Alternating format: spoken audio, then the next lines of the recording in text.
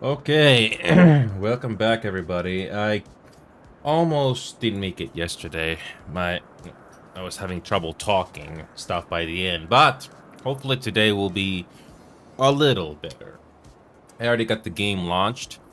We're gonna try to see how much more of the story we can do today because this has been long overdue, and I'm curious to see where the story for Endwalker is gonna go. We made it to level 87. I think we're going to get a dungeon or a trial at some point, but I'm not gonna worry about that. We're gonna see what's gonna happen next. Here we go. So, I thought I was gonna wear my suit and tie today, but I'm still not quite well yet, unfortunately. Still taking medication right now, so I'm just wearing our community shirt again. That's about the best I can do for the time being. Anyway, let's do this. Whoops, didn't mean to do that. So, like I said before, we made it to this part of the Endwalker where we speak to Vinod, probably one of the important characters in Endwalker that we just met, and we met earlier. And it's interesting to note when it comes to English, the English dub, this voice actor for Vinod is the same one from Dragon Age 2, Aveline. Why? I'm happy that this voice actor is still getting work. I'm happy. I'm happy for her. Anyway, let's continue on.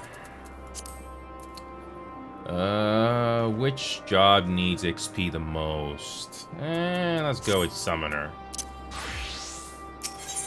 Witness to the spectacle. Ooh, I wonder what that's gonna be. At present, the strongest link we have to the final days is the power of Dynamis, and the entities which can control it. Yet most scholars are only vaguely aware of these terms, let alone study them in any depth. Except for Hermes, it seems. Thus I'm inclined to stay our current course, and learn all we can about the Chief Overseer and his familiar. And on that subject, was there aught else of note you can tell me about Meteon, aside from her unorthodox method of communication? There are more like her, she has sisters. I rather wish she had mentioned that earlier. In any event, would you care to elaborate?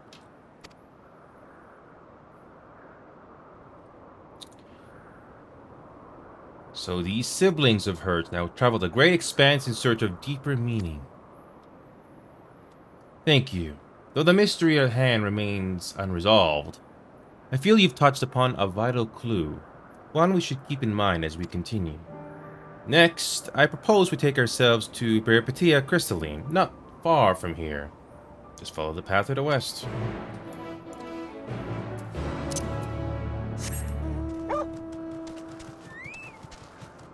Okay. So, I have absolutely no idea how this plot is gonna get resolved. But that's the interesting part, the mystery of it. Although, like I said before, the level 86 MSQ for this expansion felt like more like padding. I think most of the quests could have been shortened, but whatever. This tower and the one further along are both part of the Peripatia Crystalline, the facility where they archive all of Elpis's observational and testing records. Despite how they appear from the outside, the interior is actually a vast area of magically interconnected spaces, which, while fascinating, is not the reason we are here, is it? I shall cut my architectural lesson short and see what those two archivists have to share. If you could find someone to speak with over at the other tower, I shall join you there alone.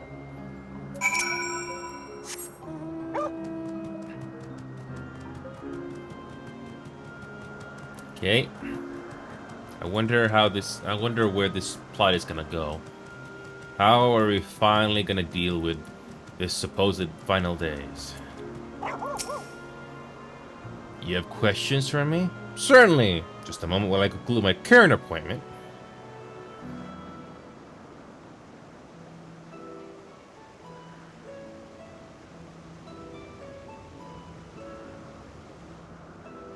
Ah, I thought for a second we are gonna get voiceovers. Indeed. So, if you could provide a comprehensive log of those behaviors, we should then have sufficient data for official records. Hey, Rukzukin, I don't know how much you've been watching, but Vinat, I don't know if you saw Vinat, the NPC, or we just talked to, but that's the same voice actor I heard from a game over 10 years ago. So it's nice to know that voice actor is still getting work. Because I thought the voice sounded strongly familiar, and I was absolutely right. I thought it was a coincidence, but no. It's the same. It's the same voice. I know voice actors can have range to change it so it doesn't sound familiar, but in this case, it was very familiar. Anyway, good to see you again, Rozuka, and hopefully today my throat and the nose is not going to be so bad. Yesterday, I almost didn't make it to the finish line. But anyway. So basically, we're trying to prevent the end of the world here. That's basically it. Now, what was it you wished to speak with me about? No voiceovers yet.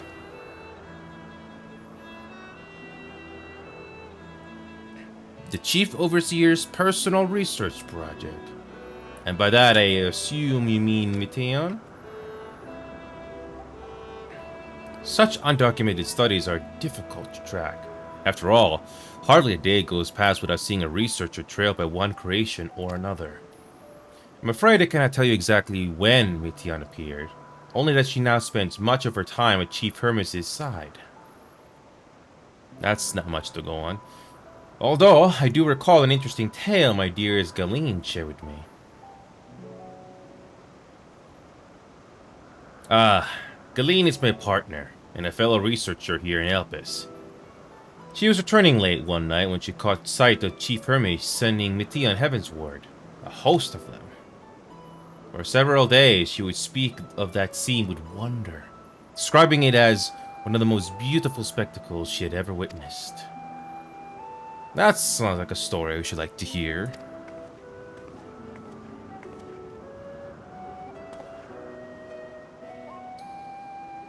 Yes. Yes, Rozukin, there's no doubt about that. Although, you can look this up, Rozukin, because I don't know this from the top of my head. But I've been told that there were some voice actors for the English dub that did do this all those years ago, but apparently they were not good, supposedly, so they got replaced, and they got new voice actors now. So that's the long story short, that's what people have said. Again, a simple internet search can look up that answer, but that's basically me going from the top of my head. Anyway, Mrs. Vinat, I thought you had already returned to the surface. Permit me to thank you again for your invaluable contribution to our concept playment proposal. Pray do not mention it.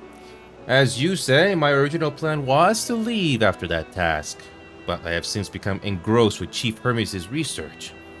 Would you favor me with a retelling of this sight which so delighted your Galeen?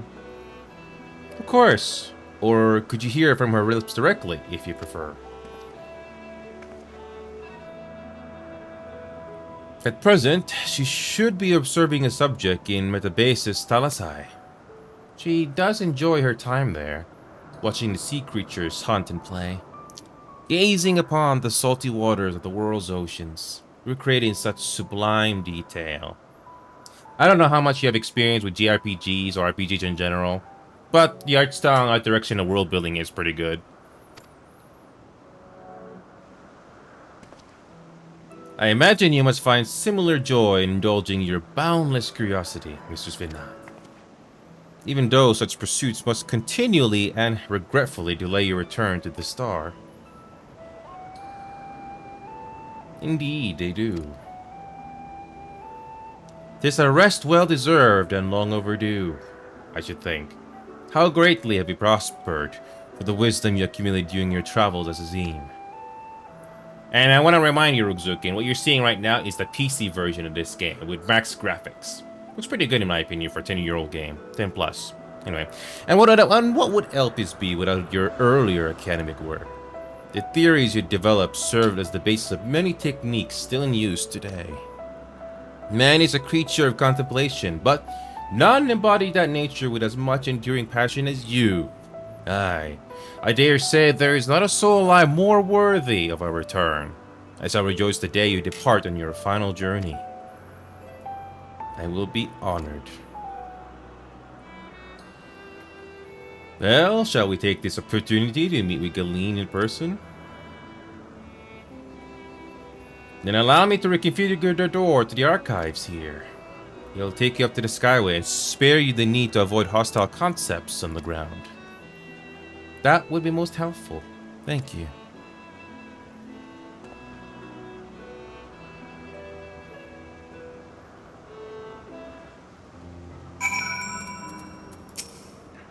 I've opened the path to the Skyway. Once you pass through the door, simply walk straight across to the next tower and ask for admittance to the upper tier. Upon arriving at the upper tier, walk straight across the Skyway and you'll find yourself at the entrance of the Mesopolis Talasai. Galeen will be eager to share her tale with you, I am sure.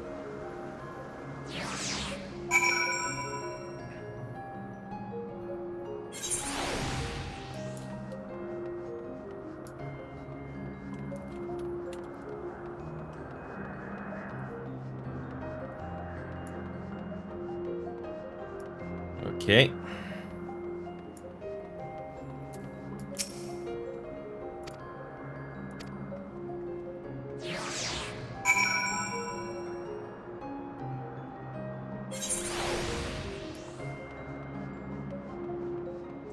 Again, nice scenery.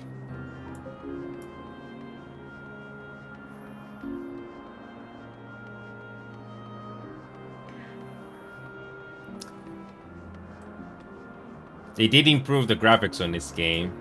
Certain characters' faces and, details on the textures are better. And I imagine the same thing was done on consoles, more or less. Just for not, I was not told to expect. We would have preferred an official welcome. Please, there is no need for fanfare. I only wish to speak with Galeen, if that might be arranged. Yes, Galeen. Of course, I'll inform her immediately. But she may be engaged in a testing phase. You could be in for something of a wait. Should I let her know your business is urgent? That will be necessary. This lovely view will keep us occupied until she is ready to receive us. Okay.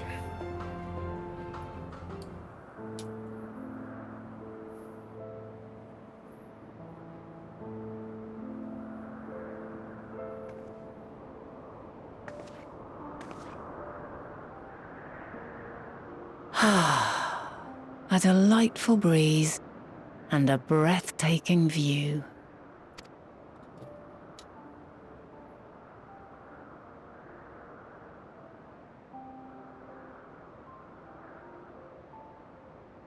What is it like in the future? Is the world still a beautiful place? More or less. Some parts, yes. Others, not so much.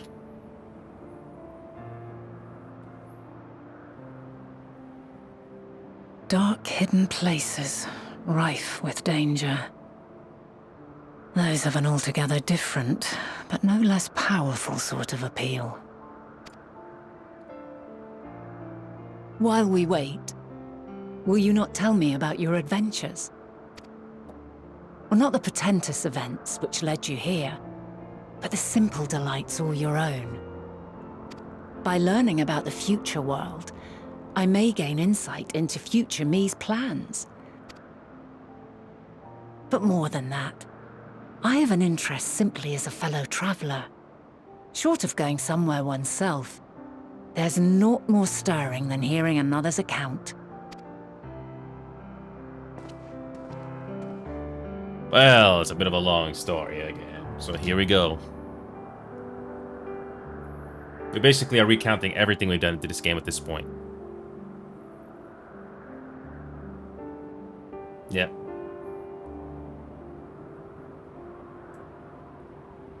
Yes, I wish we knew what we were talking about. I wish.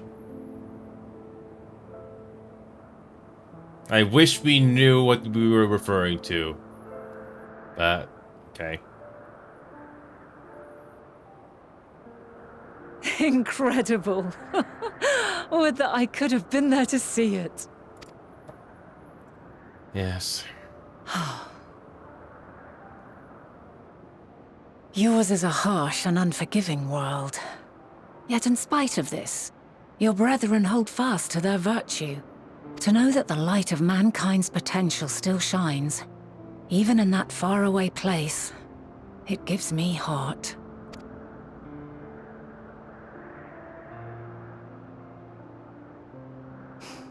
Thank you for regaling me with your tales. I will treasure every word. I hope that's not bad foreshadowing. As you know, I was once a scholar. And among other things, I sought to understand the workings of the world. What exactly is ether? How formed the laws of nature? Whence sprung mankind? Riddles and mysteries beyond counting.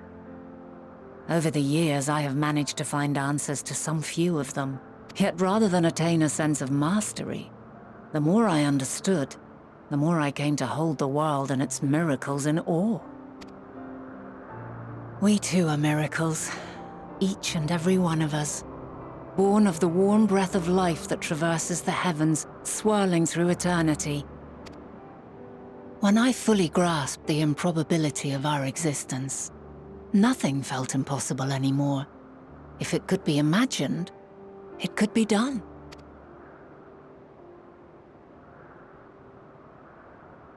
A passion swelled within me, an epiphany dispelling all preconceptions of what was natural and true, and a presence without. Immense, yet intimate. Fate, perhaps, holding us in its tender embrace. As reassuring as it was intimidating. How keenly aware I became of creation's fragility, built as it is upon precarious happenstance.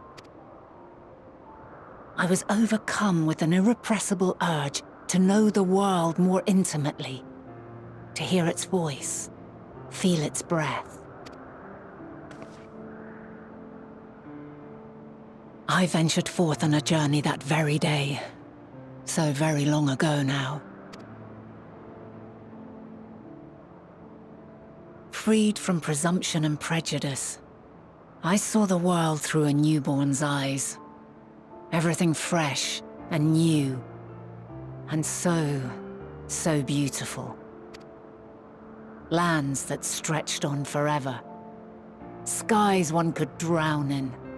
The heartbeat of nature, silent yet strong. And amidst it all a people. Beacons of light and life. Laughter that warmed my heart like naught else before. They are my meaning, and my purpose, my love. And so long as they need help, I cannot return to the star. Perhaps my future self is still waiting for it.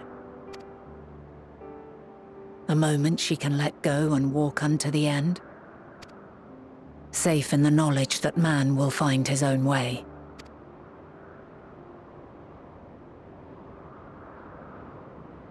You, who are our future, tell me this, and tell me true.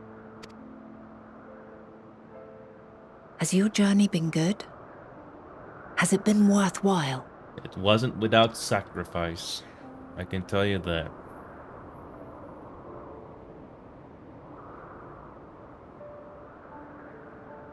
It hasn't been without sacrifice. People died.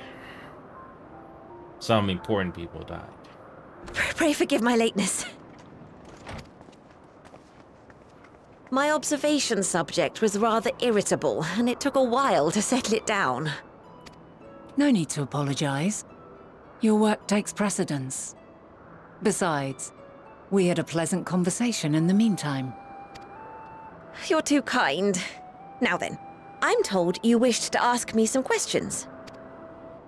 Indeed. I've an interest in one of Hermes' creations. Meteon.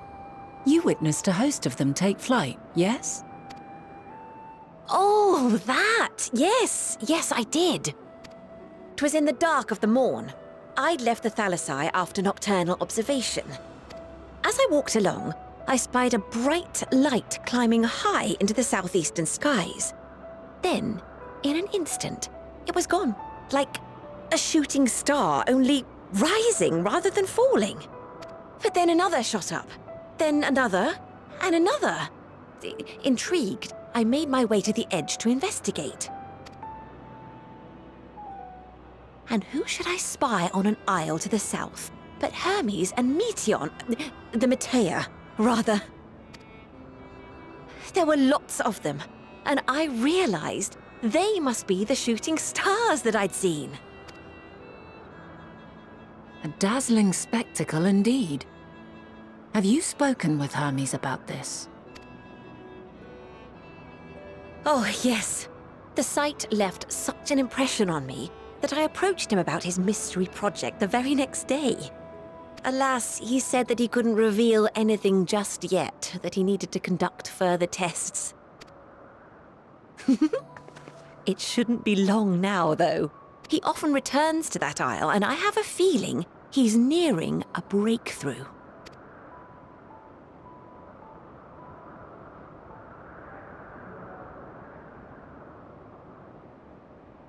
Splendid. We are likewise eager for the details. Well, that is all we wish to ask. Thank you for taking the time to indulge our curiosity. You're very welcome. It's always a pleasure to speak with other inquisitive souls. Oh, and will you be descending now?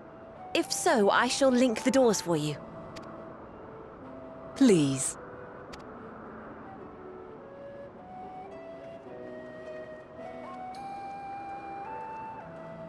So, it comes down to these two characters. Something about the final days, but we still don't know. It's something to go on, but not much.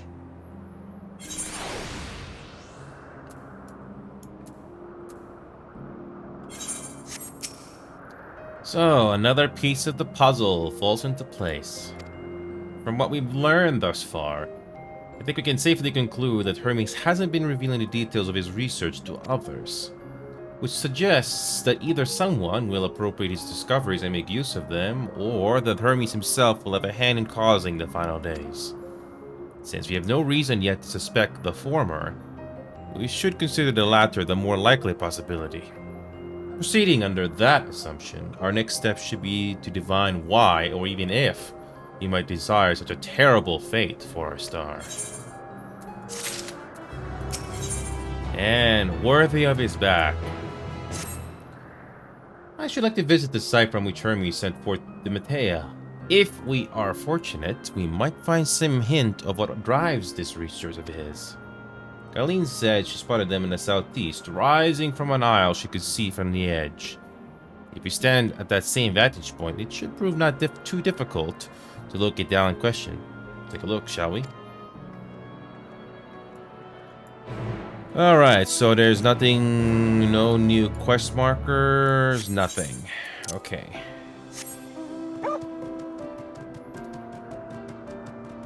So yeah, for the last two levels, in this main scenario quest, we have been in this same zone. So far in Endwalker, we only have one more zone that we have yet to explore. Labyrinthos, interestingly, it's still not done yet. Maybe we'll go back there at some point. Also, we cannot fly yet. Speaking of which, I've almost forgot that there are currents here that I forgot to do.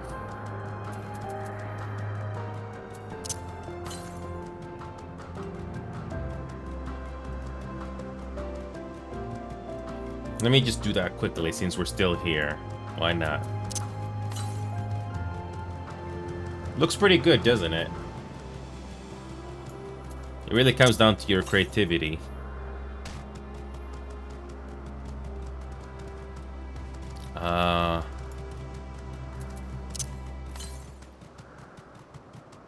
Alright, there's one more.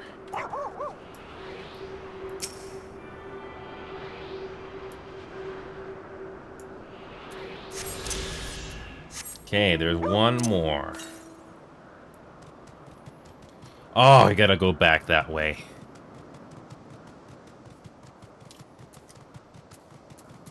Small detour. This is the zone we're in, called Elpis. There's 3 more to go, but we're gonna get this last green one here, which is in the open world. Small detour. Forgive me.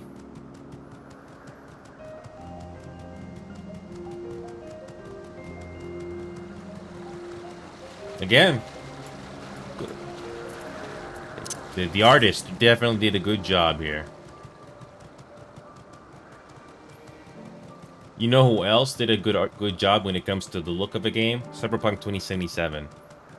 Despite all the jankiness and terrible glitches that game suffered in the original release, the artists definitely need to be commended for, you know, making a great world. It's too bad the gameplay didn't hold up. And I still stand by the fact that the story was underwhelming. At least Persona had a more interesting story if you managed to be patient to go through the entire thing. Cyberpunk was way too short.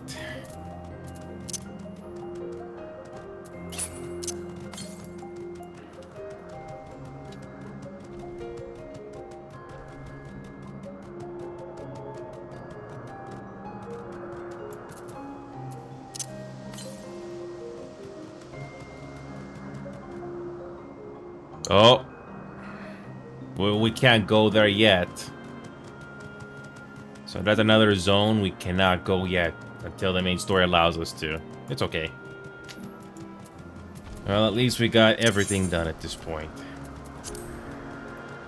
Alright, let's continue on with this main story here. How are we gonna prevent the world from ending? Also, if you're not an MMO person, you can ignore most of these enemies. You don't have to fight them unless the game tells you to.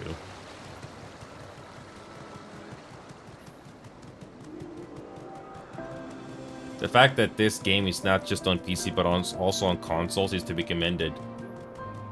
My personal opinion, there should be more foliage, but I think that'll increase resources on consoles in particular. PCs, if you have a good PC, can handle it, but consoles probably not the same. And shadows definitely take up a lot of resources on a GPU.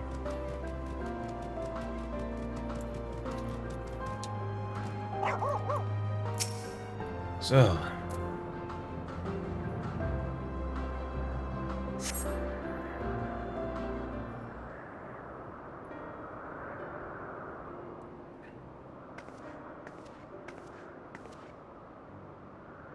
now, if we were conducting some mystery research, where would I go? Probably there. Hi, Sways. I'm doing a little bit better today, but still not quite good yet. But it's good to see you again, Sways. We're back with the main plot of this game. There'll be some voice acting. Just bear with me. Hopefully you're doing okay yourself. Also, I did play my rivals off screen. What about that one? Have you the means to fly? It's quite a distance away. Nope. Not yet. Inconvenient, but hardly an insurmountable problem. To me, Argos.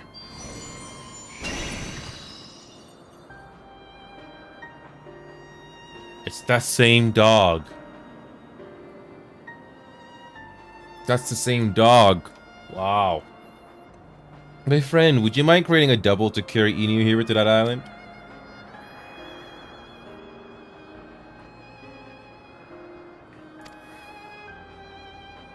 Stubborn creature. There's no place on this great star I have not together traveled, and still he remains obstinate to the presence of strangers. Argos has rather exacting standards, I'm afraid. Well, we've seen this dog before. What? You've ridden him before? Ah, your before, meaning my after. Not at all confusing, that. Interesting. This is certainly not unthinkable.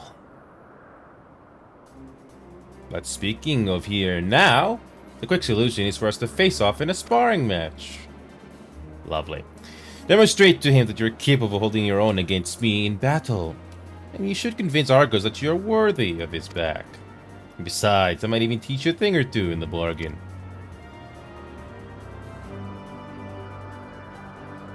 You seem doubtful, but useful lesson or not, it will certainly be a moment to remember. A memory of the distant past to cherish. What say you, traveler out of time? And if this memory turns out to be a bad one? That's up to you, isn't it? If the laws would sting, then you better win. Clean your mind and prepare your weapons. I'll await you at the clearing over yonder.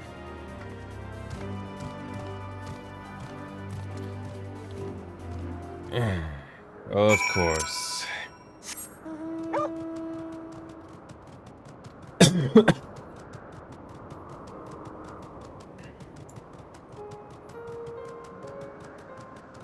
Okay.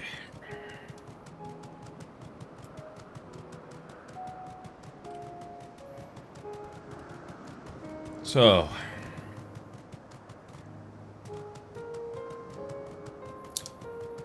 I guess we have to do a duty instance. Yep. Well, for the first time in a while, we actually have to do a duty instance. Okay, let's do a paladin. Shall we begin? Be warned, I'll not go easy on you. Okay. Alrighty. Let neither side hold back.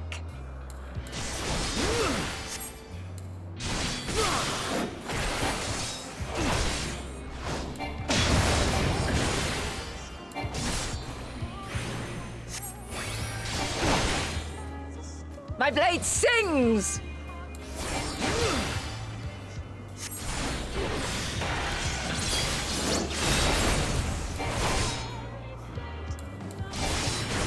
Okay.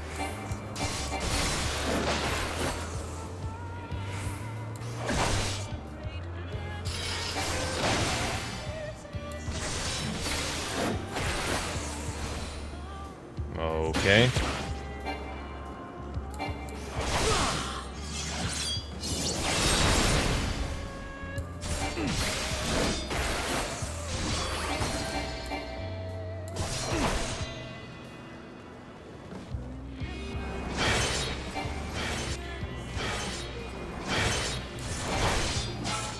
Okay. My blade sings!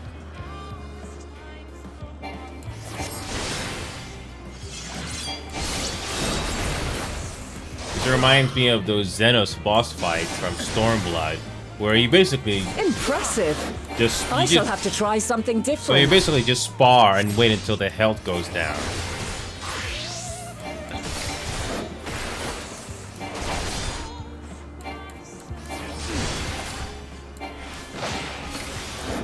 No quarter.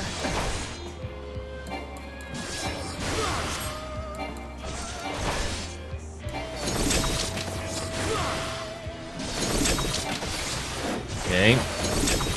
Just keep going until the health goes down. Have a taste.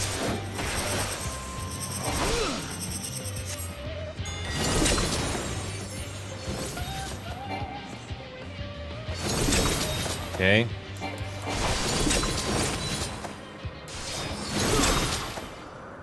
Okay.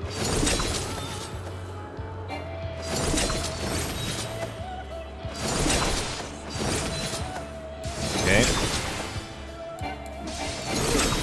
It's been a while since they've done a fight like this, but it's coming back to me. I see you won't be easily overcome, but neither will I. Okay.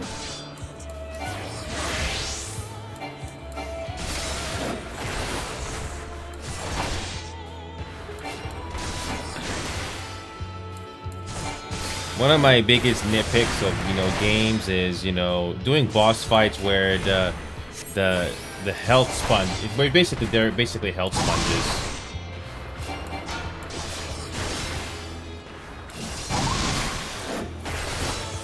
yourself!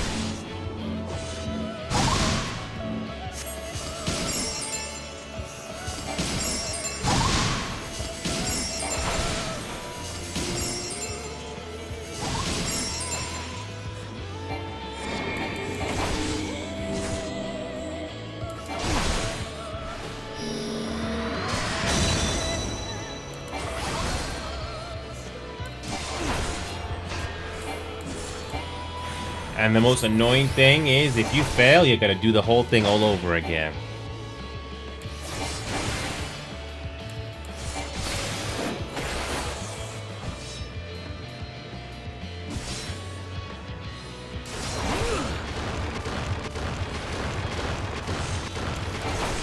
Okay. We've only just begun. Come at me with your all. Okay.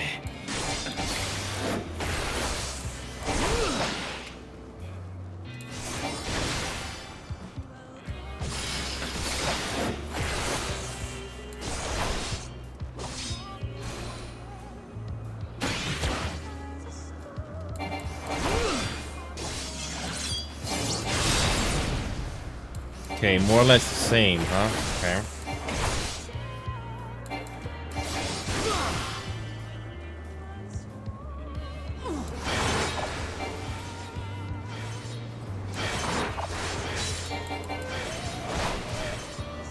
My blade sings! Okay.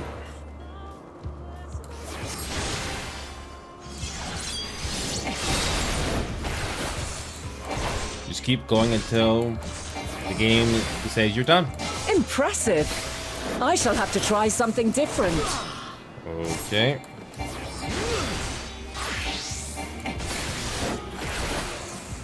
Okay, we're halfway there almost. No quarter.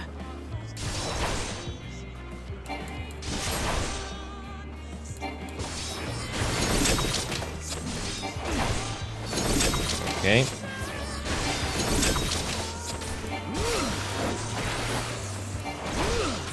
Have a taste.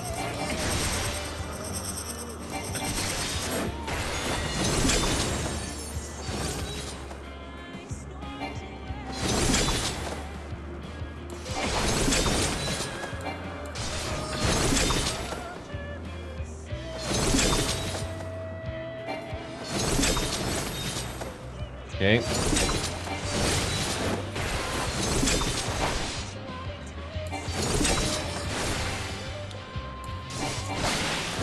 Okay. Very well. Let us move to the final trial.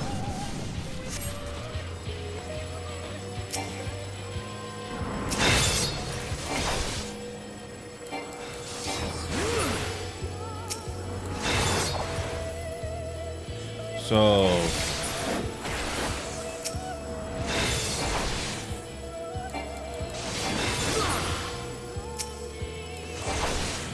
Okay. Just keep killing these things, huh? Okay. At least this is not as annoying as, you know, the Blue Mage boss fights. We had to do it solo, and some of them can be very tedious.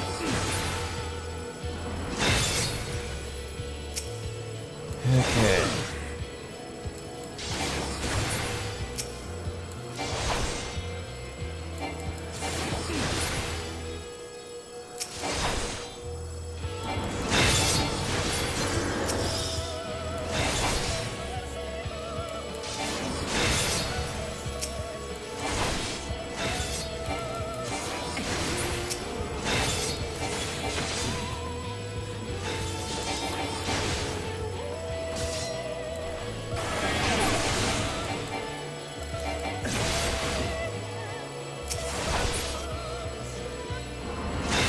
Oh, you gotta keep going, and...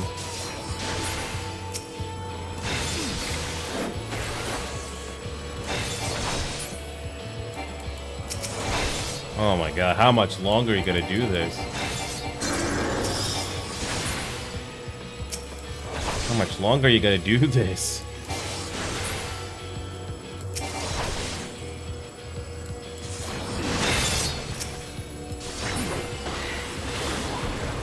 Oh my god, how much more?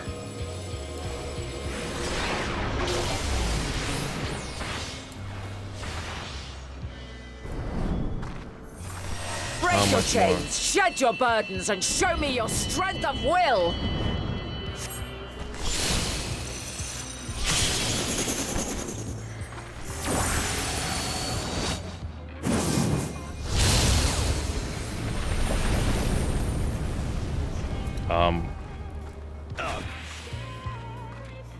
You still stand.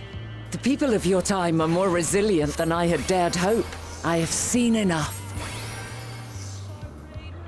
Did we almost die? Did we almost die? Oh boy.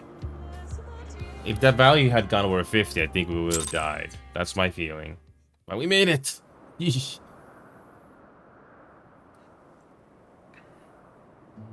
'Twas my intent to finish it, but clearly I underestimated you. I mean...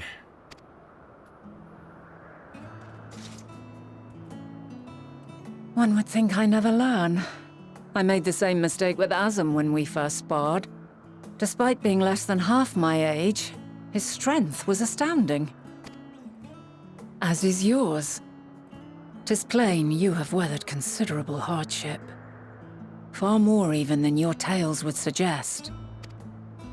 It seems we have both learned much on our journeys. A lot, to say the least.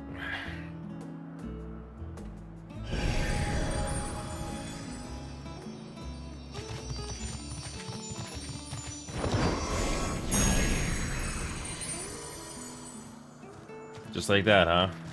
Okay.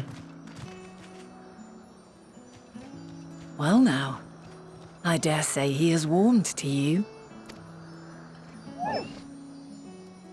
A boon to be sure.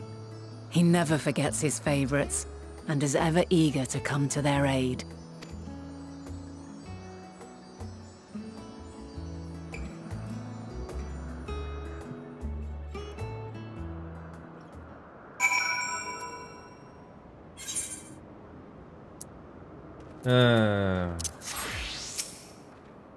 Argos will soon have us standing on the very spot where the Metea made their departure to the night sky. Good luck, we will learn something of Hermes' intentions. My hope is that we find no connection, no festering wish for oblivion.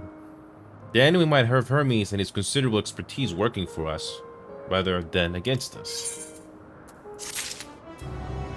And is there anything new? Nothing. A flower upon your return. Here we go. Let us move over to the edge before mounting, shall we? That will allow Argos to catch the current rising up from below, and give us a smooth ride over to the isle.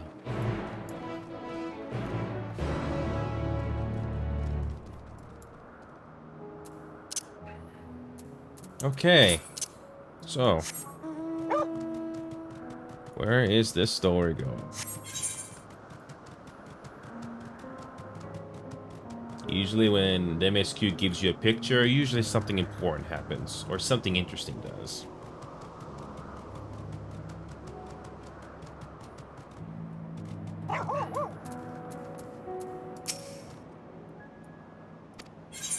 Okay.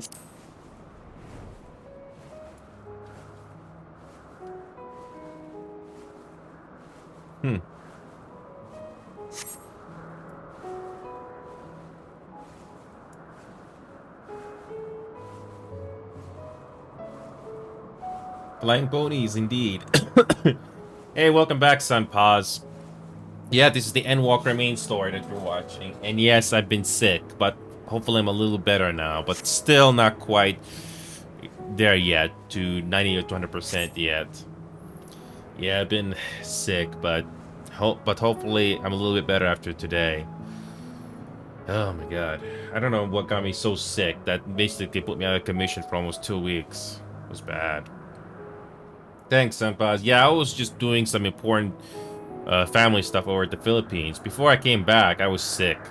Oh, it was bad. No time to rest either, to say the least. But yeah, it's good to still be here, you know, doing this show and then entertaining the audience. no matter how big or small. Here we go. We might have some voice acting here.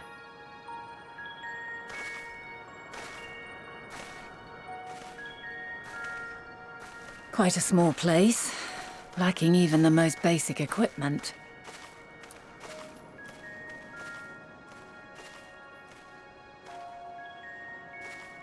The present may yield no clues, but we may yet try perusing the past.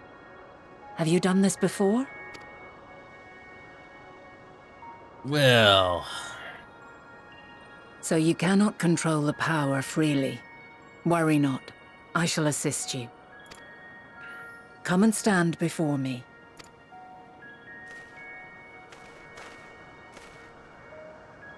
There are two ways to see the past. The first entails peering through the walls of the soul in the moment a subject is recalling a memory. The second requires no subject, and is instead a process of piecing together an event from ripples left in the ambient ether. As memories are etched upon the ether of the soul, so too are they etched upon the ether of the world. In this way can history be preserved. Such memories are given to fading, however, and can prove challenging to visit.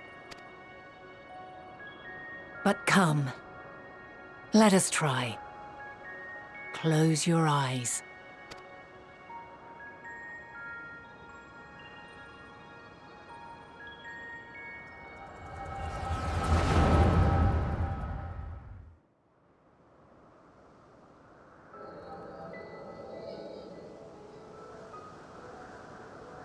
All units fully functional and proceeding on course towards their respective stars. Estimated time to completion of survey is 108 cycles. End of status report. Severing connection with shared consciousness. Did you hear that, Hermes? All is well.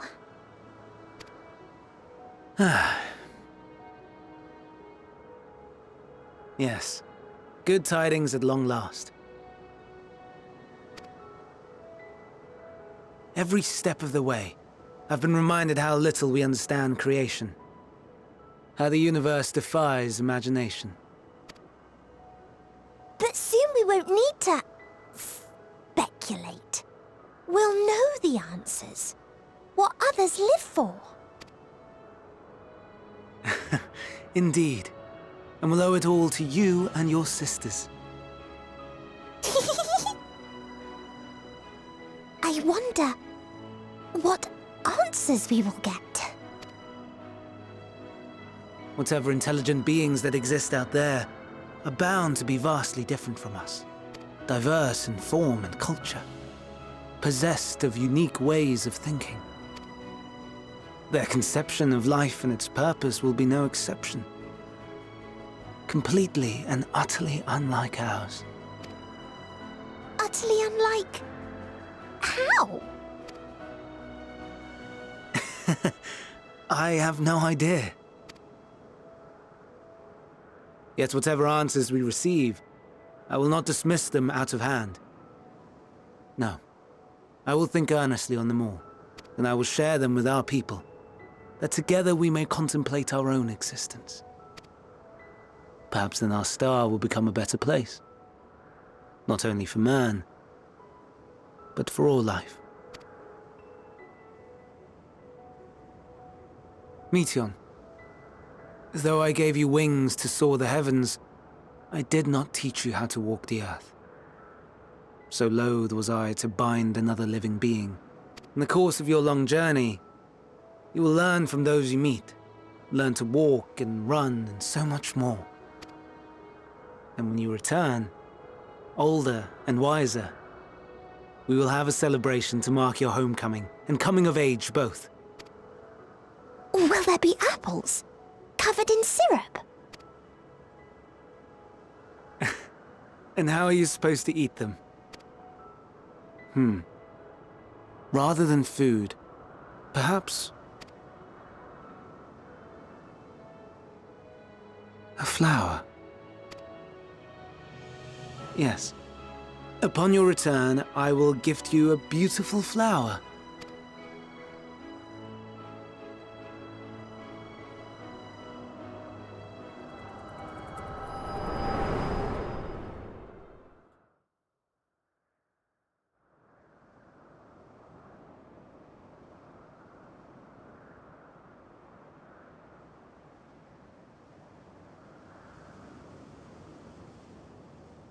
So, what is your opinion?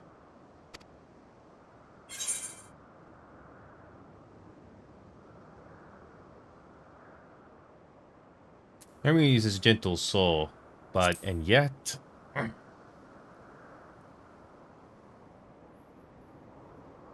I understand.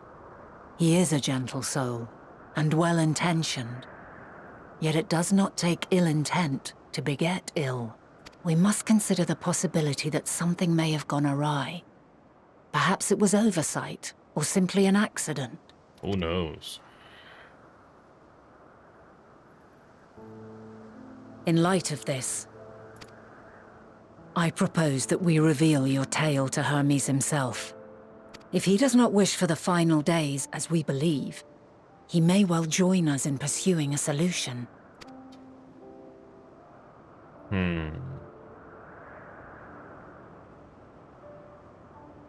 Then it is settled.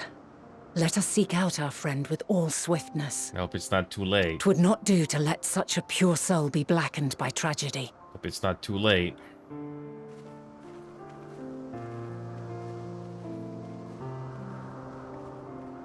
You know, I kind of feel bad because there are people like Meteon that people take advantage of, whether good or bad. It's a shame. Because those types of people are not always easy to come by. There are any number of places where Hermes might be in Elpis. But we could do worse than to look in Kitis's Herpubia, the largest facility. It stands in Etosiscus Boreas, the northern isle. I wonder, for an institution which claims to... Excuse me. I wonder, for an institution which claims to studiously research every species destined for release into the world, did you not question how they find room for them all on so few islands? The answer lies within Kitissus itself. I touched upon the practice before back at the archives, where a vast area is stitched together out of multiple conceptual spaces. The same holds true for the interior of this facility and its magically constructed environs. It is there, within those sprawling habitats, that the chief overseer and most of Elpis' observers conduct the bulk of their work. Come, simplest route is via the Neos, north of Poitonikos. And to add on what you said earlier, Sunpaz, no, I got sick before getting onto the airplane, or the plane AC. I don't know how it got me sick. But it knocked me out for 2 weeks. Oh, here we go. We finally get to 2 quest markers. Looks like we're gonna be able to fly here very, very soon. As much as I would like to go to the next zone, we're gonna have to do these side quests first. We're not gonna do every single quest marker that you see here on the map, but we're gonna do the more important ones that have the cross symbol on it. Yep, these ones. Okay.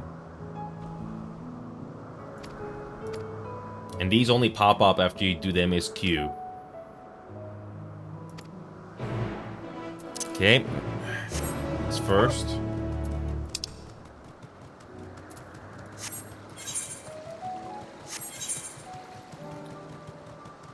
First, we're gonna talk to this other NPC to find out what other thing we gotta do. Yeah, because if the game is giving us 2 quests already to give us currents, so I think we're gonna have one more main scenario quest that's gonna give us the ability to fly in this entire zone here. So it looks like it's getting pretty close. Alright, let's see what Myra wants us to do. Okay.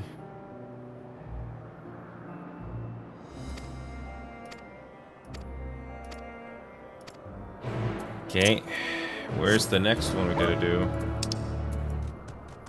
Again, as much as I would like to continue on with the main scenario quest, we're just gonna do this first. Trust me, going back to these areas back and forth and fly will be significantly easier. Even if you ride your mount like this, just to make it go a little faster, flying is still faster. Especially if you do get the additional option of getting your mount to fly even faster. Okay.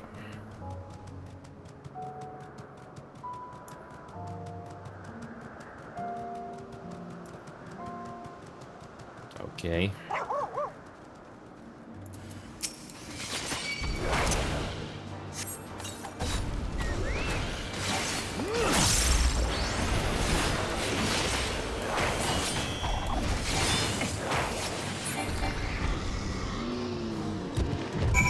Okay. Okay, first one down.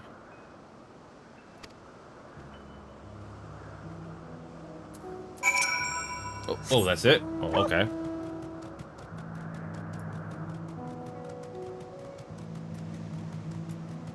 Alright, we're gonna go downstairs, because we gotta do another quest here.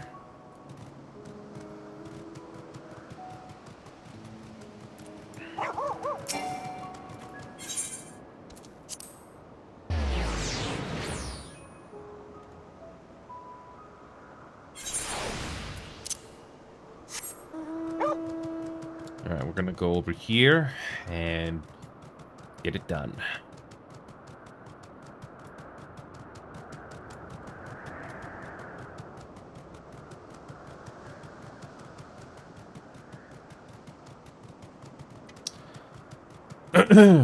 Also, for those of you just tuning in, I did play Marvel Rivals off screen.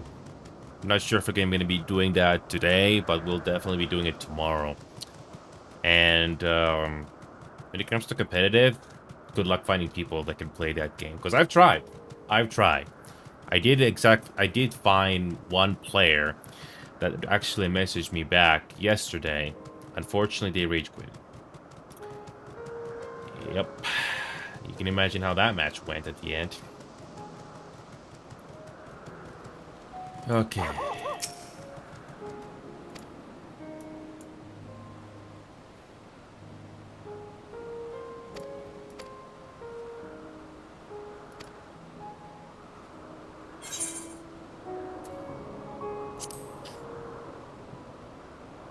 Yeah, we have business.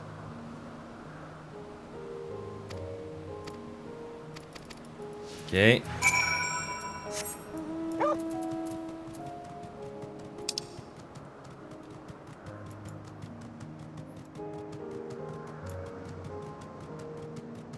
Interestingly enough, accompanying this NPC, somehow they disappear when you're on the mount, but they appear again after you leave the mount.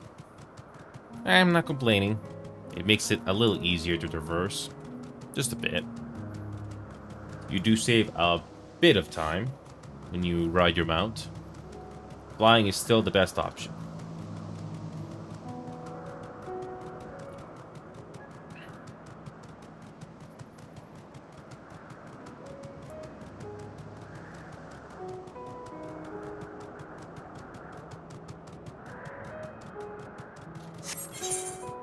Okay.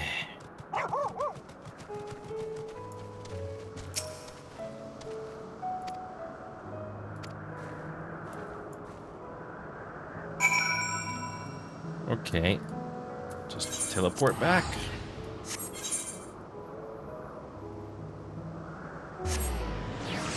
The last zone is upon us.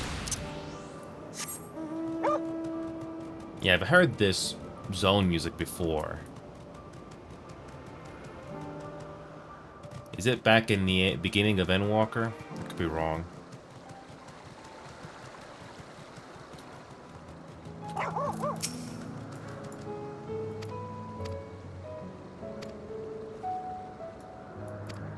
Okay.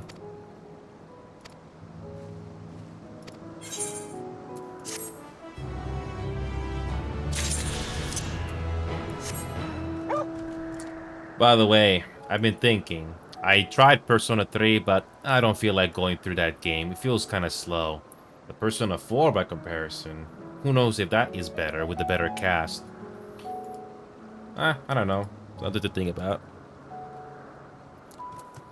Anyway. Alrighty.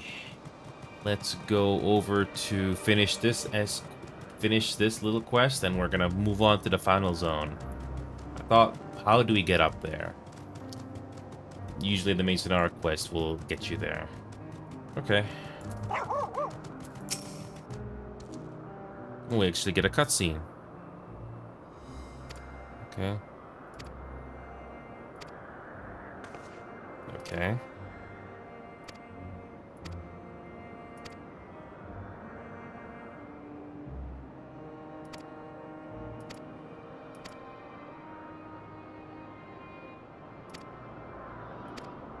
I wonder if this is a society quest or something. I won't be surprised if it is.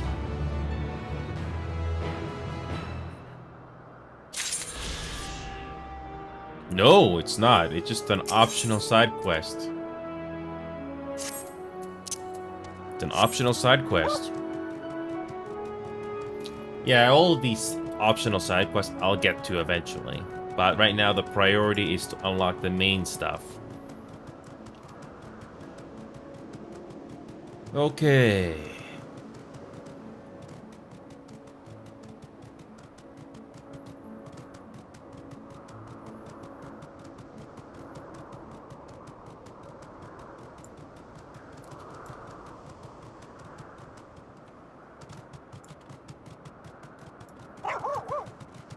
Okay.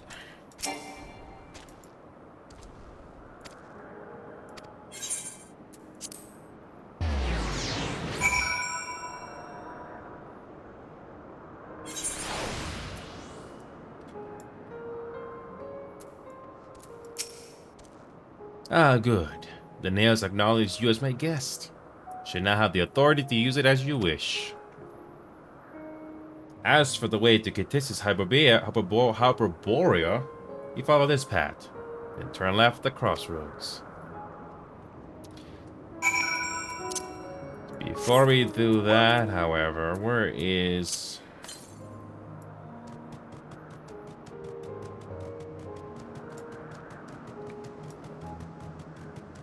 There should be one over here somewhere. There it is. The final one.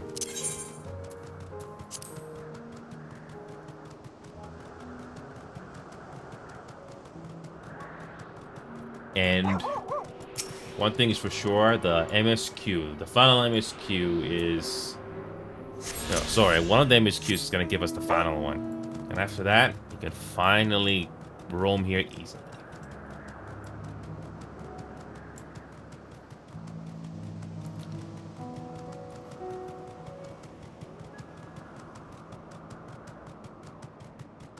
Again, looks very familiar back in Shadowbringers. Very familiar.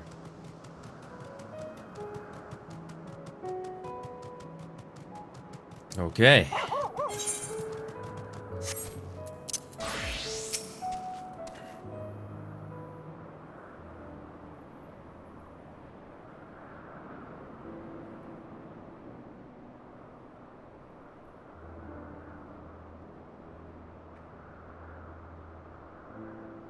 Here we are, the grandest research facility in Eldis.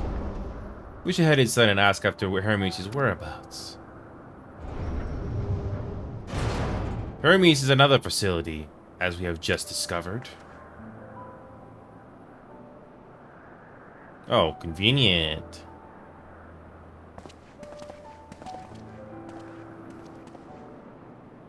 Furthermore, we've confirmed that his studies into Dynamis, as well as his creation of Meteon, were entirely private pursuits. No one else we spoke with appeared to possess the chief's depth of knowledge on the subject, and neither did we hear any tales of stolen research. Which means that if Hermes himself harbors no desire to bring down an apocalypse, then he might be recruited to help prevent one. Or so saith the illustrious Emmett Silk.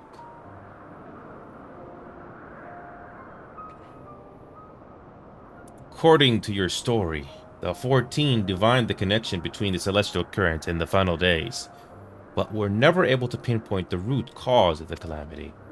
With our people's greatest minds, not to mention Hydalis' sharp eyes, committed to the pursuit of a solution, such an outcome seems inconceivable. The only possible explanation is if the nature of the catalyst was so inexplicable that even we failed to perceive it.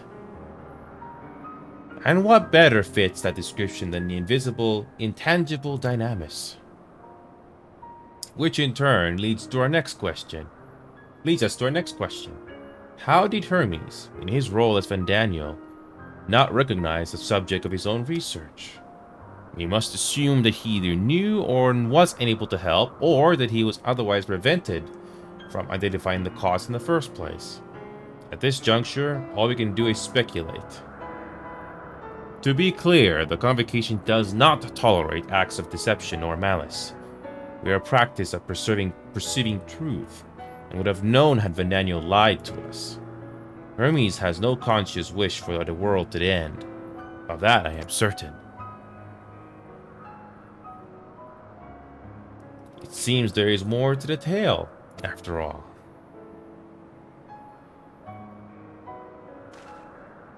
We conducted an investigation of our own, you see.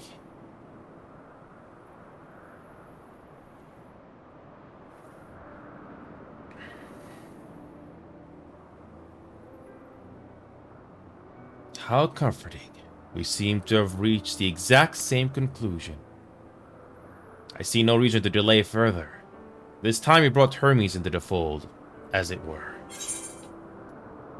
Thank you for your understanding. Save your thanks. I did not say I believed your ridiculous story. But, as Emmett Silk, I have a duty to examine any potential threat to our existence, no matter how ludicrous or personally offensive I may find it. Oh.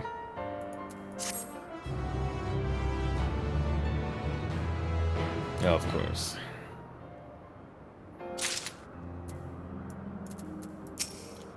How lovely. Our merry duo has become a quartet. Past disagreements are no reason to reject collaboration in the here and now. Commend him itself for his practicality. Do not approach me, do not speak to me, and do not dare presume to treat me as a friend. I am merely carrying out my duty. Hunger in the garden. Oh yes.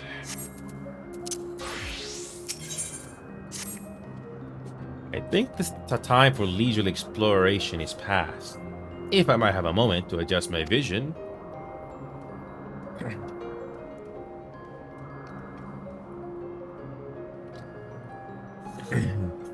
There he is, on the next dial over. Nitian is with him. Hermes appears to be in the midst of an observational study, but I suggest we hurry over before they venture elsewhere. Head straight down the path, we can teleport the Mesopsis Eros from the device at the bottom of the slope.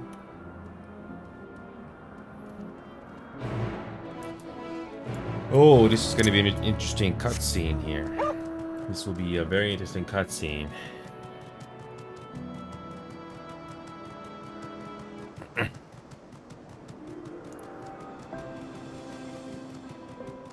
Oh, I wonder what's going to happen next.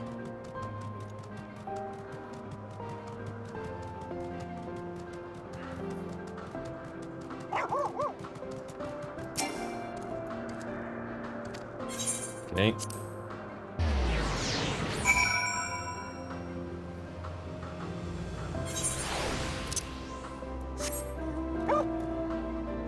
Okay.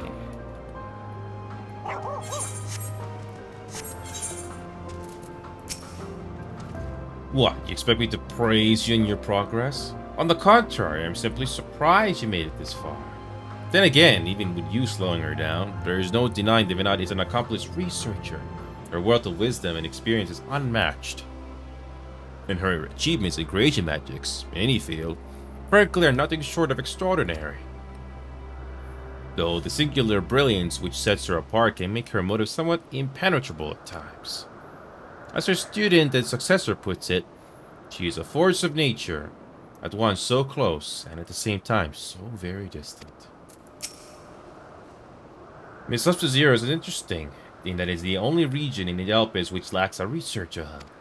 This is largely due to the nature of its observation sites, within which they let loose creatures anticipated to be unruly and dangerous. I've also heard tell that the area is kept deliberately sparse in the event that, well, let us just say that no one should live near the Neos, which provides access to a certain facility. They are close by, within the Hungering Gardens. That would be the circular enclosure you see just up ahead. Well then, make yourself useful, bring Hermes out here to us. If I were to go, he would assume I was only there to press him on the Fandaniel matter. Of all of us present, we stand the best chance of convincing him to put aside his work for the moment. But the creations in there are not exactly... Then again, perhaps you can handle them. He did survive a bout with Vinod after all. Well, if you go to find Hermes, do be prepared to come to blows with the garden's denizens. Yeah, which sorry for coughing, but I had no choice. But yeah, I was sick for the last 2 weeks, and only recently I'm becoming more or less decent. But it's good to see you after all these years. It's been a long time. But yeah, I'm still glad you're still here. And this is the main story that you're watching right now. Oh, here we go. There's some fights. Okay.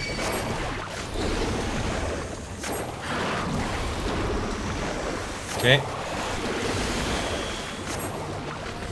So I'm just having fun with this game. I also did Marvel Rivals as well. The only game that I care about right now, competitively and casually. About what? What are you talking about, Witch?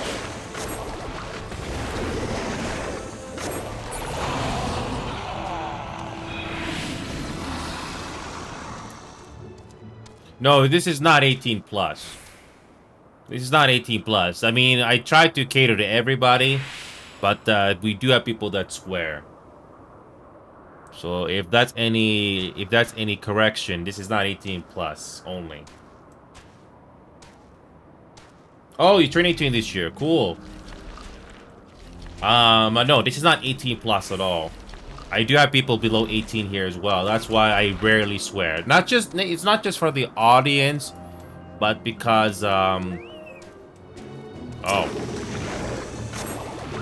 it's just a personal choice of mine. I'm not the type of person to swear, but I can swear if I do get angry or very frustrated.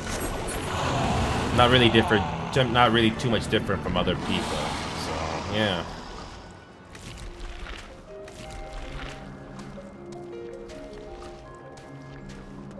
As long as there are people that have basic common sense, that's all I ask for.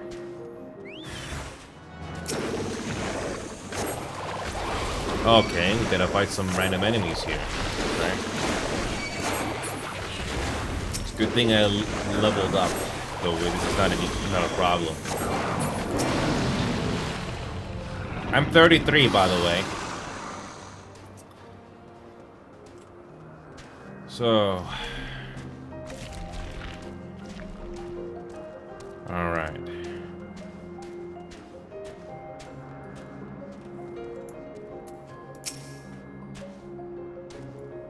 Where did you come from? What are you doing here? I thought you were keeping Hylas and Emmett Cell company. Well, we got a story to tell you. An important matter, and unrelated to my decision in Fandaniel, you say? Then yes, I will come as soon as my work here is finished.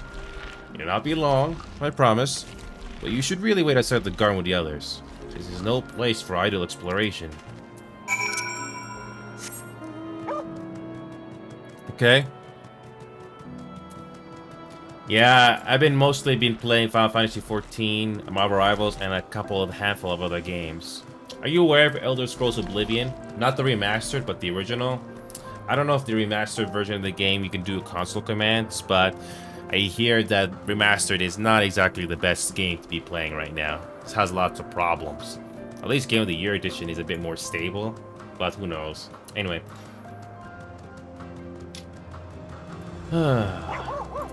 Okay, here we go. You spoke with Hermes then, and were briefly entangled with the denizens of the Hungering Gardens as well. I see, or should I say, smell.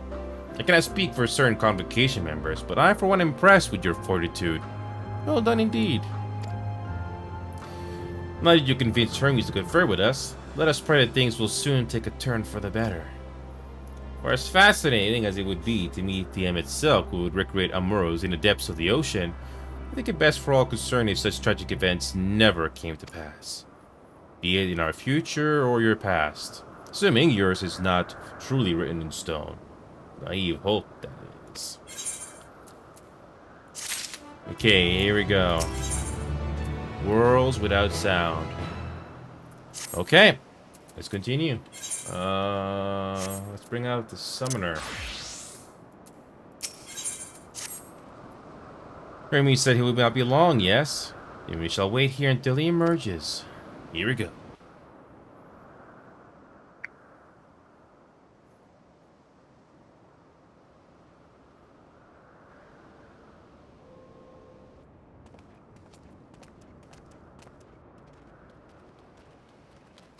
My apologies for keeping you waiting. I understand there is a matter you wish to discuss. Oh, it's a big one. Aye. A matter of the utmost gravity. If one can suspend disbelief. It's Go on then. Tell him what you told us. Who you are and why you came. well, here's a long story. A very long story. The final days.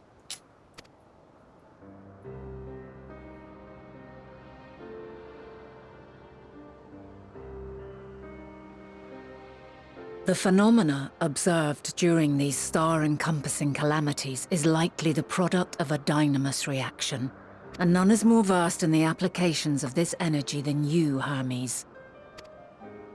I must stress that we do not believe you would desire such destruction. We come not to lodge accusations, but to beg your wisdom. And so, distressing though the exercise may be, I ask that you share with us your opinion on the matter, on the assumption that our visitor's tale is true. I mean, it cannot be any more further than the truth. People are dying. Even you, Vana.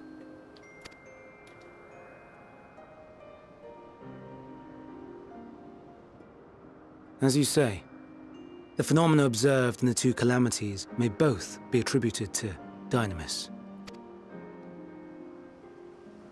Of note is the difference in its effect. In the first final days, it warped creation magics. In the second, it warped the people themselves. The key variable, I suspect, is the etheric density of the men of each age. As you know, ether, in essence, negates dynamis. Harboring high concentrations of ether, we ancients cannot readily manipulate dynamis, nor be manipulated by it. Therefore, rather than ourselves, the calamity affected our magics. In contrast, having been sundered, the people of the future are composed of but a fraction of our ether. Thus are they susceptible to the influence of dynamis and its transformative potential. But that would explain only the mechanism, not the cause. Though perhaps... What is it? Even should it be a hypothesis, we would hear it. Dynamis is an energy put in motion by feelings. Feelings for which there must first exist a source. Kind of knew that, especially when we saw people change. But there's more to this, I think. a source to which the victims must be attuned. One that harbors the self-same negative emotions. Elsewise, it could not be the agent of such extreme change. Speaking of, where is Xenos anyway? So it wasn't the stagnation of the celestial currents. Someone, or something, is instigating the star's demise. Is it Xenos or somebody else? So, we've a villain on our hands after all. Any idea who or what it could be? The celestial currents comprise the outermost layer of the star's ether, encasing it like a protective sphere. According to your tale, it was where the currents were weakest that the phenomena first manifested. If the inciting factor came from without Aetheris, then its effects would first be seen in those locations.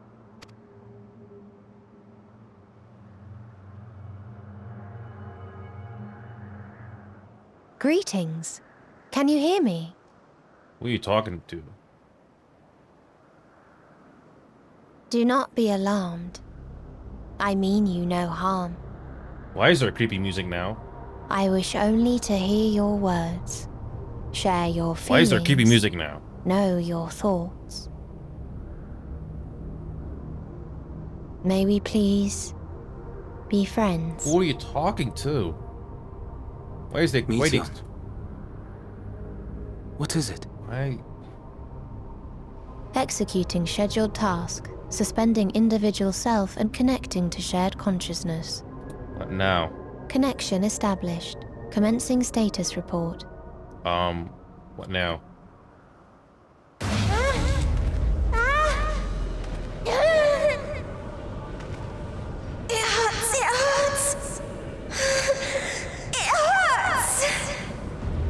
So hot, so cold, so sad. I don't understand. Make it stop. Please, make it stop.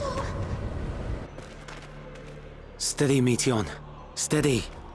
So scared, so lonely. The pain, it's too much. Why? Why do we? They hurt. Hate. This is wrong. All wrong. She's gone? But how? Well, the plot just got interesting. Did Meteon somehow make it to the source? And somehow got into that?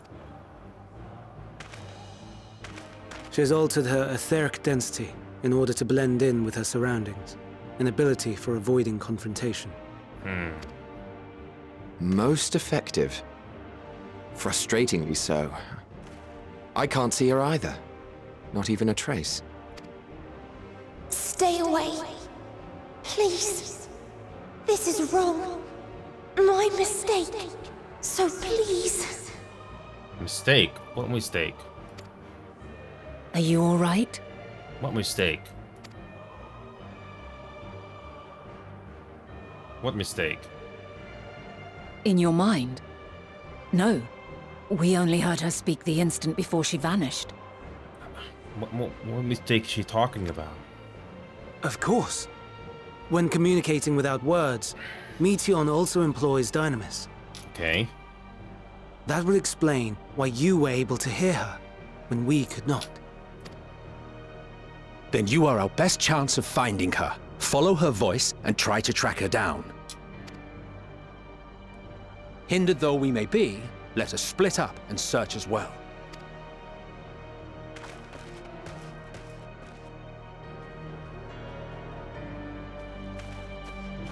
Something's up. Did this final day somehow reach this timeline as well? Or is there something more to it? I don't know. The game is basically telling us something is happening.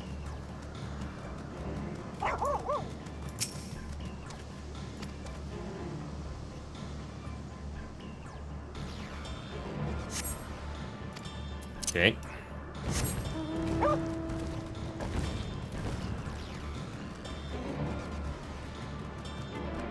Well, we haven't heard this suspenseful music in a while.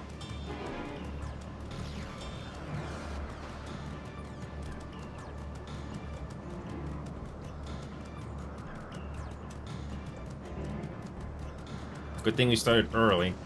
I do want to see the rest of this story.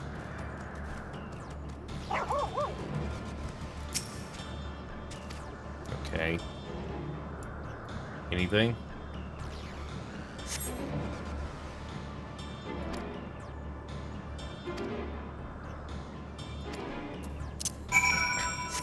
Okay.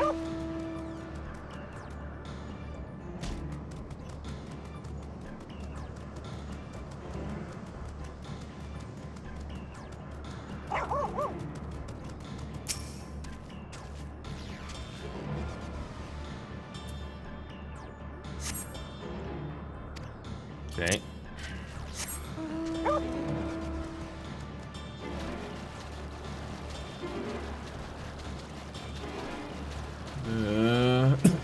Excuse me.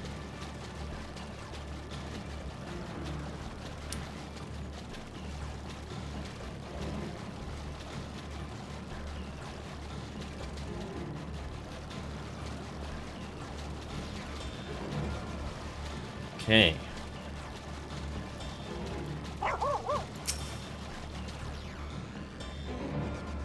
Anything?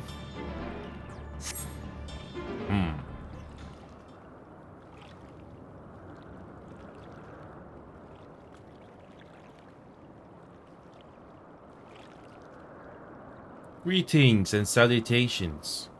Oh boy.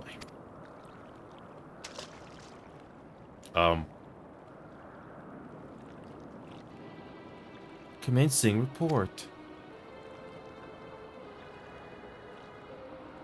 Oh no. Can't tell them. Must run. Run far away.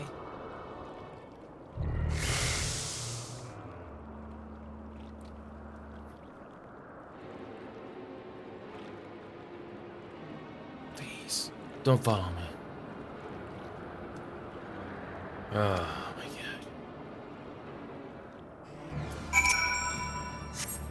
god. So Meteon is the key to this. I guess. I don't know.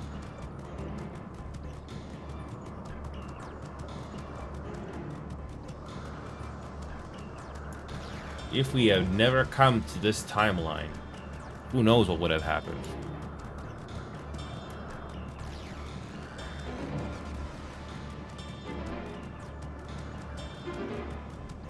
I'm surprised the entire island was not alerted to this. Because something might happen.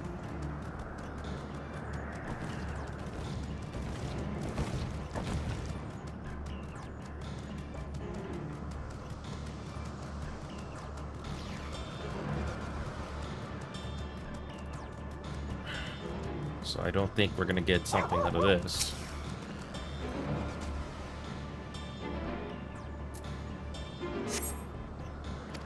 Okay.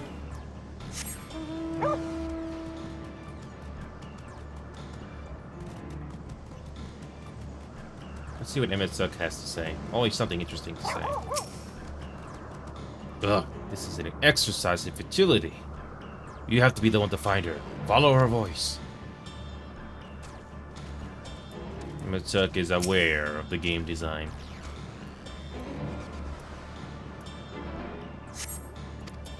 Okay.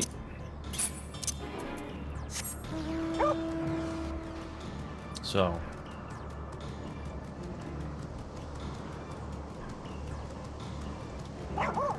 In a way, Meteon's character sort of reminds me of Makoto from Persona 5. Always, you know, trying to keep a good image, but eventually goes from 0 to 100 when enough crap has piled on. So who knows if it's gonna be the same thing, more or less. Okay. Something's gotta happen here. How? How did it come to this? I don't know if Meteon or her sisters found out what happened at the source. That's my guess. Is this the reason we traveled to the stars? Why we sought out other life forms? Is this it? Is this the answer? No, cannot be, cannot be. And the treasure hunt continues.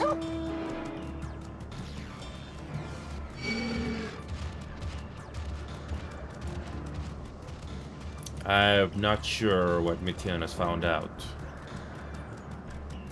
Is it like the droids or the probe drones from Star Wars, where he eventually found out the source and the apocalypse is happening there? I don't know.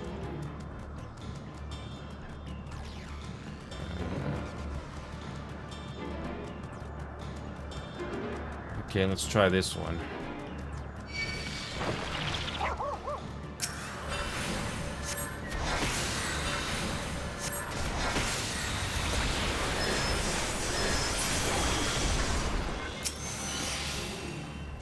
Try this one. Nope.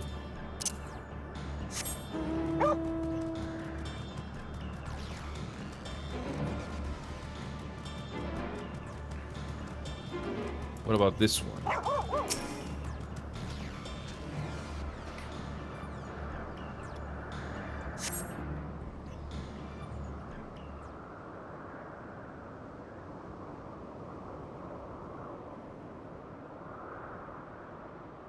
Compelling report for dissemination to Hermes and all people of Etheris. Oh boy.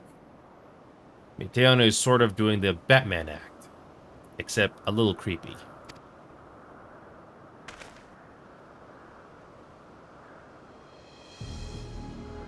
Processing expedition data. Preparing profiles on intelligent civilizations. Formulating answers to the question. Finalizing report. Now, you must listen.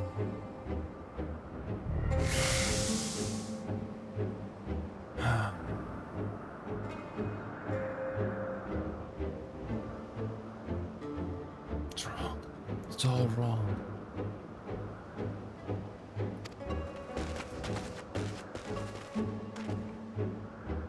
Any sign of Meteon? Panicked and confused, which will make it all more difficult to predict her movements. Hermes, what do you make of this situation? The Metea are linked to a single mind, a shared consciousness which connects them across any distance. I suspect something has happened which disrupted its usual harmony. How might we access this shared consciousness of theirs? Much as you would approach any sentient being directly. In the Metea's case, that means speaking to any incarnation within physical reach. So unless we can track down the Metea we just lost, we have no means to communicate with them. No way of knowing what befell her sisters. No way to provide directions or guidance. Then we had best set our musings aside and concentrate on how we might find her.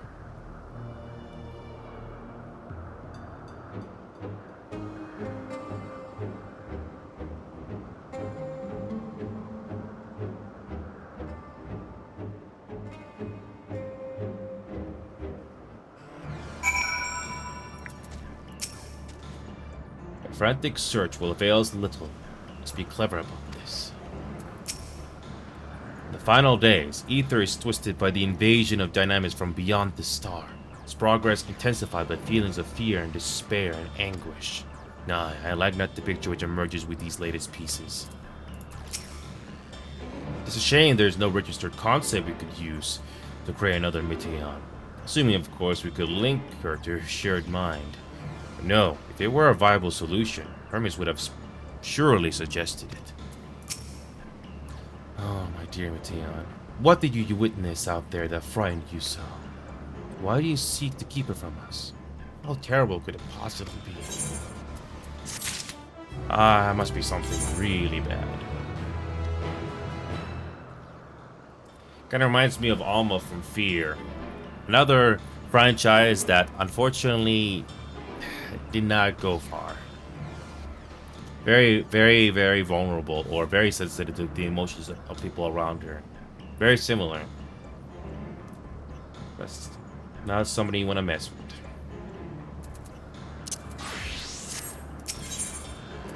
Follow, wonder, stumble, listen.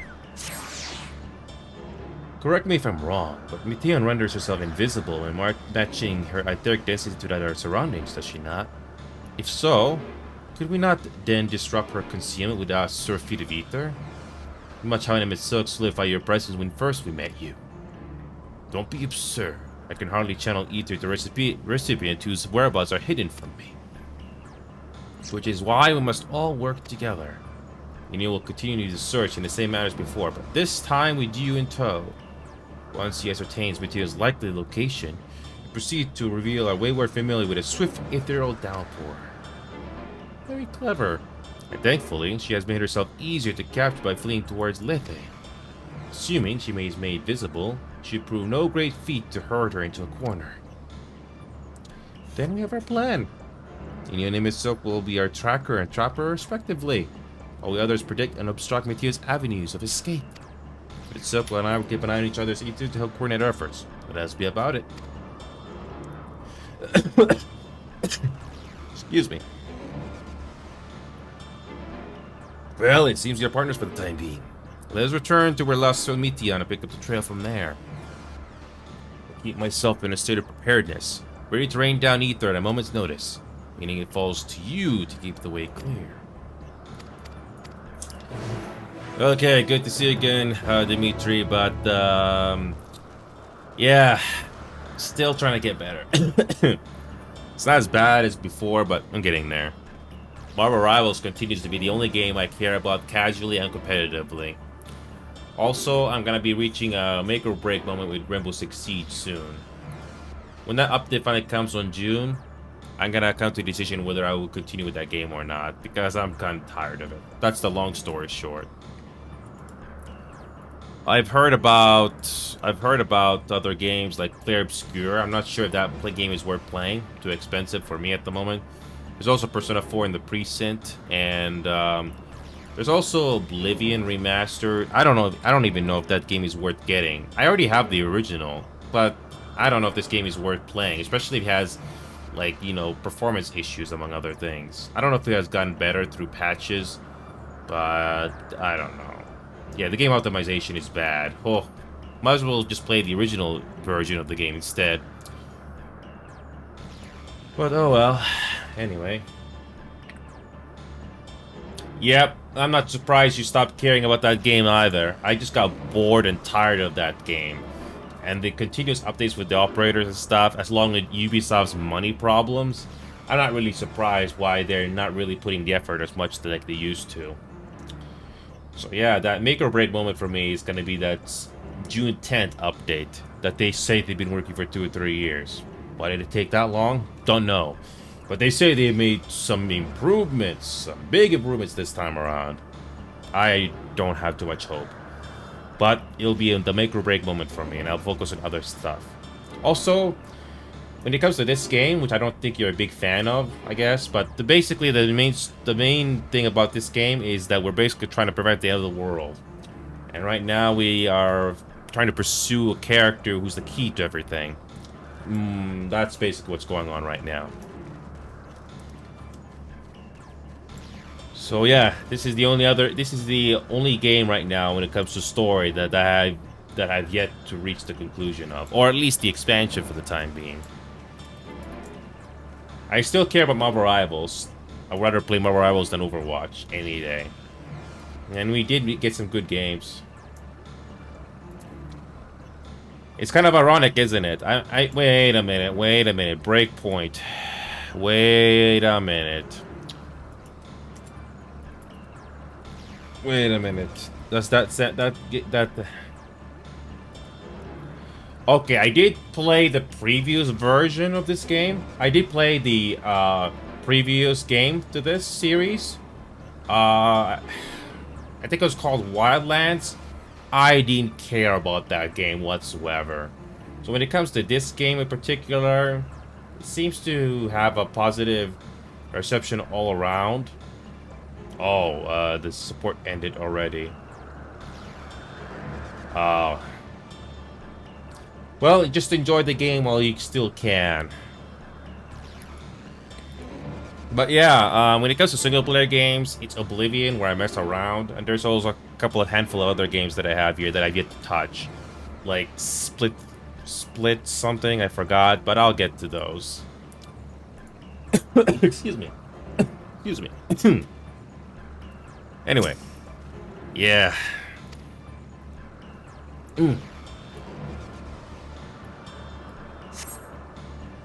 Okay. Nothing this way. Try another route then.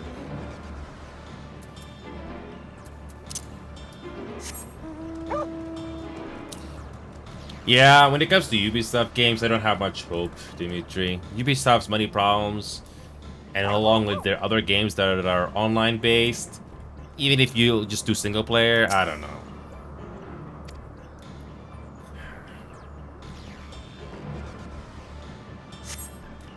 Why can't I fly? Are my functions being restricted? Hide. Yes. Just have to hide then. No one can find me. Shimmering into the lake, as if this wasn't tiresome enough. Well, at least that open expanse should make her easier to find. We won't lose her this time. Hopefully this time we'll actually get some voiceovers. I do like the visual. I mean, Ghost Recon Breakpoint, I imagine, is more realistic. This game, by comparison, is fantasy-like. So it has a completely different art style, visuals, but I think it looks nice. I mean, look at the visuals here; it's pretty nice. But I know this is not for everybody.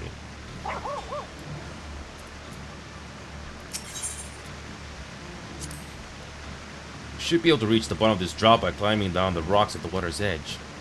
Not even think of dragging me over the falls. Final days or no, if I end up drenched from head to toe, I swear I'll feed you to Remora. Okay?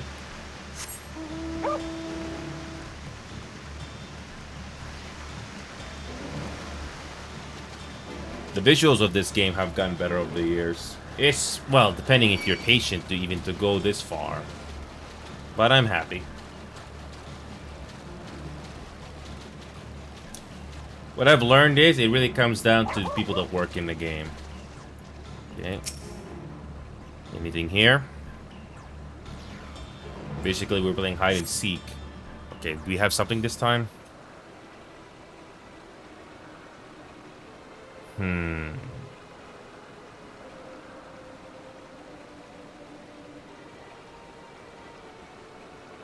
Not here. I'm not here.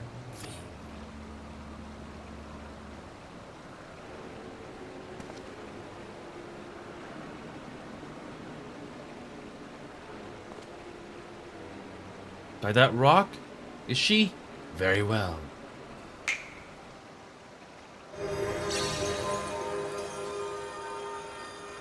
What? What can I hide? It sucks. Finger move. We will hear your report, good or bad.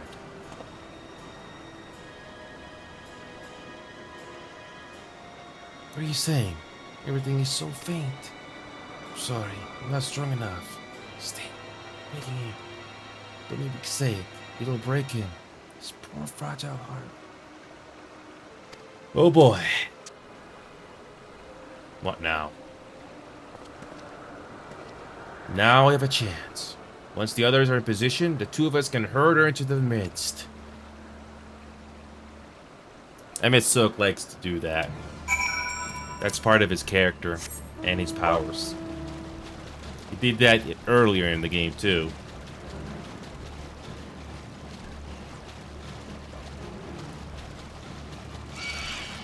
Okay. Are we finally gonna find out what's gonna go on? What's gonna happen with the key to everything here? Okay.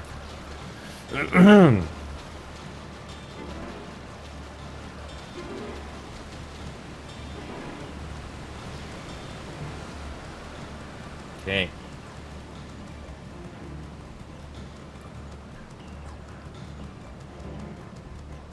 Yep, we're on our own.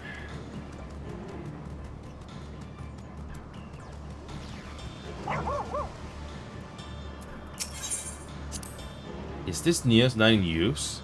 Seems to have been left to the mercy of the elements. Either way, bears no trace of Mitia's essence. We move on.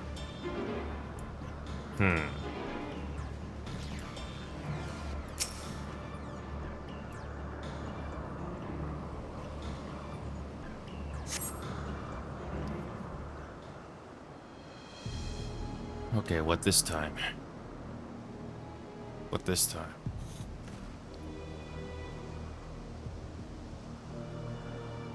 There, I see her.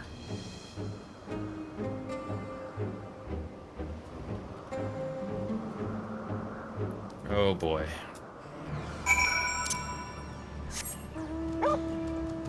Oh boy.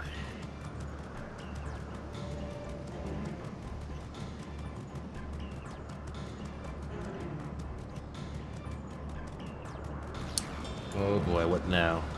What now?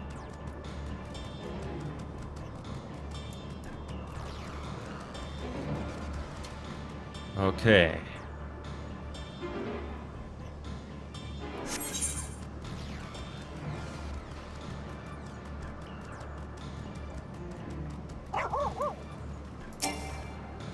Oh boy, are we gonna finally... I think this could have been shortened.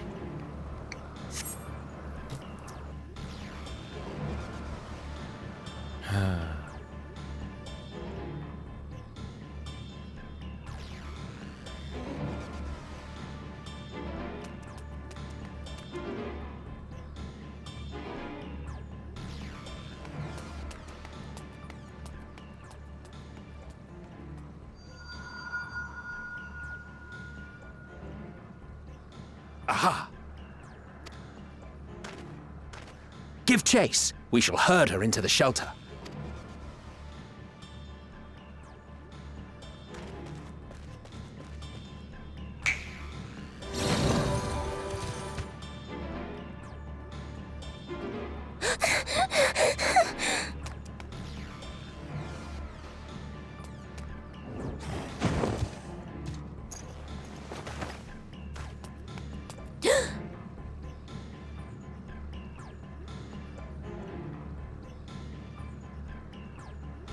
Him itself looks so menacing.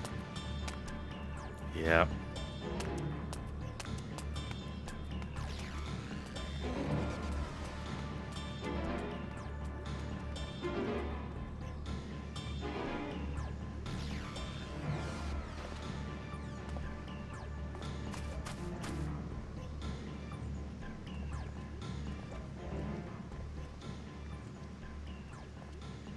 Please, Mission.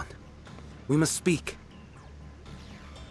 Yeah, Mition at the moment reminds me of Alma from Fear. Fear 1 specifically. She had a terrible past, terrible upbringing to say the least. Very emotional to people around her, or beings. So this is very similar, in a way, more or less.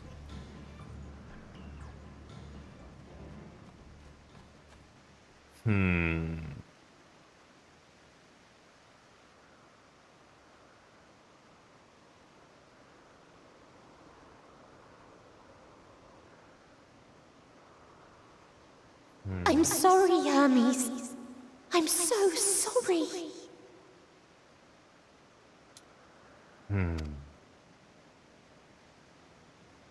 If someone can hear these words, then please.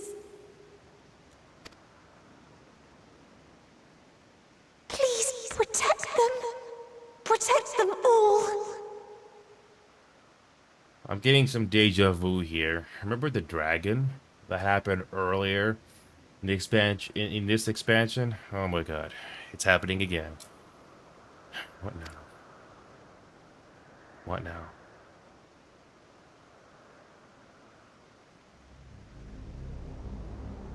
Individual self-suspended. Connection with shared consciousness stable. And everything's just dark now. Okay. Who is this big evil? Is it Xenos or somebody else? Our survey is complete. We shall now report our findings. How convenient everything is so dark now. Even though eerie music. What is it?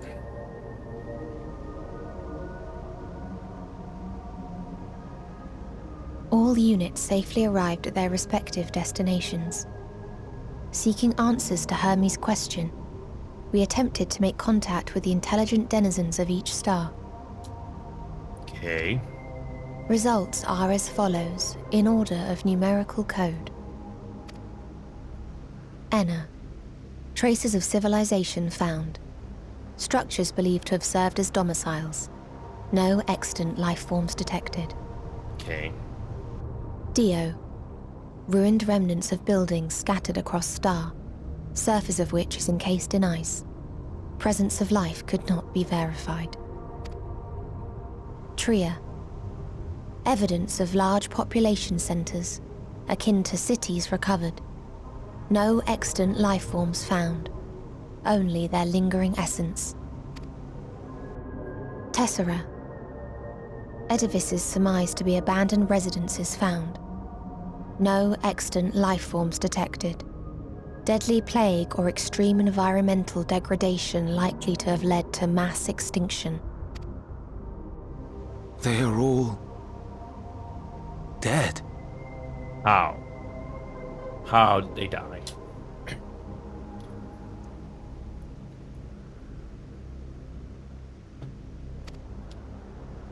Octo. Star found in state of violent conflict. Contact successfully made with inhabitants, but deployment of weapons of mass destruction resulted in total annihilation of local population shortly thereafter. Inea. Star is a barren desert. No identifiable flora found. Bones of living beings resembling men discovered beneath sands, but determination regarding their intelligence inconclusive. Remind me, Hermes, what exactly was the question you entrusted to Meteon? Oh boy. I mean, Emmett Sook. There's a reason why Emmett Sook was the antagonist in the Shadowbringers expansion. But when he's on your side, whew, interesting. And here comes the revelation. Is this a twist? I tasked her with asking what others live for. What gives their lives meaning.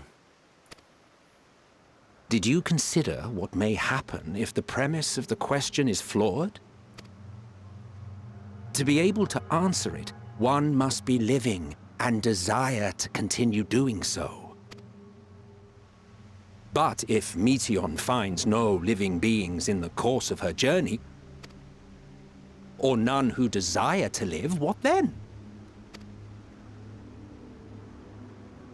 What answers would she derive from their silence? I mean, he's got a point.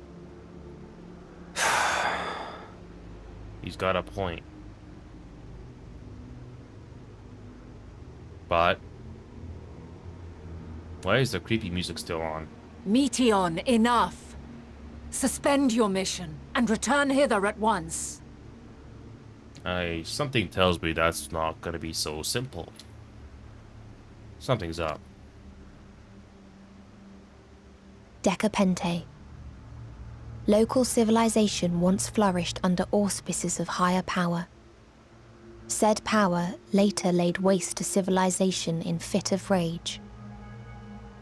It's not listening.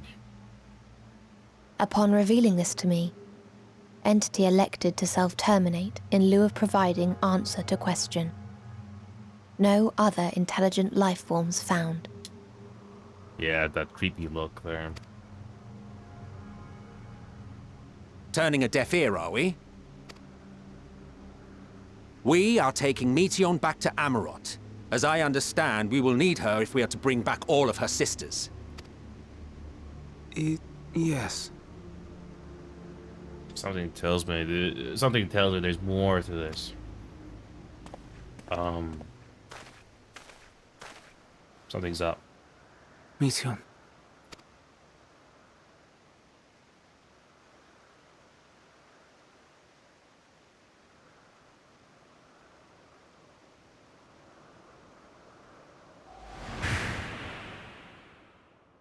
isn't right, is it? It isn't right to turn away from the answer. Even if the answer is pain. Even if we aberrations must scream ourselves hoarse to be heard.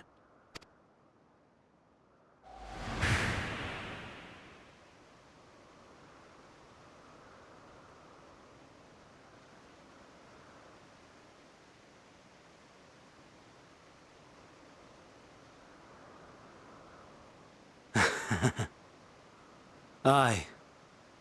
Whatever answers we find, I will not dismiss them out of hand. These words I said to you,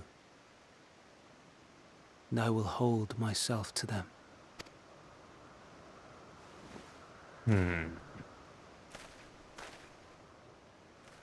Um.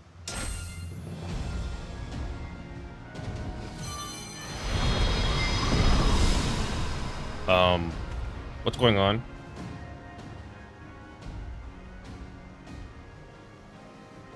What is the meaning of this? Is he the big fish we're looking for? Is Hermes the big fish we're looking for?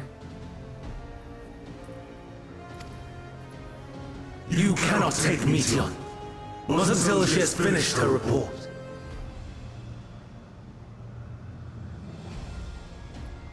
Well.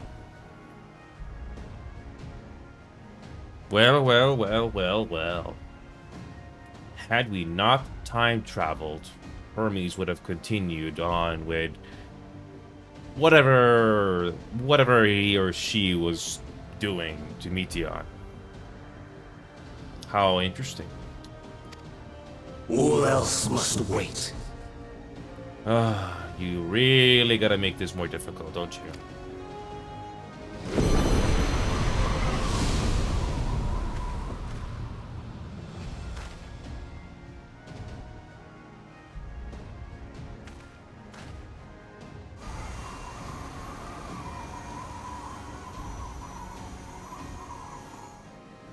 You fool! Yeah, for once I have to agree with him at Silk. Even though he was the antagonist of Shadowbringers, he was interesting and he had a reason.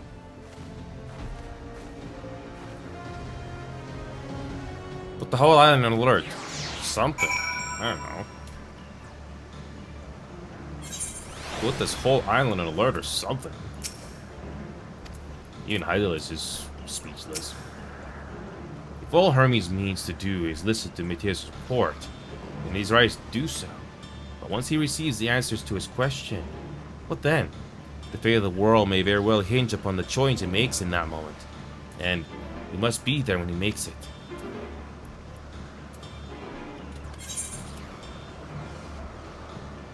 Reaper. Why, Hermes? Why could you not leave well enough alone?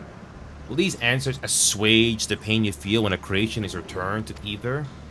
Had you never cast your accursed question to the distant stars, you may have one day learned to be at peace upon this one. And there it is, paging the messenger. There's the last ether current that we need from this zone, and we are early. Thank God. Okay. Do you understand why Hermes would do this?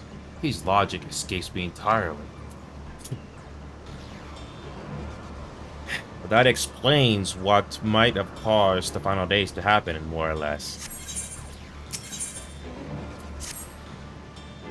Hermes has headed to Kitissus. Considering the expansive dimensions of the place, even we may have a difficult time locating his ether. All I can say is that he entered from the rooftop, and likely arrived at the uppermost point of the facility. So, do we pursue him? Of course we pursue him. No matter what Hermes might be thinking, Meteon is a potential threat that needs to be brought under our control. The Convocation's duty to safeguard this star takes precedence over any personal stake in the matter. You know? It's clear we stand on the precipice.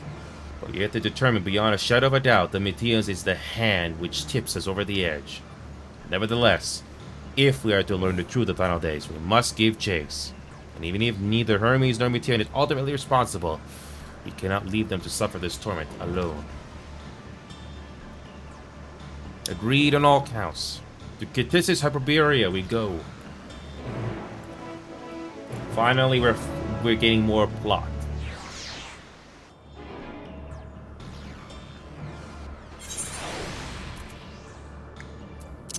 Here we go. Either it's just gonna be a trial or a dungeon, who knows.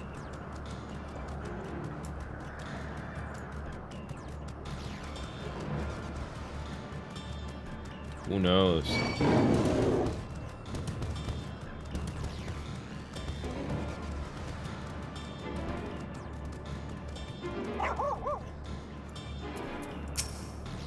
I saw not of the ordinary. Does anyone know what caused it? I mislike the look of this. Judging from the crowd, something is afoot.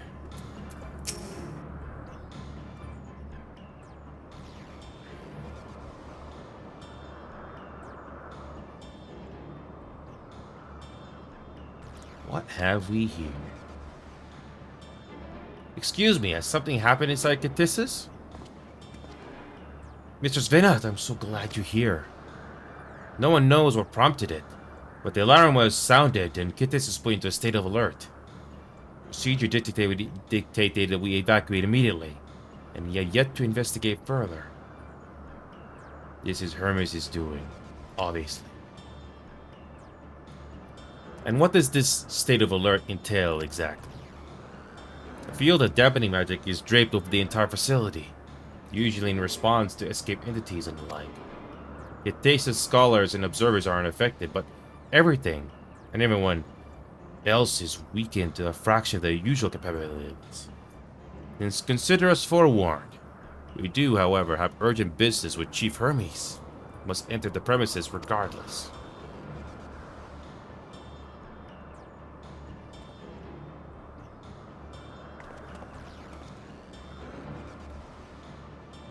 That said, if Hermes is willing to enact such measures, what other obstacles he has seen fit to drop in our path? With that enfeebling spell in place, we're not like to be at our fighting best. And I was hardly an effective combatant to begin with. I have little to offer beyond my ethereal vision. Then you'll put that talent of yours to good use. You're fairly skilled at spotting weaknesses, if I recall. Fairly skilled? Now you've gone and raised everyone's expectations. We all need only make the most of your strengths, and I'll fill in all the gaps as required. I was once Azim, after all. It was my job to rise to the occasion, be that as defender, aggressor, or healer. I feel better about my lack of prowess already. And you, Emitzel, can impress us with your arcane majesty. Your lab potent spells as easily as breathing. I can also channel that power in a protected manner if you so choose, yes? Well, yes, should the situation call for it. Excellent. That should cover us on all fronts.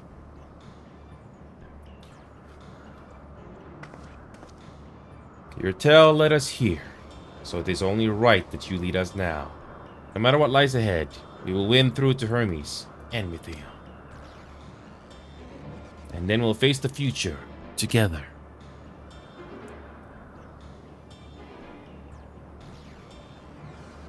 Okay.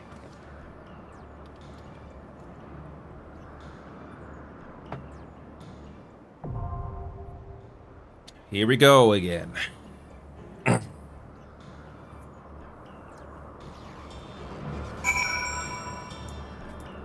Here we go.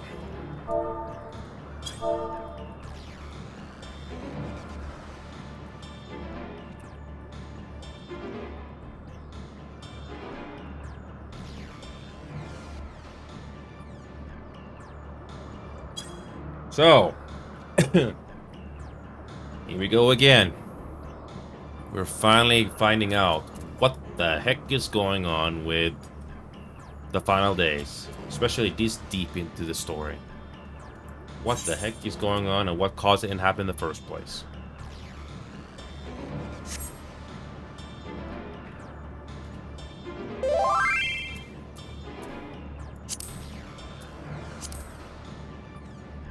Okay.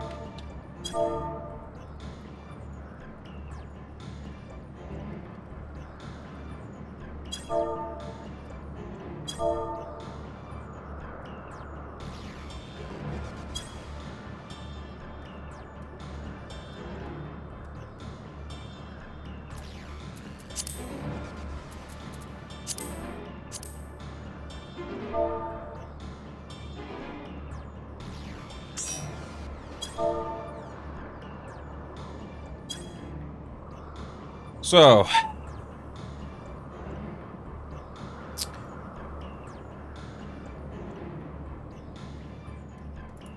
let's see what we're gonna do.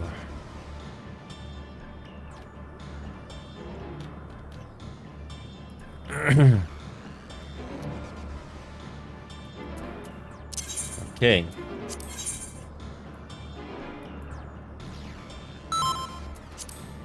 Here we go.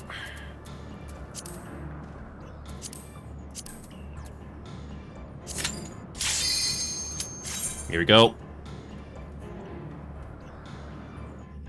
So, what the heck is going on with the final days?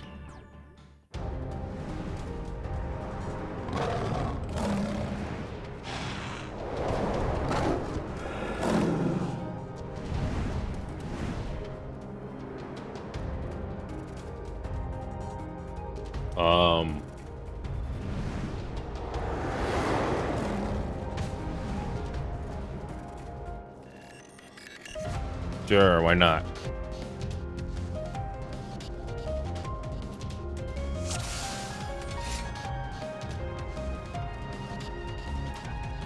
Please, turn back, else I might be forced.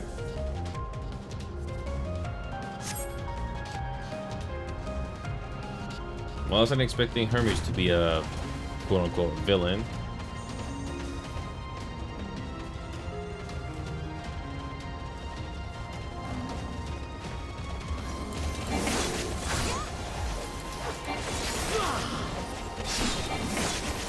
Okay.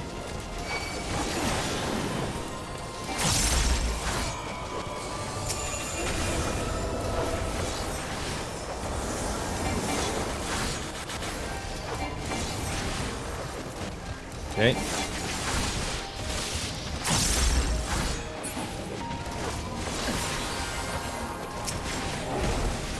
Okay.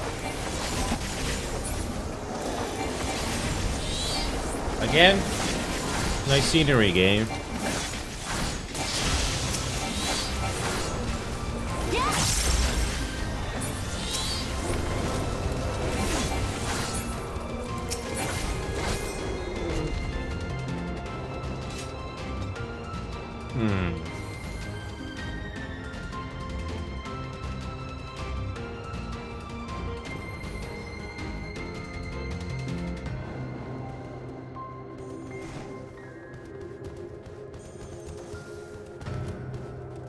Okay. Excuse me.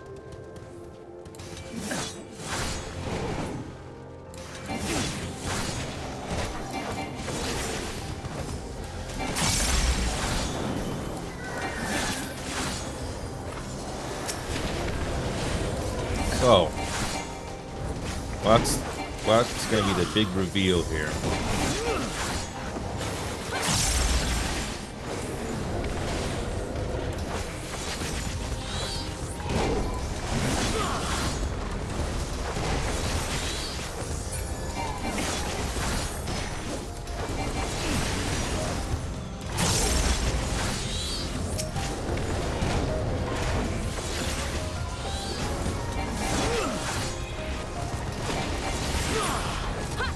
So,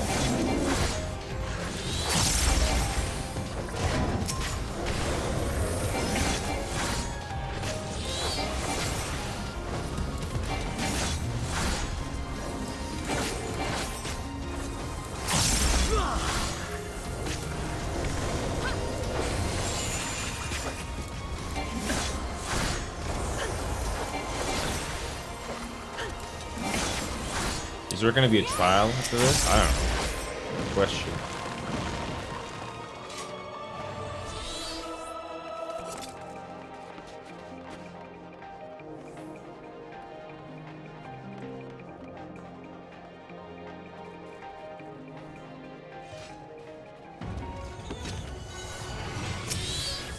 Same music. Nice. I like this one.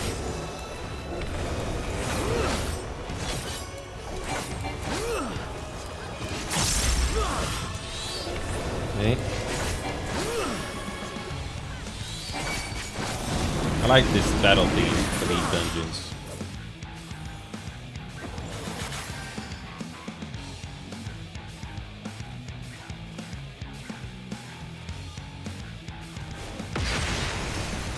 Okay.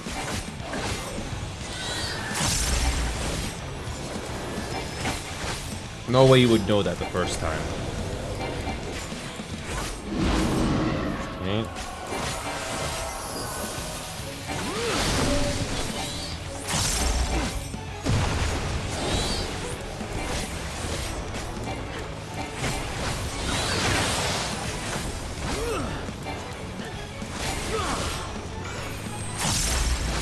Okay.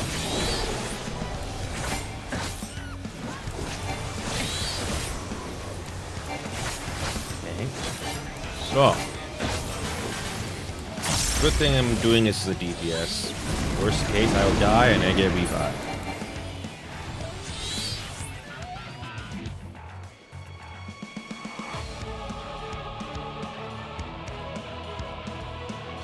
I get no indication what you need to do. Unless you know, unless you've done this many times.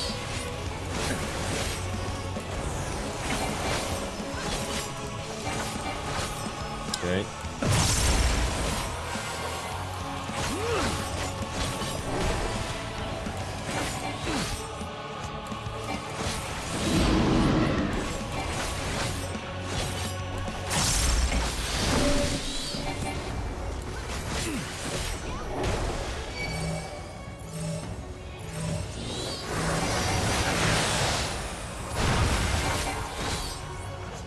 Okay.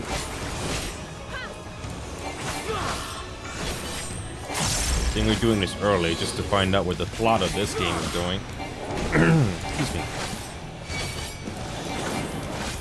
So many zones here. I wonder how long this is gonna go. Okay. Again, how do you know where to take cover? No way you would know that the first time. So I'm glad there's other people to help out.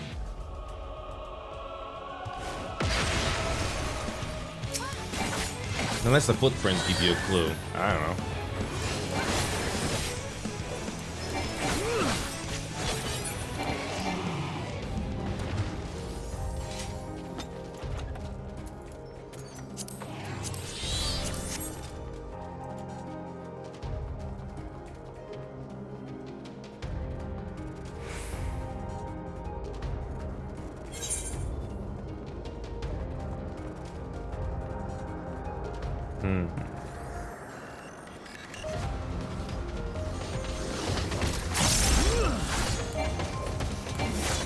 I'm warning you.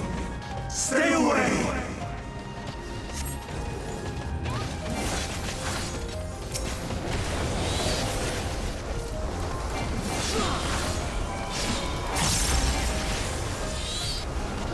Hey.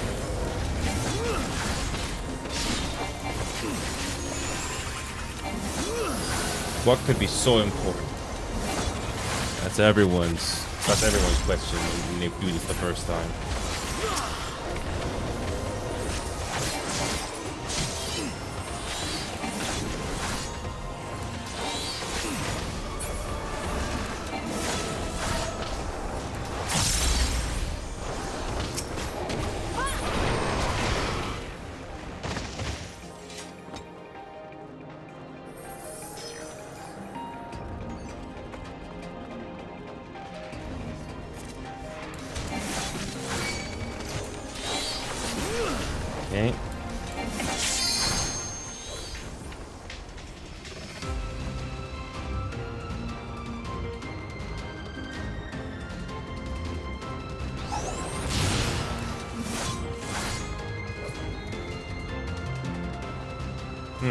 nice scenery. Okay.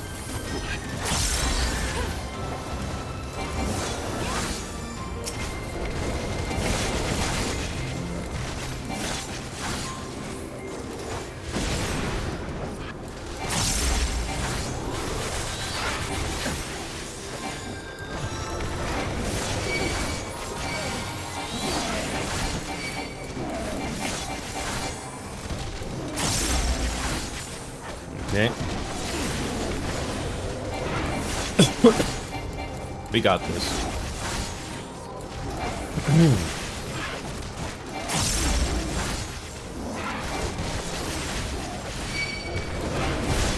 And the tank is dead again.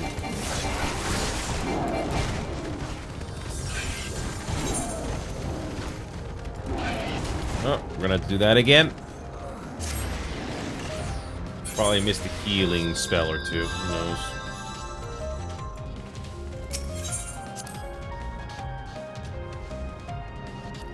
Okay.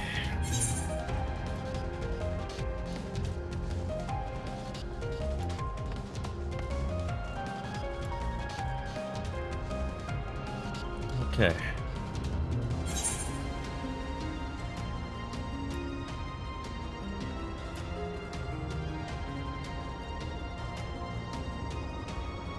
It looks like the next boss is not that far away, but why so many other zones?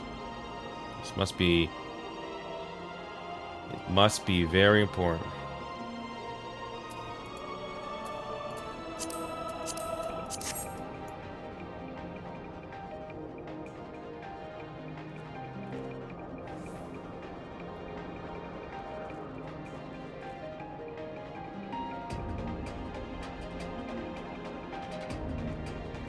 Okay.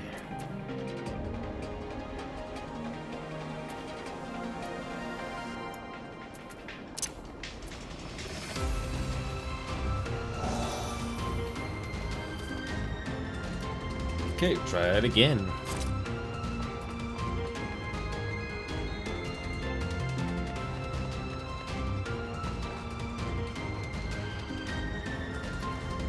Should be less enemies this time.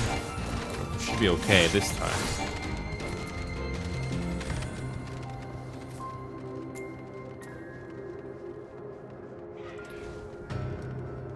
Okay, so what's going on with this? Why is the report so important?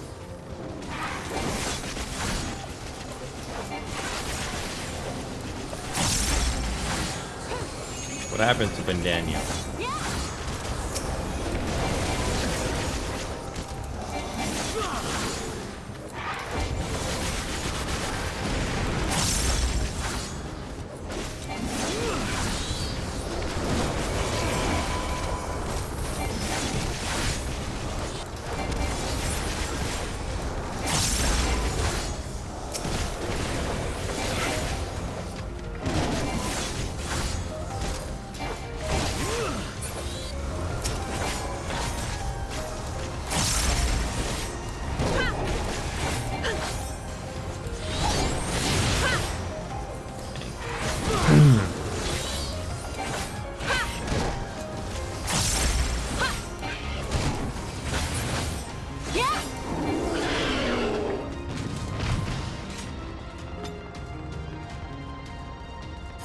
Yep, our second mini boss already.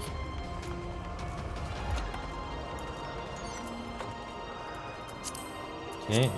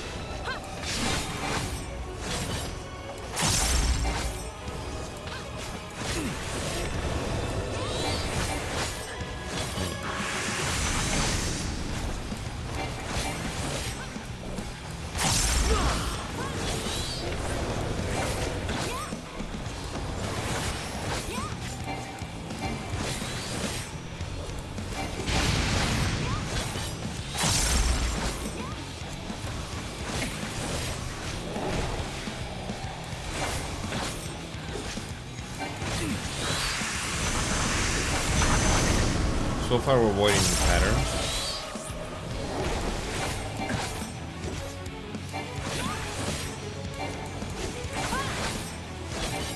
This one seems straightforward.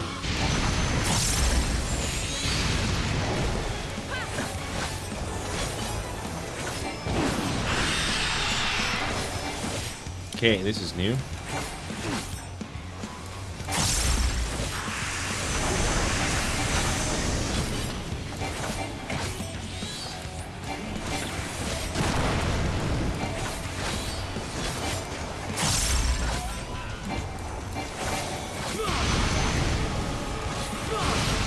I like the song.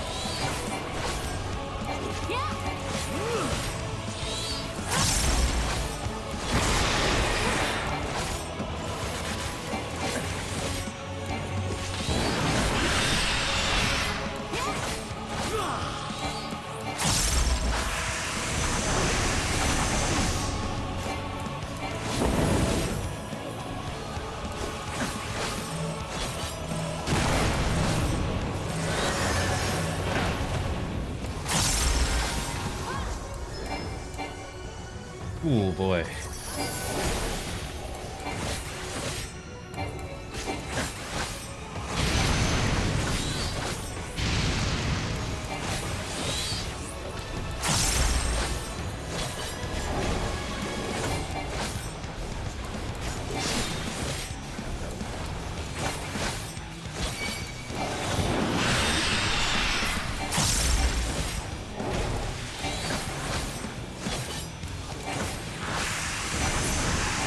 Okay, that was more straightforward than the previous one. Well, seriously, I thought this is a bit more straightforward than the previous one. Not complaining, though.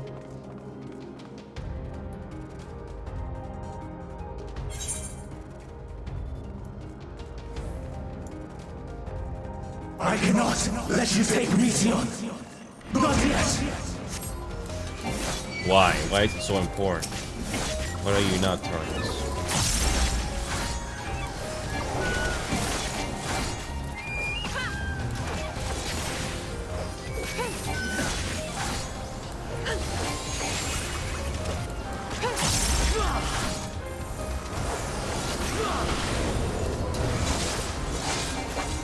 Okay.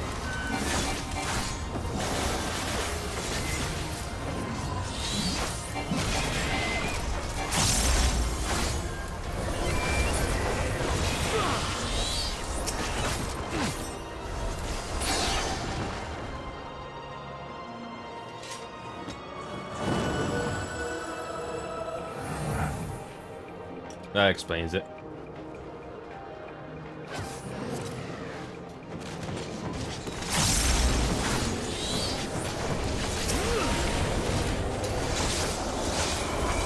Okay.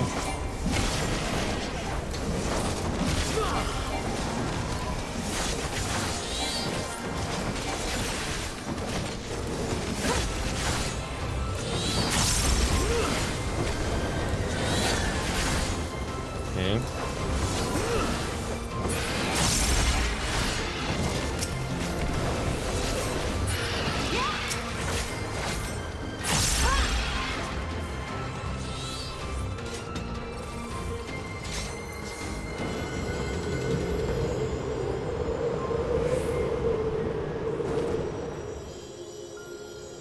Okay, this is starting to get interesting.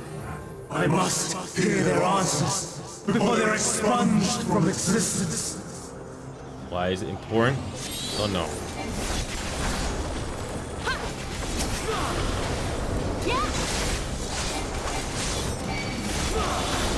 Okay.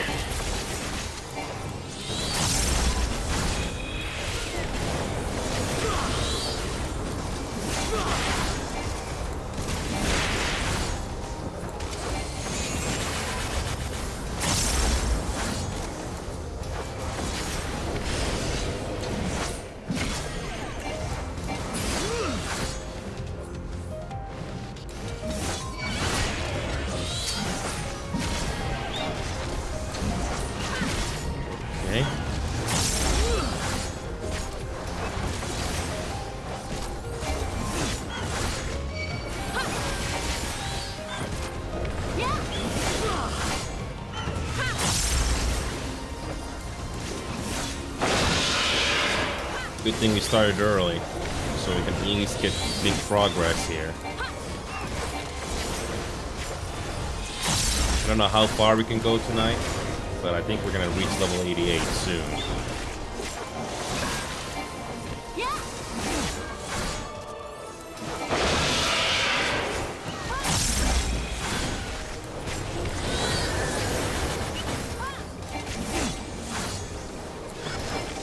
So far, we are not one step closer to figuring out what caused the final days to happen.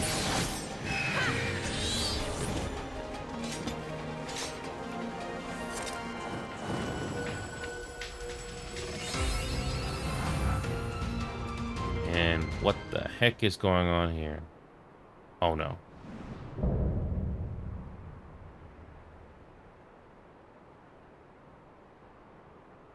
So, it comes to this. I've no wish to fight, but this time, I cannot yield.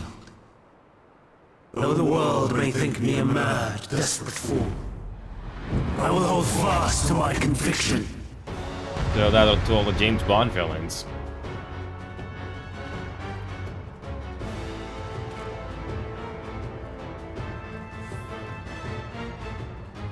I will have the time and tranquility I require. Gust and gale, gather to me!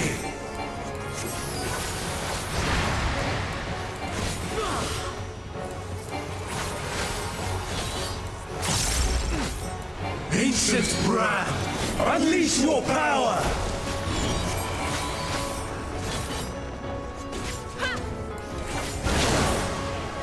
Ow. Dancing winds, pierce my foe! This dungeon already took like about 20 minutes to do. Stars on high, fall as rain!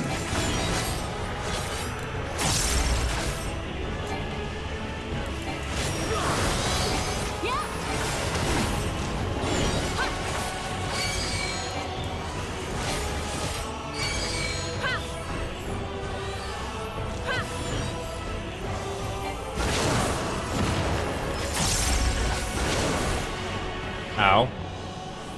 That hurt.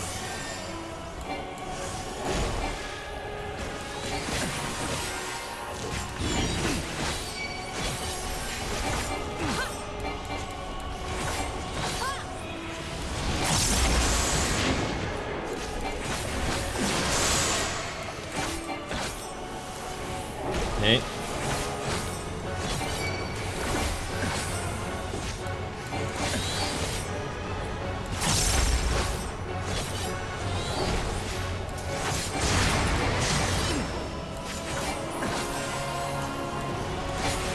Okay.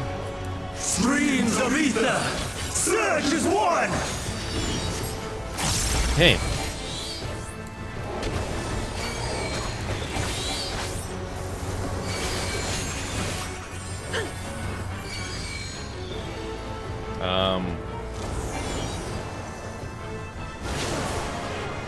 And of course if I hit again.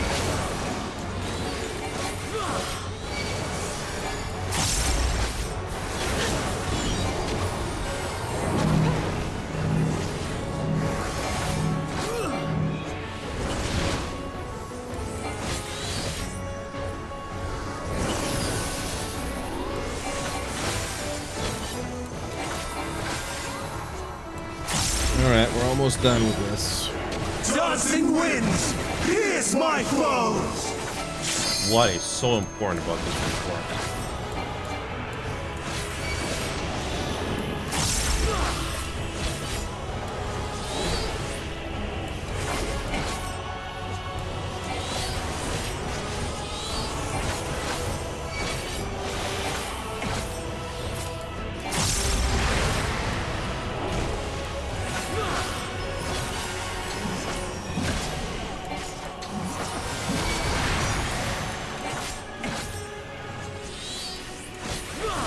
Alrighty. Stars on high, fall as rain!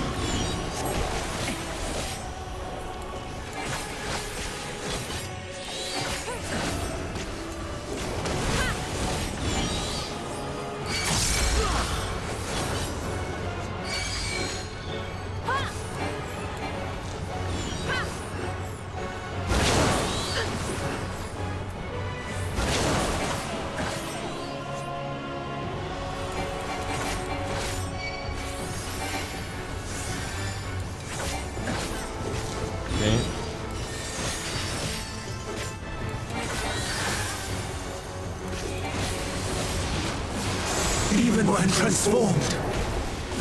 But I am not finished yet. So, what is going on in this plot? Why is it so important? Let's find out.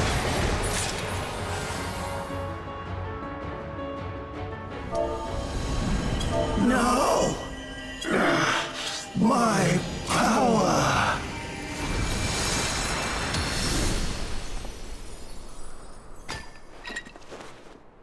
What is so important?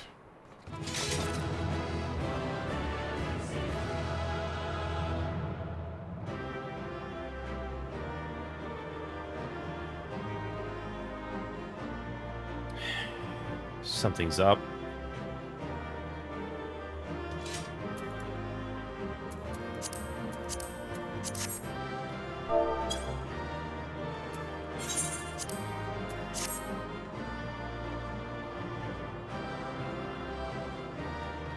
All right, what's going on with this plot? Why are you...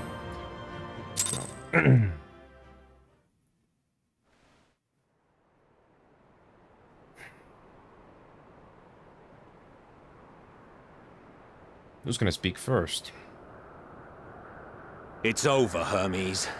In the name of the Convocation, I hereby take Meteion into custody. And setting aside the matter of your nomination, you will come with us too.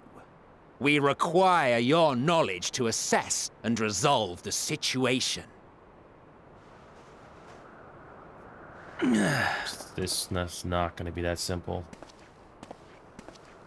Something's up. Meteion, I am so sorry. Would that I could have listened to your report in full. Reflected upon its meaning and conveyed it to others. That they might reconsider their chosen course. But I have failed. And that wish will never be realized. However, ere our fates become the province of others, I bid you tell me just one thing. Was there happiness in those distant stars? Was there a reason for living?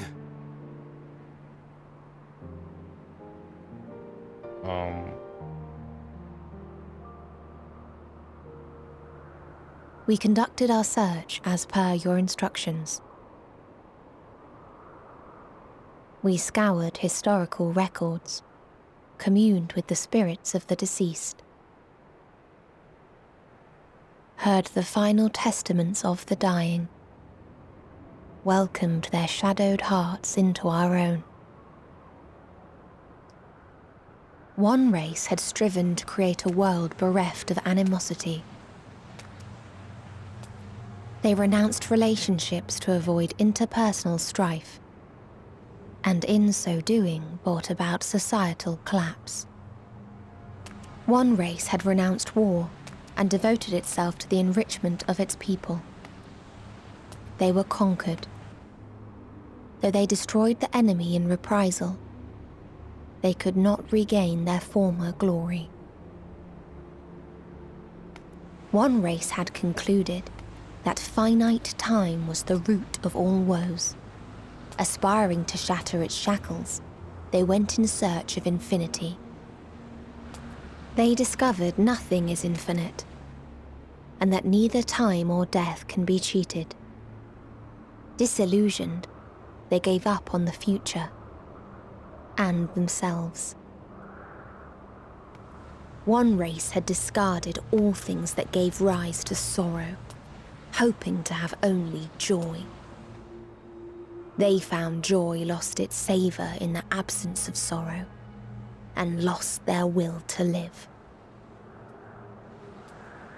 Though worlds apart, These peoples shared a belief.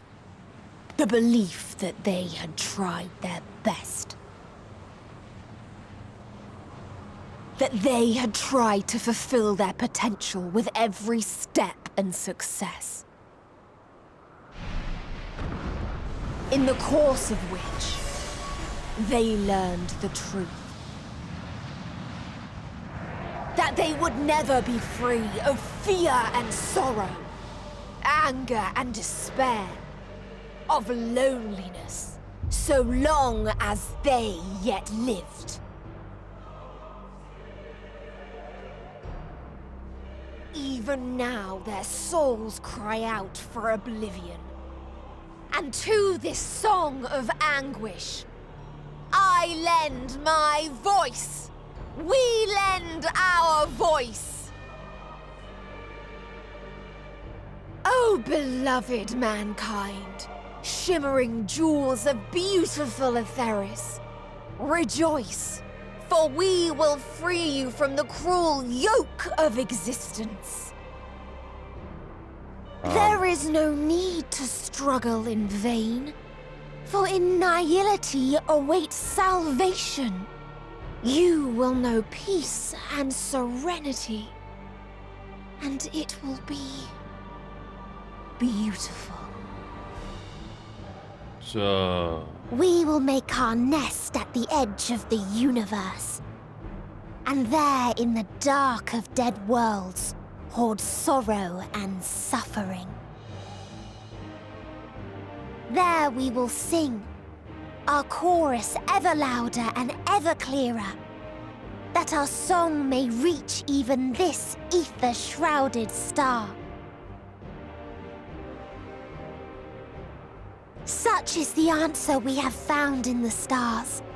Such is the gift we now offer to Etheris.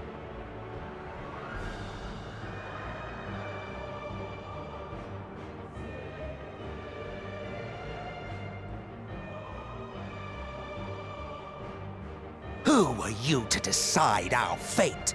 To decree we live or die? Mitsuok has a point.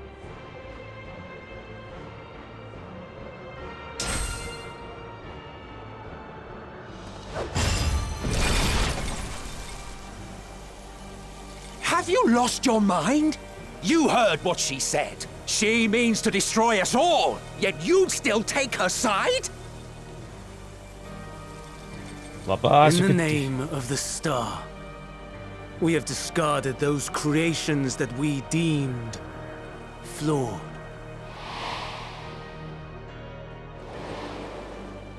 If we ourselves are flawed, does it not stand to reason that we too should be discarded?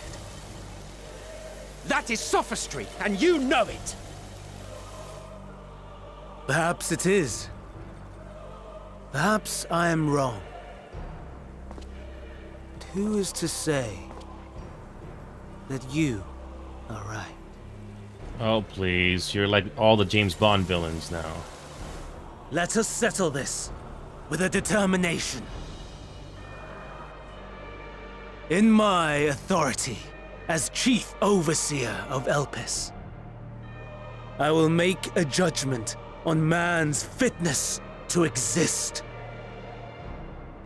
If he can learn to value all life and retain his will to live, even should his end be justified, he will surely find a way to avert his demise.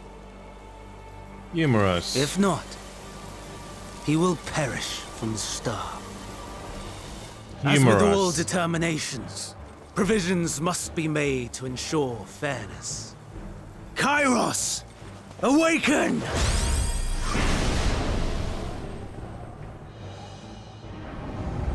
Memory reconfiguration system Kairos activated. Awaiting instruction. Command. Universal memory alteration.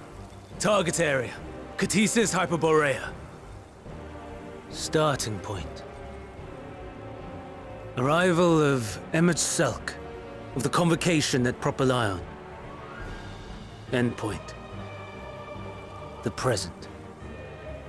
Erase the memories of all events, and replace with a vague recollection of the following. I was here, preparing to demonstrate the functionality of Kairos to Emet-Selch and Hithodaeus. Meteion's shared consciousness became unstable. She and her sisters could not sustain their existence, and all dissipated with a burst. The resultant shockwave accidentally triggered Kairos, which erased several days of memories from all present. Execute. Command acknowledged. Initializing. 3 processes remaining to execution. Bravo. I dare say one would be hard-pressed to make it fairer. Everything that you told us, everything that has happened, the fact we've even met, it will all be gone.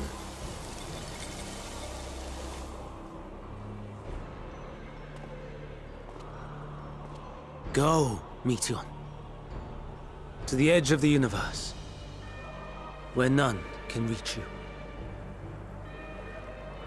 Hermes, won't you come with me? If you were to shed your flesh, I should be able to carry you.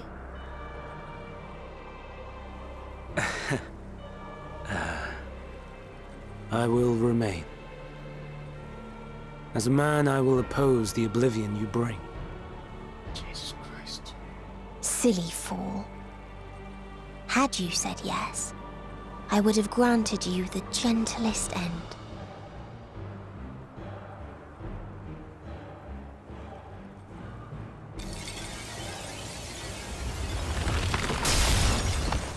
This ends here!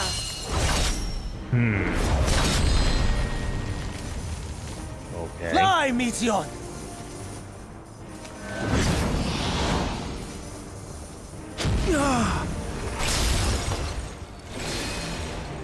That is far enough, Hermes! Argos, to me!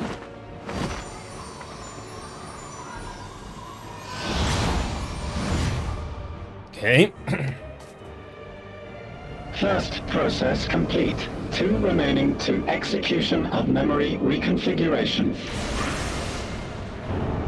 As if we needed more pressure. No matter what, you cannot forget what happened today. For it is the key to saving your future. Your world. Yep. This fight is our fight. What comes after, our problem to contend with, not yours. No. Your own struggle awaits, and no one else can take your place. Yep. You must flee this place with your memories intact, and I will see that you do. Now then, where is it? There you are, my little confluence.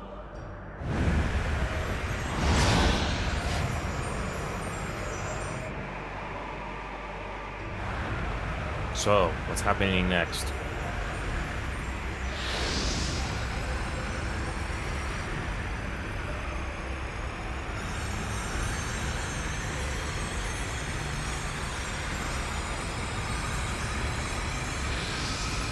Almost! I don't think that's gonna happen. No. Oh, you can do that. Cool. Very well, then. You may elude us this day, but not forever.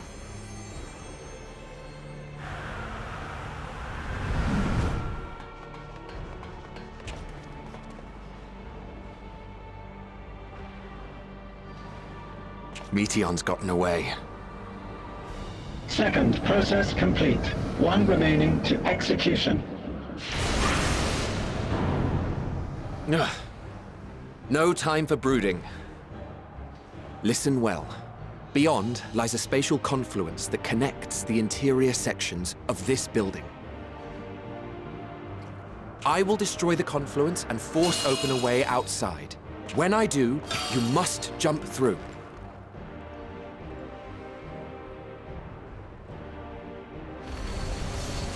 I cannot tell you how sorry I am. But neither can I let you escape!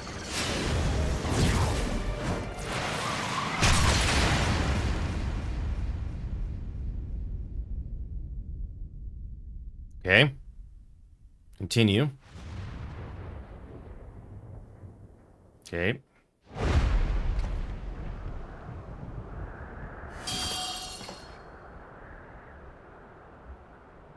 Too brave by half.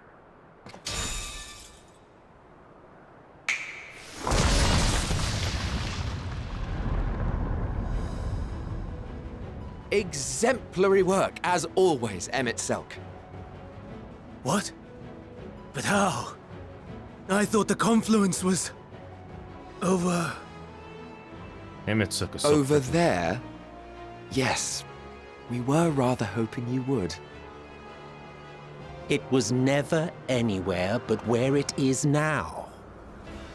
The instant those two began making their way towards nothing, 'twas clear the plan was a diversion. Emmett is so freaking clever. I'm quite incapable of destroying a confluence, I must confess. A gambit brazen beyond words. Though we've grown accustomed to reckless improvision due to the antics of an incorrigible associate. Emmett. Wow. Though, in the case of certain present company, incorrigible is an understatement. Honestly, I'm beginning to suspect it's a requirement for every Azem.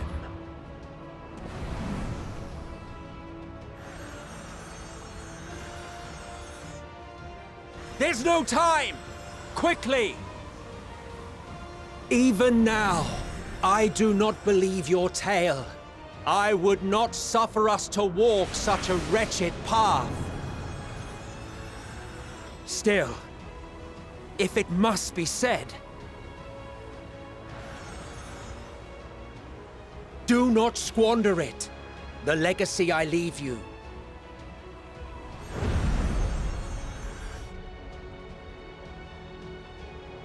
Final process complete. Executing universal memory alteration.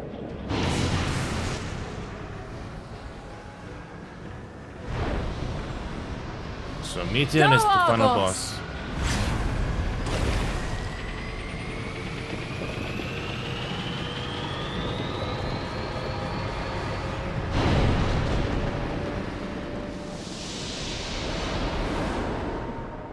So Meteon is the whole problem. Lovely.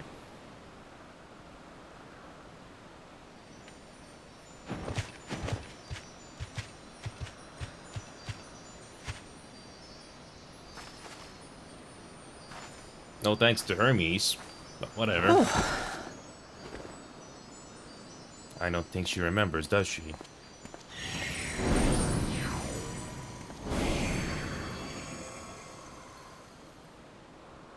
I'm fine. Oh. Just a little tired.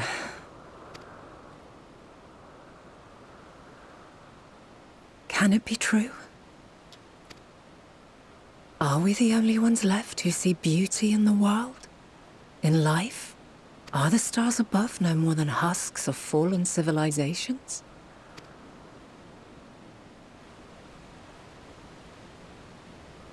There's some good there. I don't know if I'll ever find that out. And yet... I don't know if I'll ever find out, outside of Earth, if there's any life out there. I probably will never know in my lifetime. Unless some sort of miracle happens. I feel her. Though she is unimaginably distant, I feel Meteon's presence. And the place where to we must go. Ere she made good her escape, I placed an enchantment upon her, one which allows us to follow her trail.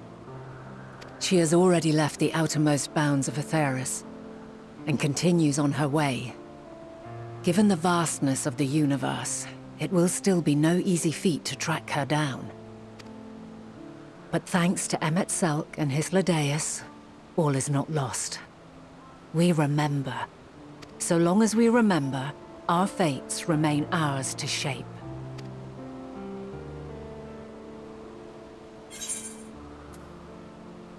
What became of the others, I wonder.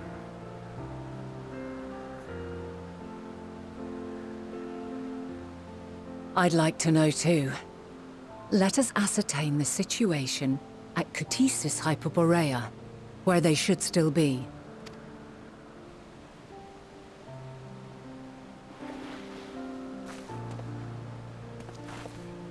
Given the likely state of their memories, however, it would be imprudent for us to approach them directly.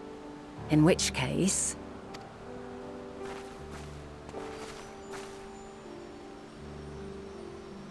I am sorry, my friend. I've asked much of you this day. But may I trouble you one last time?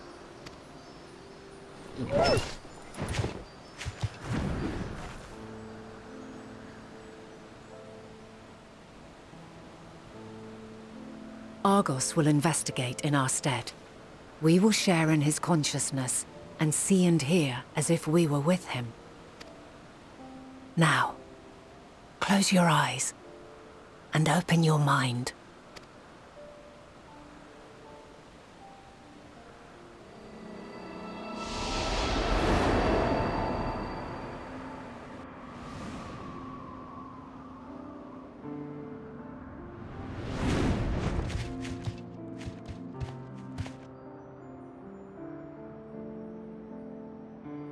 Thank goodness you are unharmed.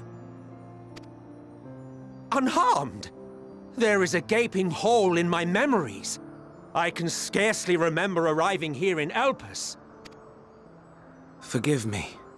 No thanks to you, I Hermes. was preparing to demonstrate the functionality of Kairos No thanks to to our you, guests. Hermes.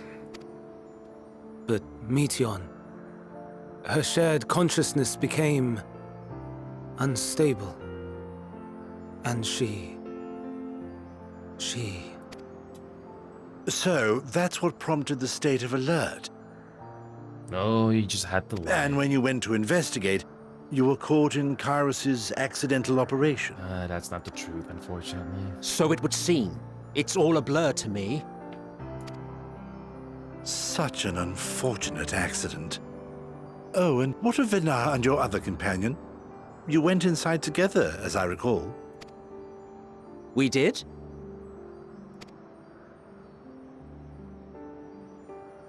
If Vinar was with us, I have no recollection of it. But that there is her familiar, is it not?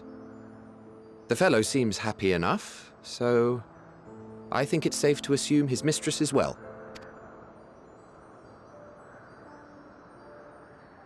I haven't the slightest notion who this other companion might be, however. Ah, well, that individual struck me as a bit different, for want of a better word. Perhaps it wasn't actually a person, but some manner of creation. Curious. I must ask Vinar about it when next we meet. Yes, you do that. Now, if we may tend to Hermes, whatever this Meteon did, it seems he bore the brunt of it. Once you are fit to travel, you will return with us to Amarot. We need to make certain there are no other ill effects. Also, I am here on business of the 14. We've already had the conversation, like as not, but since your toy wiped my memory, we'll have to have it again. Yes, No thanks Of to you, course. Hermes. as you see fit. No thanks to you, man. This Kairos, it manipulates memories through the emission of etheric waves, correct? There is a theory which holds that memories scoured by blasts of ether are restored when the soul is cleansed in the underworld. If true, Then perhaps when our time comes to return to the star, we shall remember these few days we have lost. I doubt aught of interest occurred. Look forward to the revelation if you like, but I should prefer to reminisce on more meaningful moments. So...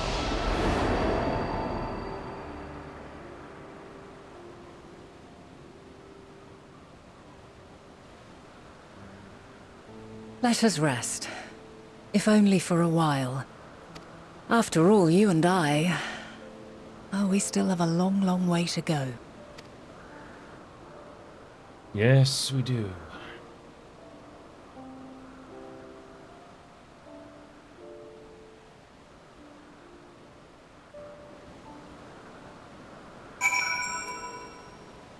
Okay. Are you feeling at all recovered? I understand that your exertions were more than purely physical, but resting one's body, if only for a moment, is never without merit. As for Hermes, it is, I think, unlikely he will create more Antilles. He poured much of himself into Meteon, and now that she and the other sisters are gone, dissipated, in his mind, the grief must be unbearable. He will blame himself. You believe that. And he never acknowledges that his dissatisfaction with the world, then Metea would never have been born to suffer and die. The offer to join the 14 will be a welcome distraction, and one day hence, he will face the advent of the final days in the role of Vandania. She, of course.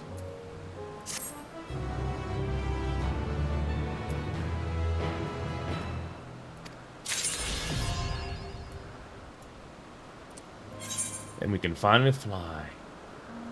So, where's the plot gonna go now? Yeah, where is the plot gonna go now? Thou must live, die, no. Yeah, listen to me. Our duty now is not to denounce Hermes for his misguided determination, or to convince Emmett Silk and Hydalis that they have been deceived. No. We must instead ensure that the experiences Hermes sought to expunge are preserved. What remains in our memories alone will be our weapon against the final days. You must fight this battle in your age, and I in mine. Come, let us walk together once more. I will see you to the doors of Propelia. That makes sense. Vinat will take care of things on this end, and we will take care of stuff on our end. You can't change the past too much.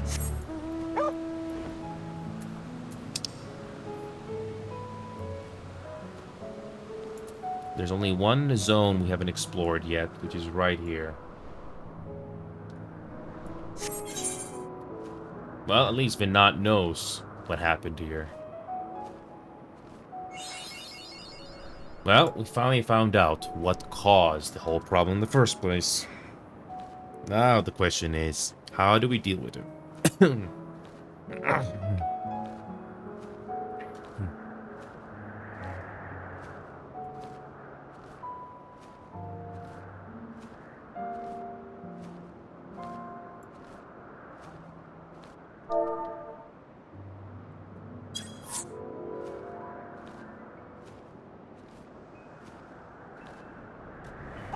So, your time in this age is drawing to an end. Okay, we'll do it. We got the time. We got the time.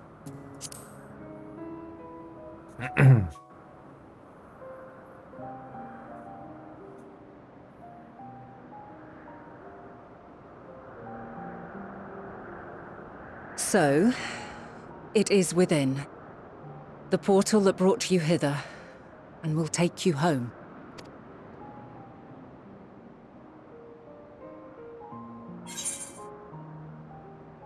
Yes, this is where we part ways, unfortunately.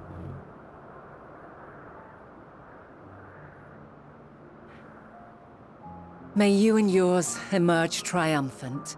Make use of the knowledge you have gained. That your days in Elpis and our friend's sacrifice be not in vain. How many sacrifices? Too many. With Meteon free to pursue her designs, 'tis only a matter of time until the final days are upon us. We must be ready. From fortifying our defenses to securing our escape, there is much to be done. In spite of this, we cannot allow the report that set this calamity in motion to become common knowledge. Were the masses to learn the fates of the other stars, I fear the situation would spiral out of our control. I must carefully consider who can be trusted and bring them into the fold.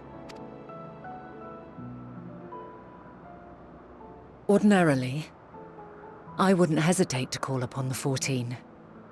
However, it was the desire for a fair determination that drove Hermes to attempt to erase our memories. And were he made aware of his actions, there is no telling whether he would remain a friend or become a foe. Alternately, we might try to alienate him from the convocation. Yet in doing so, we would deprive ourselves of a brilliant mind who would be invaluable in the crises to come. Quite the dilemma. Which is why I must work independently of the convocation. Hopefully you can do something about it. We got a problem. Regardless of how we proceed, if we are to permanently avert the final days, we must be equal to Hermes' challenge. We must prove that mankind is worthy to exist. And this hinges, I think, on how we confront the all-consuming despair that accompanies a senseless and seemingly inevitable end. Bewildered and divided, we would perish like the peoples of those celestial ruins. We could not hope to survive the final days, much less take the battle to Meteon at her nest. We must find a way to defeat despair, to unite and prepare as many as possible for the struggle ahead. Heavy will weigh the burden of guiding this legion of souls. Yet I have faith in mankind's potential.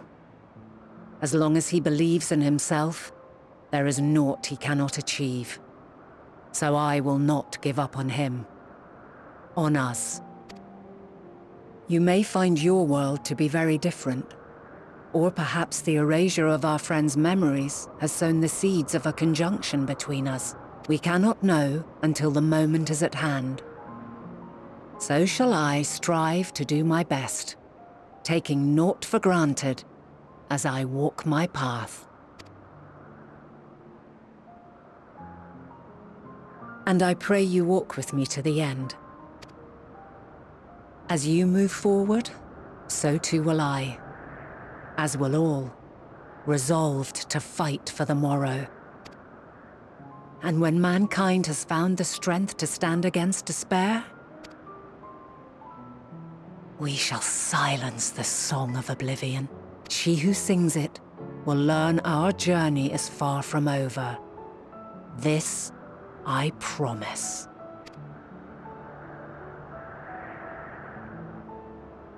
Fare you well, my light of the future, till we meet again.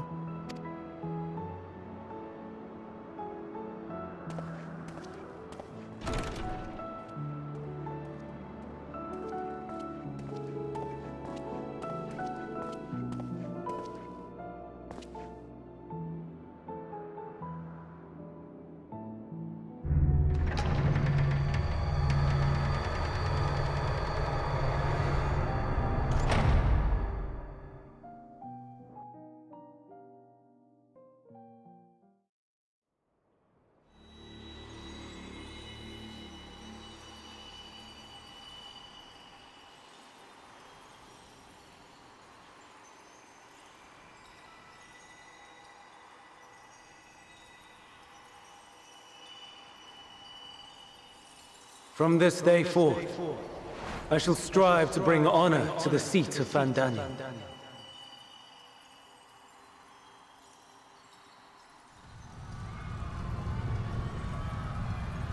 Here we go, we're going back to hell. Going back to hell.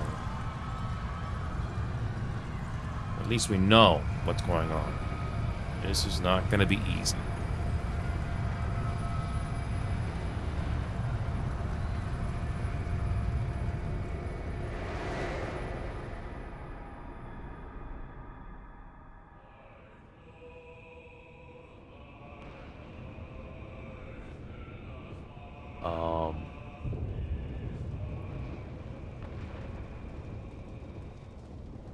So we fast forward in time, I guess.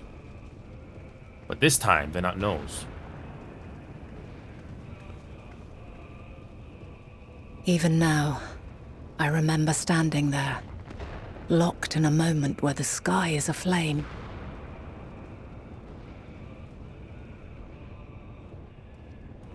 Where stars fall as tears, and screams darken the seas. Where resignation rots the trees.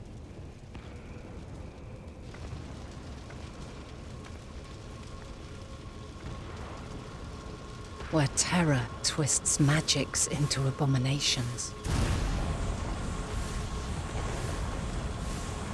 Such is the lament of they who have gone before.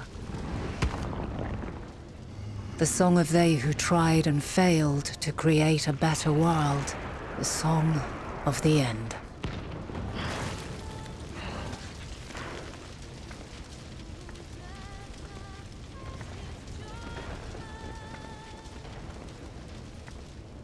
That which hides at the edge of the universe is no longer Hope's creation.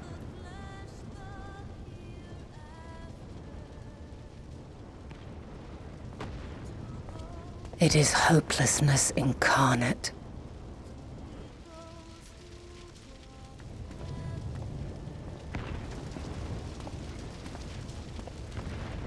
That day, mankind saw half of its number sacrificed to bring forth Zodiark.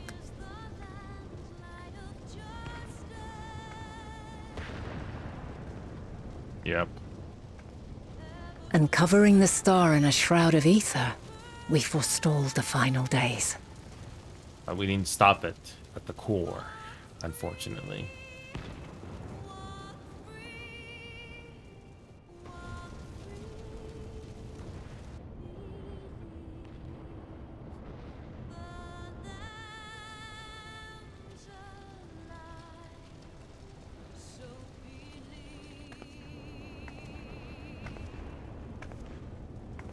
Yet the cries echoed still.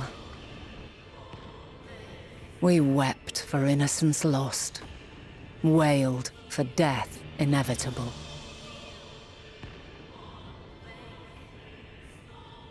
A reality too terrible to bear. And for too many who sought comfort in gilded memories of joyful days and tranquil nights.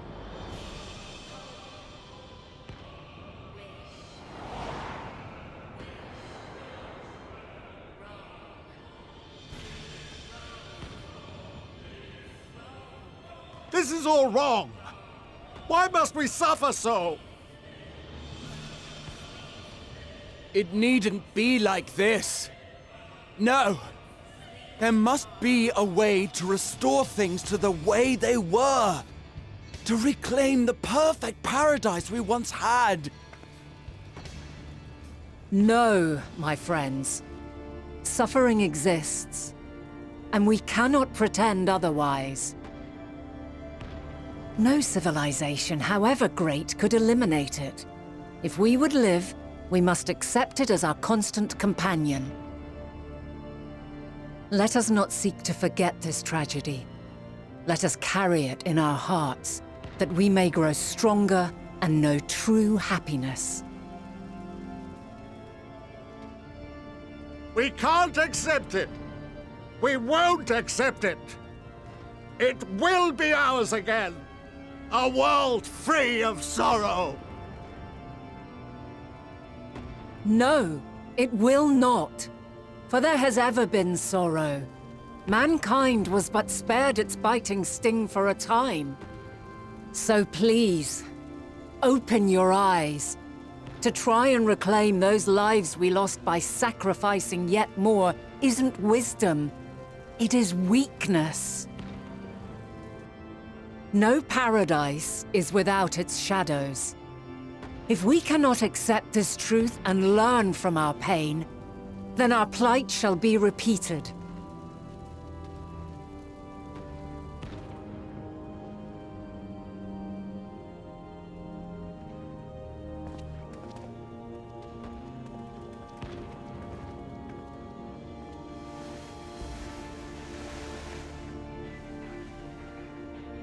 O mighty Zodiac!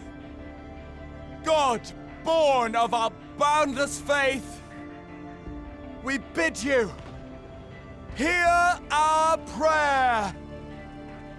Accept this offering of lives, and deliver unto us the lives we once had. Deliver unto us the days of old, the days when the star was a font of love, and we knew naught but bliss. And she knows. Oh god, it's painful. Oh god, terrible.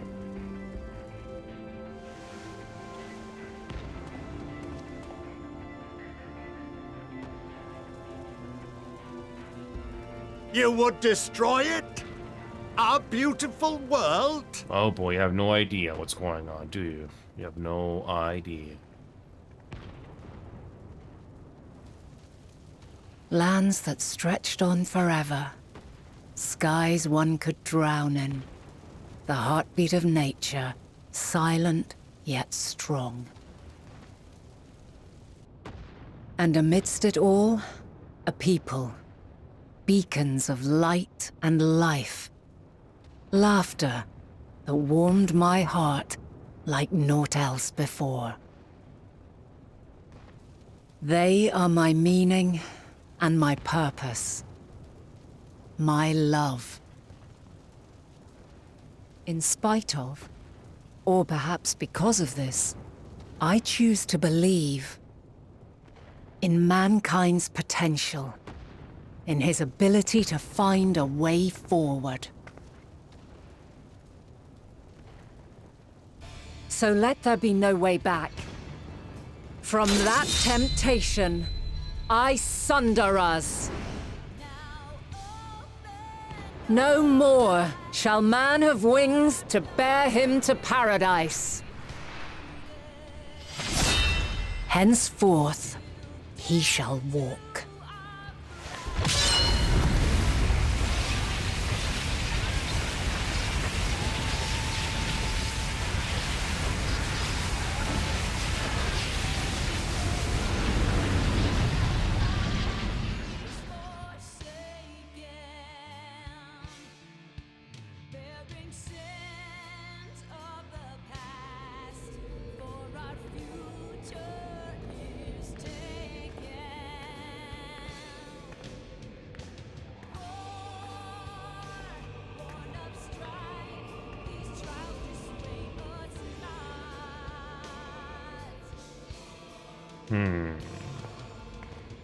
All is excruciating pain.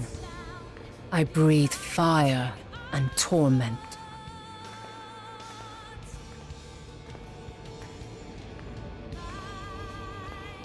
I birth a world of suffering to mire and plague.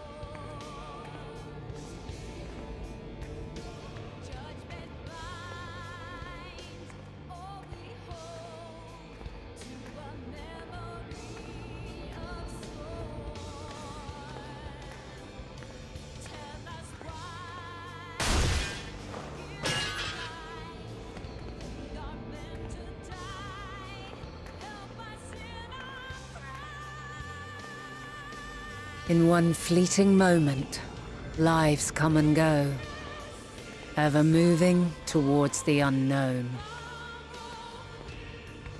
And in that fleeting moment, they cry for the answer to the question. Why, given life, are they meant to suffer, to die?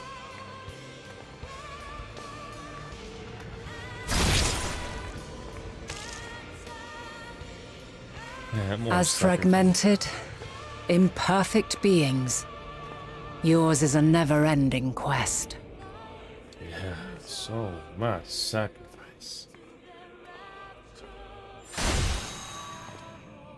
A quest to find your purpose, knowing your end is assured.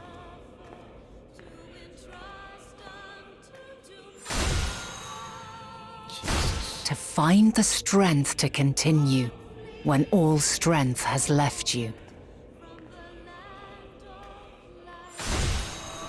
To find joy, even as darkness descends. And amidst deepest despair, light everlasting.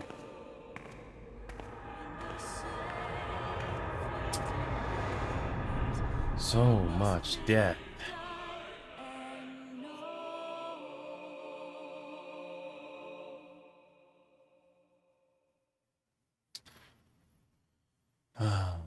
So, guess we're back at the Crystarium again. A conjunction has begun to form, an intertwining of your time and mine.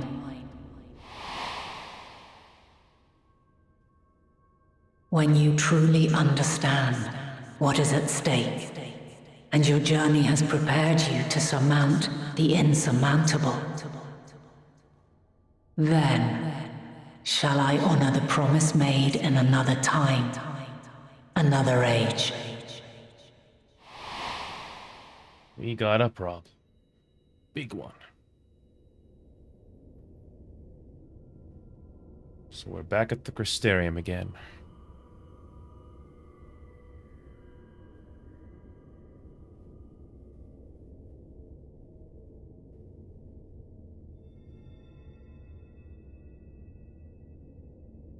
Feels odd being back here again.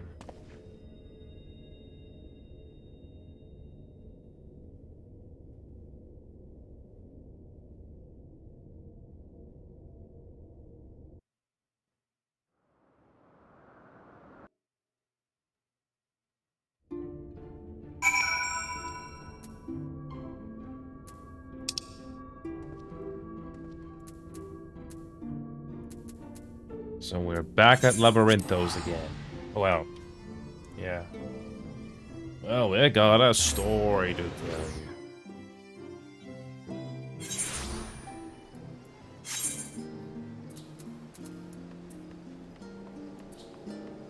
you. Oof, boy. Well, that definitely ties things up. And all because of a creation. Lovely. It's gonna be a bitter victory, if there is gonna be one at all. Or a very hollow victory at that one, who knows.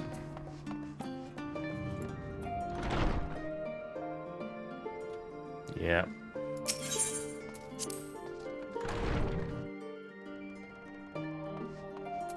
Oh boy. You have a knack for turning up exactly when needed, and this is no exception. Oh boy. I have no idea. Impeccable timing, as always. I've heard you were off in the first as part of our efforts to investigate the final days. Well, so often it seems the case while you were away, we've had some few developments, which we can discuss in just a moment. For now, however, I cannot tell you how wonderful it is to have you back. Hold on a second, let me just make sure I got the right one. Let's do ninja. Okay. Carrying our song. How fitting. As the heavens burn. Yep, level 88.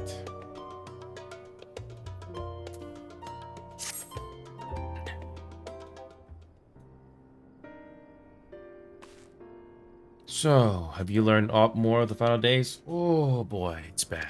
It's bad. Then the journey was well worth the risk. No doubt your newfound knowledge will be a great boon to us all. Unfortunately, during your time on the First, events here have taken a turn for the worse. The Scions are running themselves ragged, trying to contain the spread of blasphemies. but it's a losing battle, just like they planned. To try and ascertain the where and why of it, Alyssa and Alphinaud had been traveling all over. Of all the regions they visited, Locus Amoenios is one of the worst affected. Thancred, Estinian, and Graha took a detachment of allied soldiers there to offer aid and succor to those in need. But the province is vast. They only managed to visit a handful of coastal villages. It was an accomplishment worth celebrating still, but a drop in the bucket at best. In the meantime, Histola and Master Matoya have been making a concerted effort to establish contact with Hydaelyn and Erythral Sea, but to no avail. As for Tataru and I, we've been keeping a close eye on the Forum. From what we gather, they've been constructing a vessel to ferry people to the moon. An ambitious project that has likely been years, if not decades, in the making. However, since we've seen no sign of it thus far, I suspect it's still incomplete. You'll also recall the proposal issued by Master Fortunato to the people of Razad Han. Following their discussion, Vitra declared his support for the plan, and urged those who wish to evacuate to accept the Forum's invitation. So far, so good, but that's where things get a little strange. Apparently, the Forum caught wind of the lunar teleporter in the Tower of Babel, and decided to use it to deliver people to the moon instead of their mysterious ship. Therefore, to secure safe passage for the Highness refugees to the tower, Alphinaud, Alize, Estinian, and Graha traveled to Garlemald not long ago.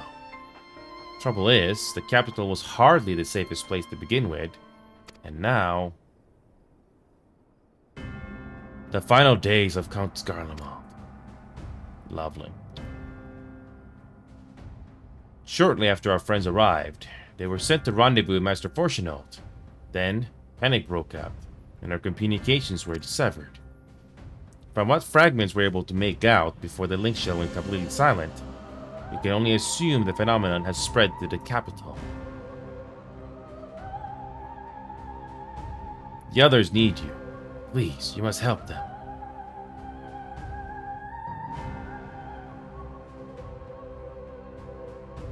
We still have to go to the root of the problem. Having you there will make all the difference. I'm sure of it. Still gotta take care of the root of the problem. Camp Broken Glass was their first port of call, so you best start there. Hopefully, Lucia will know where they are. There's no telling what you'll be walking into, so you best take every possible precaution. No, we got a big problem. A big one. How do we get to the problem, the root of it all?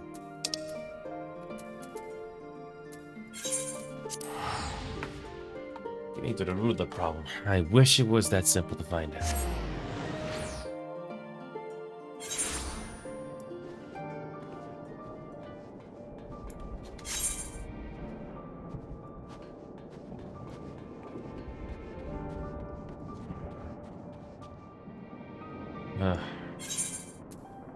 Yep. And not a moment too soon. The skies over Garlemald are ablaze. But it's events on the ground that concern me. As you'll have heard, your fellow Scions arrived ahead of you. We cut the customary greetings short after received word from our troops on the Magna Glaciers that the Forum's airship had landed. It was then that the heavens began to burn. I dispatched your friends at once to ensure the refugees come to no harm. I'd have you join them immediately. Additional support is en route, but we will discuss them later. I trust you're ready to depart? Okay.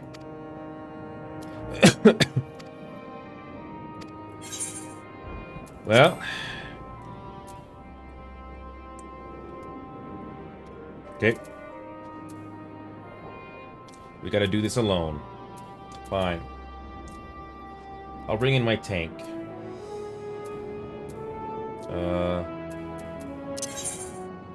I'm gonna do this alone.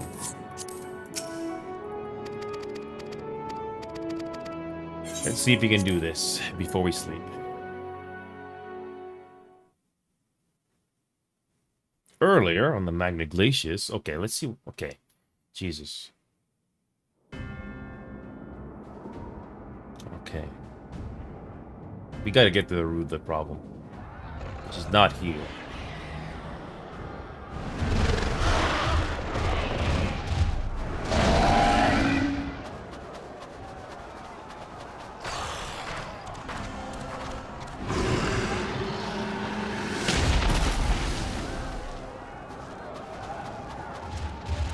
Even if it... Yeah. No, no. We were promised an escape. Not the same room we fled.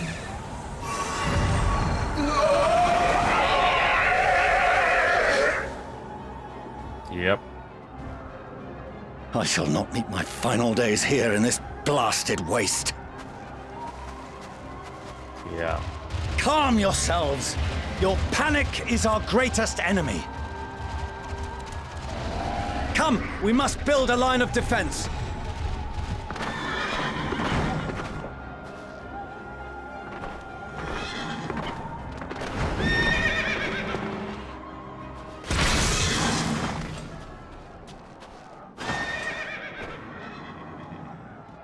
How? Leave the fighting to us, Father. You must lead the people to safety.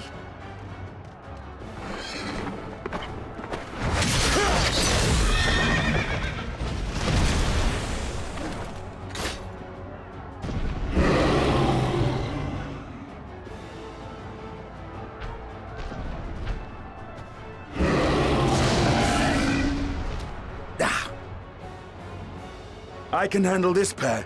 You? Shall tend to the refugees. Let us be about it.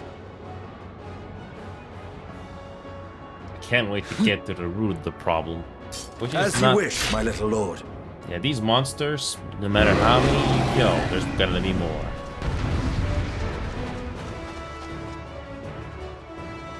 Okay, hopefully this is not gonna be too difficult.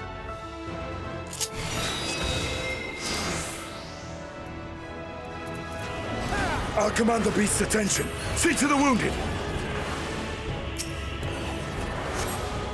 Help is at hand.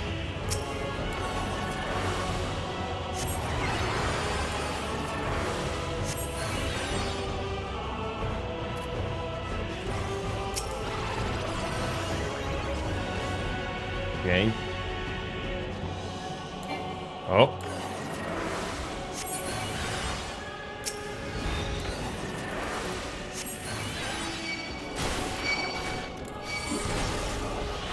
Leave it to me. Okay.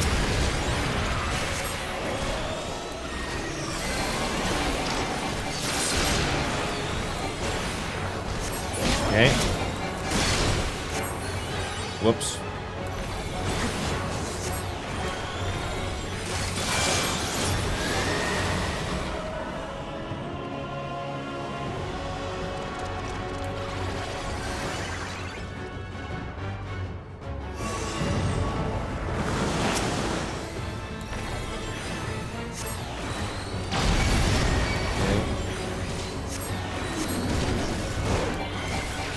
Those who can stand, come with me.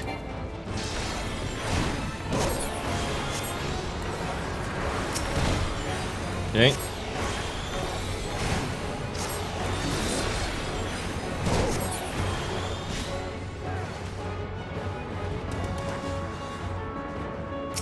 Easy now. Deep breaths. Okay. You're safe now.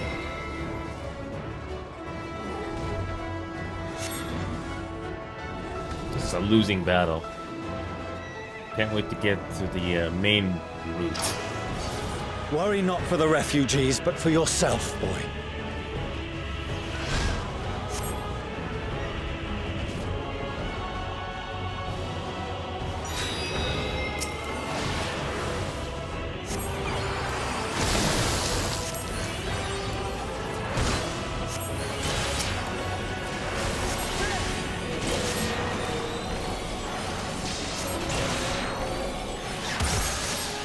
Okay.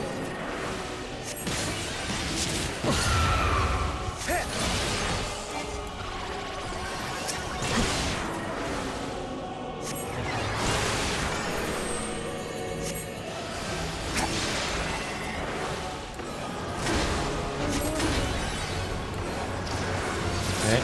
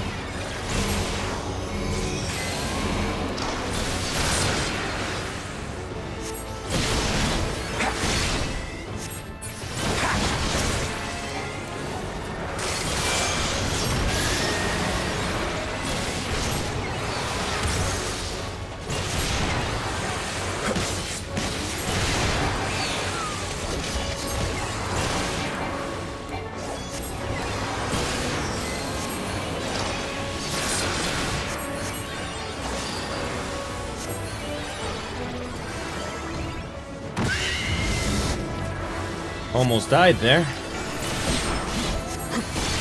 Gotta keep him alive.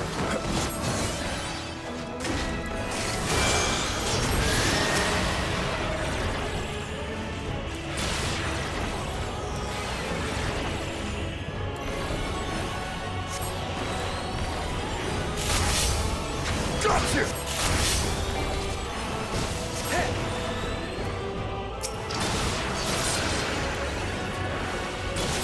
Okay.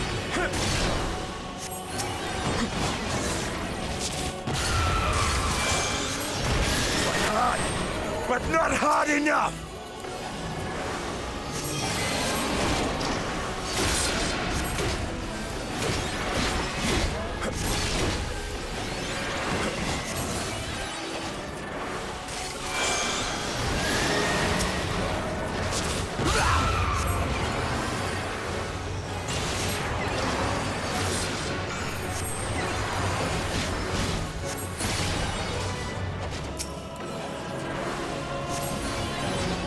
Is that it for this one?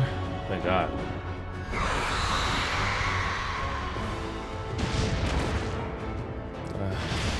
It's a losing battle, for sure.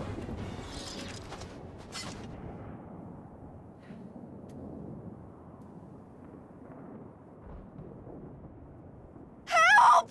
Someone, please! What?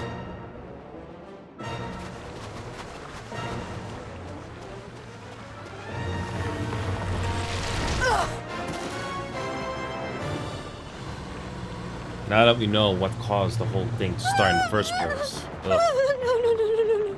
Don't. I don't want to die. Trying to calm people. Easier said than done. Forward! Let not a single fiend escape!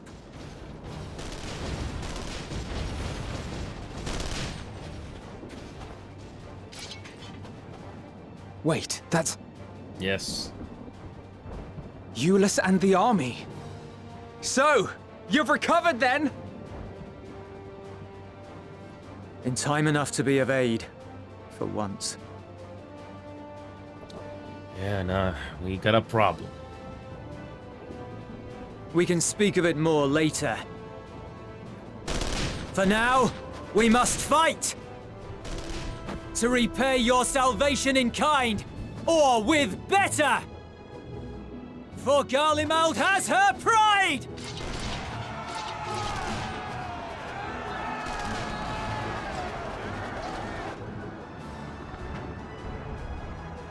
Of that I've no doubt.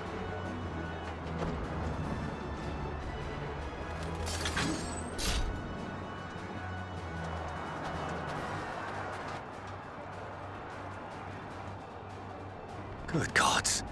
Of all possible saviors, the Imperial Army. What's left of them? Oh!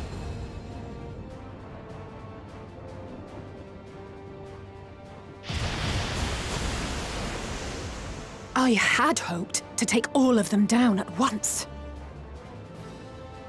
Think a withdrawal might be in order? Oh, sod that. You know who would never abandon these people to their fate. To be devoured by their former friends. That'd be beyond cruel. These beasts must fall here and now. Well then, I'd say it's high time we threw caution to the winds. Okay. So long as you spare me the heroic sacrifices. Now, let's go! Alright, now it's time for them. Well,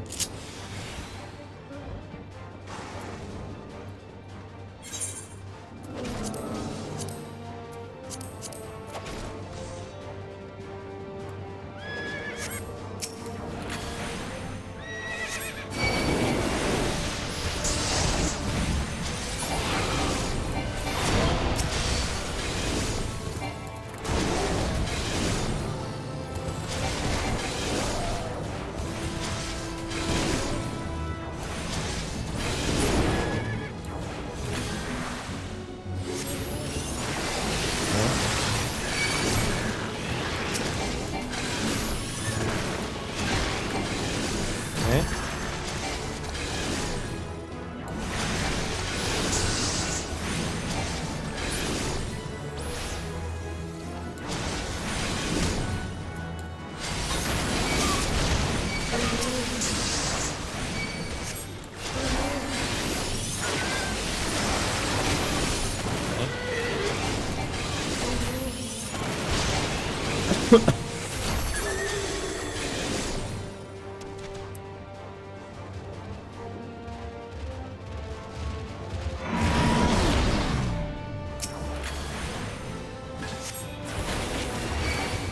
Oh, we got a big one.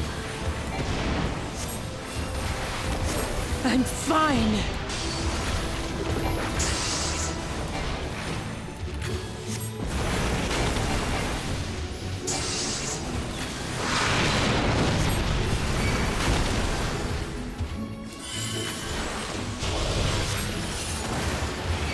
Okay.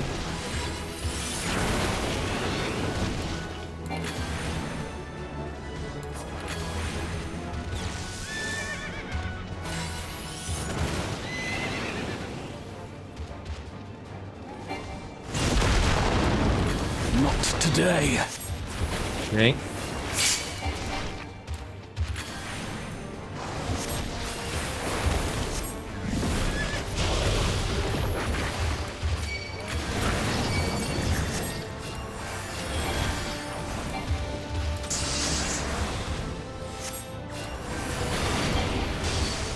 Okay.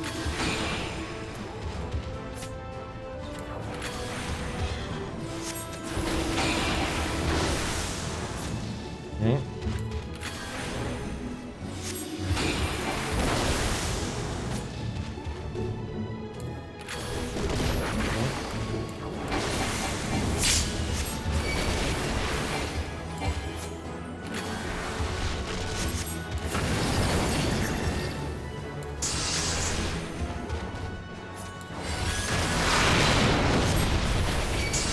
I'm not done yet.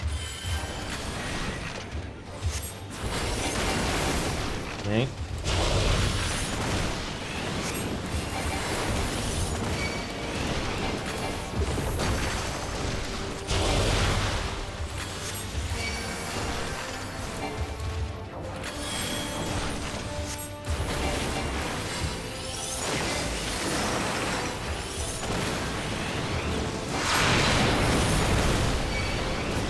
None to worry about.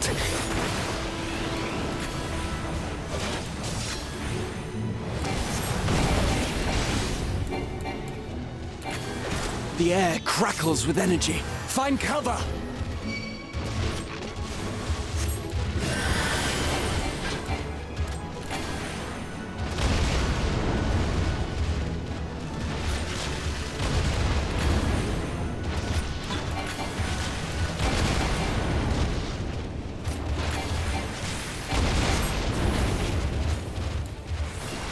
Okay. As they say, turnabout's fair play. On guard!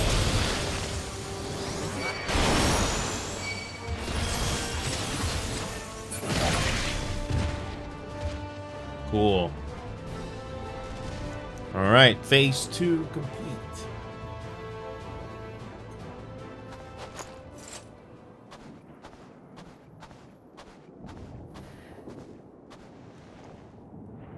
There's not the barest trace of ether. Maybe there really is no way to bring them back. Can't wait to tell you a story. Thank you for saving our lives once again. I remember you, from Purusha. You helped us there too, didn't you? Ah, you're from Palaka's stand. I'm glad you're still in one piece.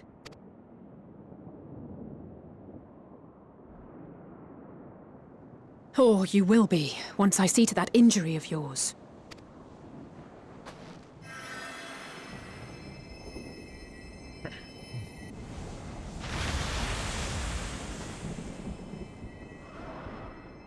Look out!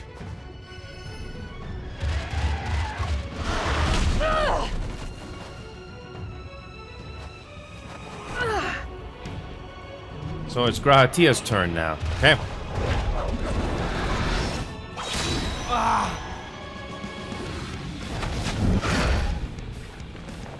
Get out of here! Quickly!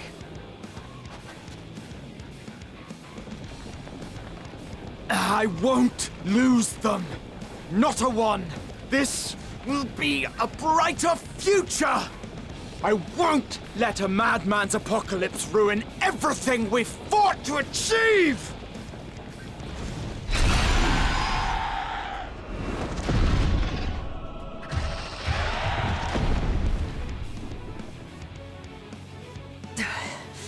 Get it together, Alize. You're embarrassing yourself. And in front of Father, no less. You might never measure up to our champion.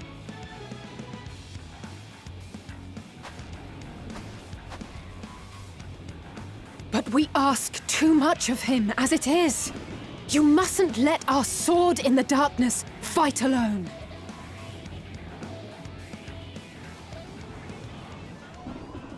Is that Xenos again? Is Xenos here? Or is that actually us? Who knows? Oh!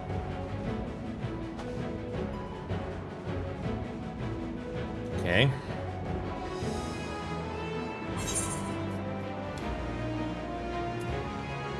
This is precisely why you should never skip your squad regiment.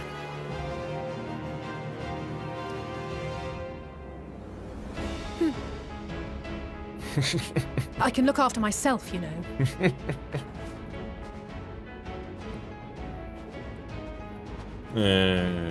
Just be a little jokey for once. Everything's in order? I trust? Well, about that.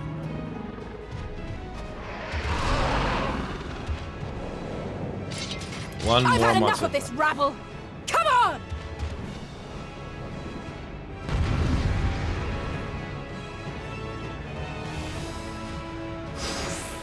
I hope this is the last one. Oh, a trio for the ages. Playing the same monster. One more time.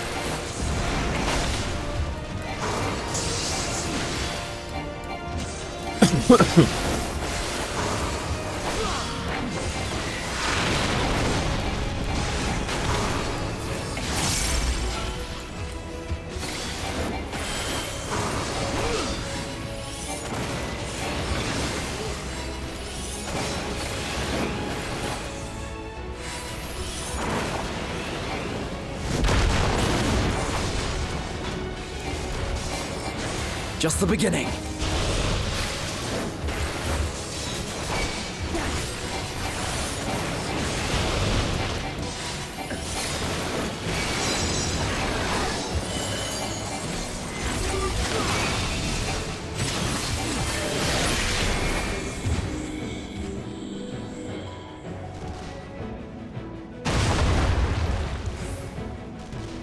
I had a feeling I'd find you here. Okay. This should be the last of the worst troublemakers. With me!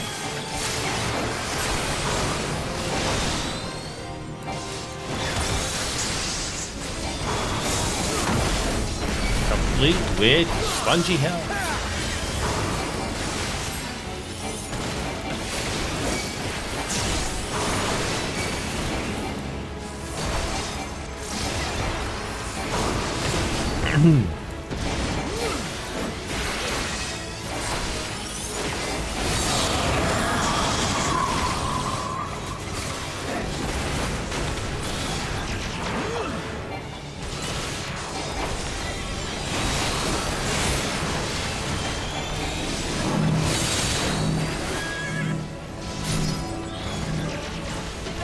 Damn you! Okay.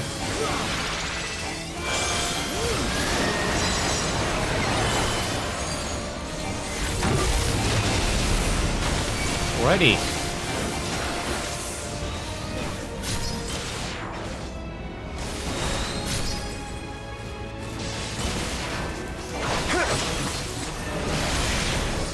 Dang.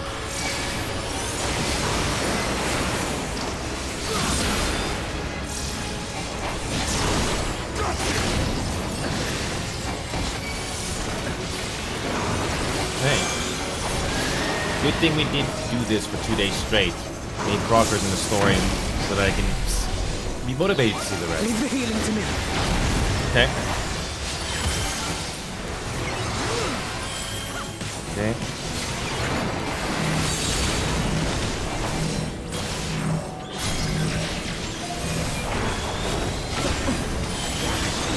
I am in your debt. Alright, please die.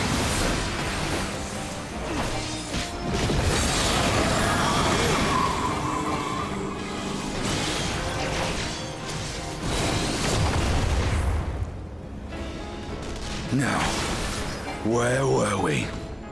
Oh, thank God, I was okay.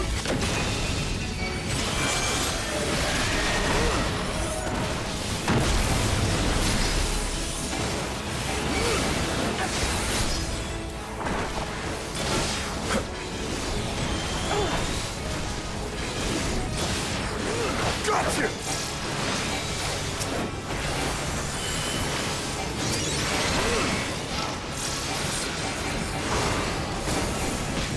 Please die. There it is. Finally.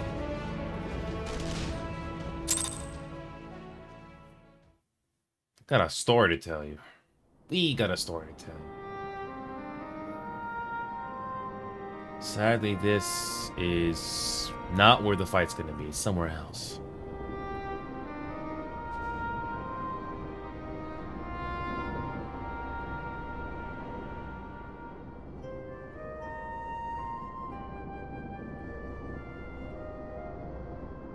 You must board without delay. The ship will depart ere long. Your offer to host us in Sharlayan is most appreciated. But will the final days not soon fall upon it as well? We know what's gonna happen. Your hesitation is not unwarranted. The satrap entrusted me with your lives, yet I have failed your comrades. Nor are you wrong to fear that this corruption will continue to spread. I cannot promise you complete safety, even in my homeland.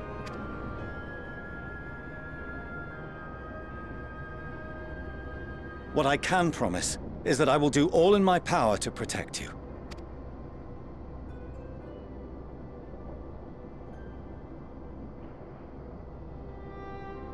That power is not inconsiderable. Even now, my countrymen are preparing the vessel that will deliver us to a sanctuary on the moon. Oh yes, and speaking Join of us on our journey there, and beyond, to new horizons. Come to old Sharlayan. Please.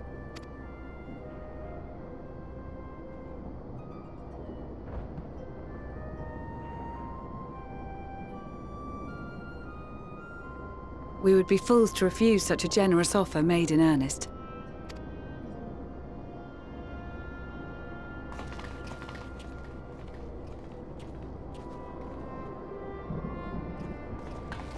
It seems they've a new destination. The people of Radzat-Han have known too much suffering. The march to Garlemald will only bring them more, short though it may be.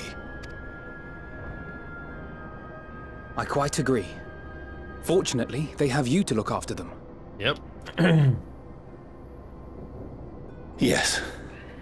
Well.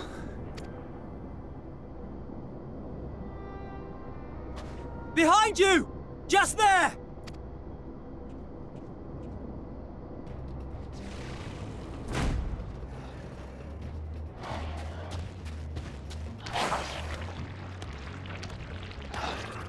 More of them. Yep, it's basically a losing fight. There's just gonna be more and more of these spawns. Ooh. Oh, it's you again. Oh, hi, Xenos. Oh, it's you again. Xenos! Here! I think for once, Xenos will agree that we got bigger problems. We got bigger problems. You'll be alright. Hurry to the airship.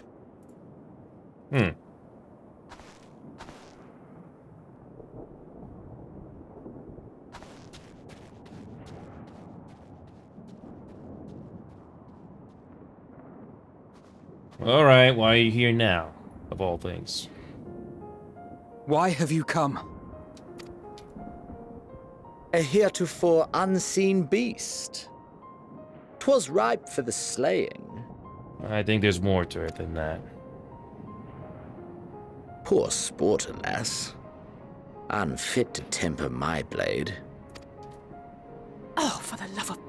You cannot still be on about a rematch. That is and has ever been my sole concern.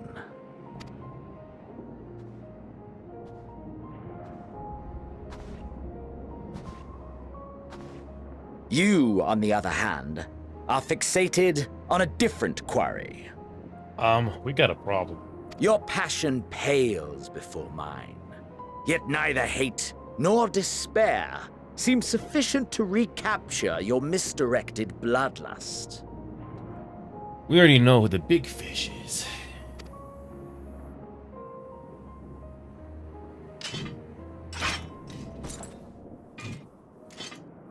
So, I hone my blade, and I wait.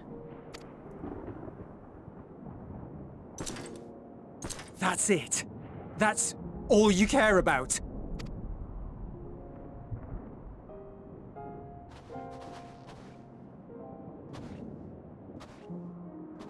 Garlemald is in ruins. Our homeland, the nation you rule, is as good as gone. Along with so many of its people. Not just soldiers like us. Not only those who fought and killed for power and duty. Innocent civilians. Murdered by their own flesh and blood. Lost and confused as they breathed their last. While we who survived with our lives and minds intact were left to freeze to death. Well, he did not help. The Eorzeans tell me all this was your doing! You slaughtered your countrymen! You did! For what? Let me guess. Personal satisfaction. Well, let's see what Xenos has to say. For nothing, in the end. So much wasted effort. Close enough. You bastard! For your own sake, Eulus, you must control your anger. You're not gonna defeat him, you know that. Just don't throw your life away. You know you're not gonna kill him that easily. No one can. It will serve no one should it consume you and see you transformed.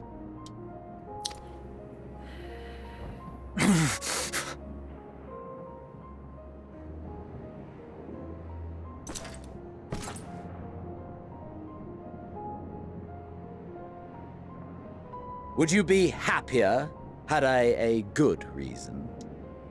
Enlighten us. What? If my motives met with your approval, would you no longer resent the outcome? If so, then perhaps a beast's skin would suit you better. duty, honor, morality. All constructs of convenience when put to proof. Surely the war taught you how easily power becomes the tool of the self-righteous.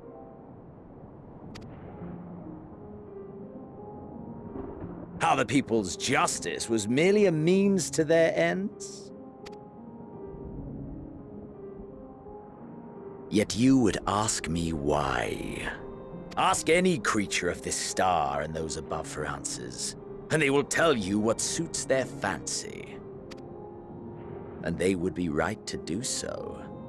What meaning there is to be found in the petty vicissitudes of your existence must be gleaned by you, and you alone.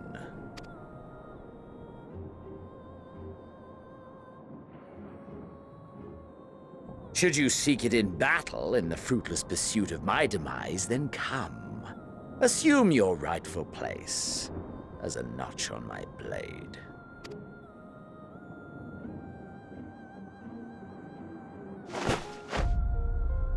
You're not gonna defeat him. You won't. You won't defeat him. You are a blight on the Garlean race, and there would be no more satisfying way to expunge it than by beating you to death. But I will not be party to another tragedy. I refuse to lose anyone else because of you. So go. Go! And may we never suffer your madness again!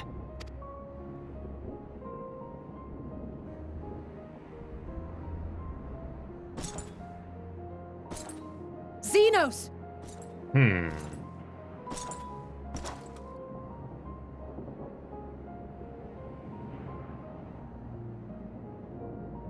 Perhaps you found meaning in living this way. I cannot deny you found strength. Yet if you only pursue your hedonistic pleasures and pay no heed to the plight of others, then no one will give you the time of day. You will never get what you want, not even the battle you pine for so dearly. And when there's no one left, there's no pleasure. You'll be alone for an eternity, and you'll deserve every agonizing second of it. It's a hollow victory, to say the least. A very hollow victory.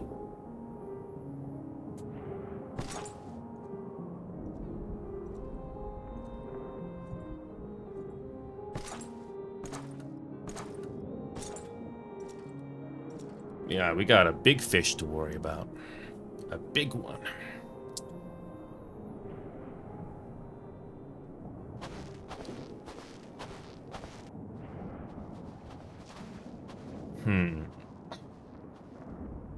We're ready to depart. The refugee ships will be leaving shortly, but I've asked mine to remain for the time being. There's room enough for you to join me on it, if you wish.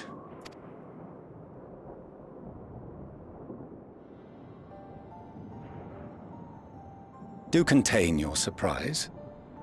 I needn't agree with the Scion's methods or intentions to acknowledge that their deeds are deserving of gratitude. How flattering of you. We appreciate the offer. But might I ask why you are delaying your departure? I presume it is not solely for our benefit. I must visit Garlemald ere we return to Sharlayan. Having caused such an uproar, it is only meet that I explain myself to the Ilzabard contingent.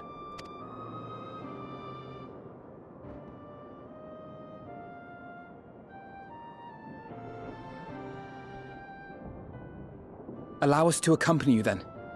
We should be glad to facilitate, given our familiarity with all concerned. If you would like to join as well, Eulus, we can speak of recent events on the way.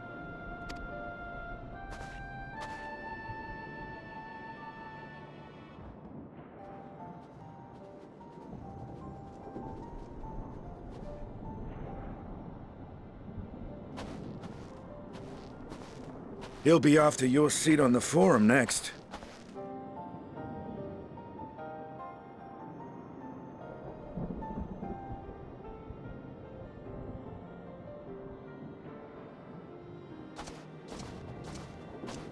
Estinian.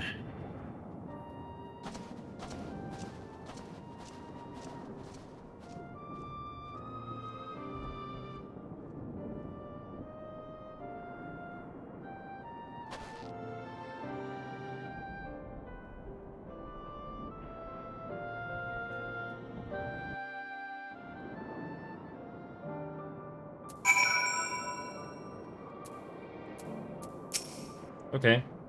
It's been a while since last we spoke. For some time, I was not myself. Lucia and the others told me what happened that night, and about the events that took place while I was receiving treatment. It was only then that I realized the lengths you and yours go to. I know I might never be able to repay you, but I'll be damned if I don't try. And most of all, I want to thank you, all of you, for everything you've done, continue to do for the sake of my people. That the final day should manifest here too, through everything these people have suffered, is a fate cruel beyond words. Nevertheless, with the Allies old and new other side, there's yet reason to be hopeful. Oh, we gotta tell you about that one. At the very least, I'm glad our own members are accounted for. This is the contingent base of operations, I take it. Though there'll be time later to discuss your journey to the first, there's one thing I must ask. Did you perchance speak with our friends in the Crystarium? Yes. Lena and Beklud both warned me against overexerting myself. Strange they would express such similar sentiments. Identical, in fact, but their advice is duly noted. I couldn't save them all, but if he had arrived any later, it would have been a massacre. Things were looking bleak until you and the first turned up. Okay, let's go to the Black Mage. To see Zeno standing there, so uncaring and repentant. God, I don't know what came. I just blurted out the first thing that came to mind. But looking back on it, I stand by those words. I would say I hope they don't incite him to further villainy, but to be honest, I doubt he even remembers what I said. Anyway, enough about all that. It's good to see you again. We got a big problem. Outside help.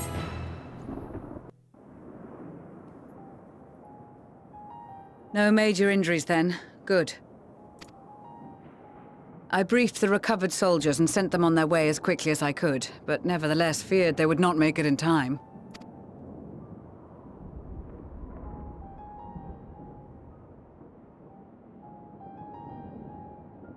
When are we gonna tell them what happened? The additional support was invaluable. Your men saved more than a few lives.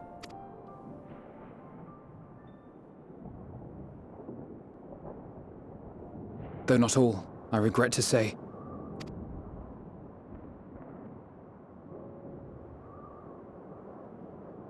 I take it that I'm addressing Lucia Junius. I'm the Forum's envoy, Forchano Leveilleur. And you are owed an explanation for these most dire developments. When are we gonna explain our side of the story?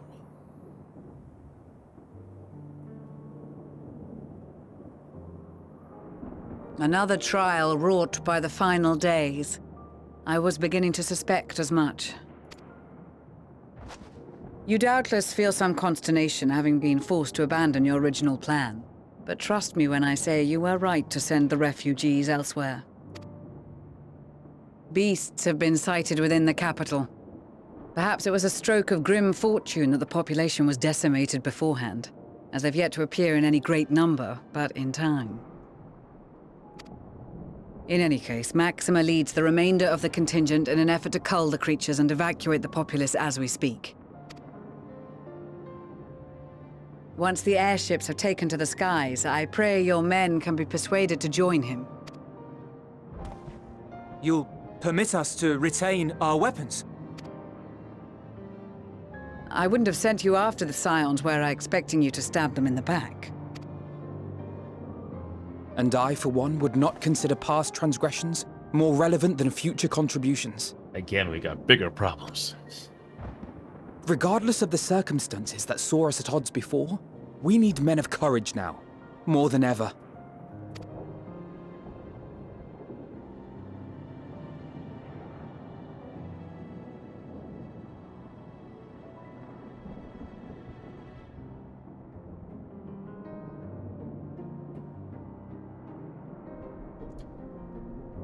can we tell our side of the story?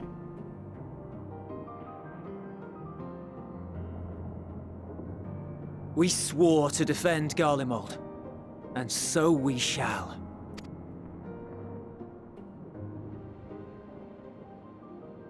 It seems you have everything under control. You will excuse me then, for mine own duties await. A moment, Master Fortuno. You did desire to express your appreciation for services rendered, did you not? I did. Though if you intend to again ask that Sharlayan alter its course, you will find my gratitude insufficient. 'Tis nothing so onerous. I wish to hear the details of this grand endeavor of yours.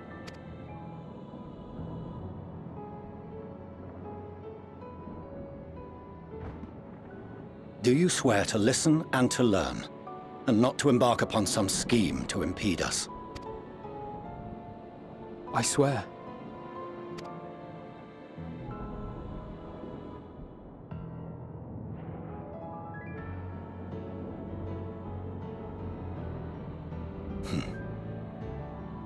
Any other I would doubt, but you I trust to keep your word. For not once have you broken it. Very well. I will request that the Forum make you privy to our plans. You may await our summons at the Baldessian Annex, assuming the decision is in your favor. Does that suffice? It does. You have my thanks. Excellent. You can regale us with tales of your most recent sojourn to the First while we wait. Oh yes, we got a big problem.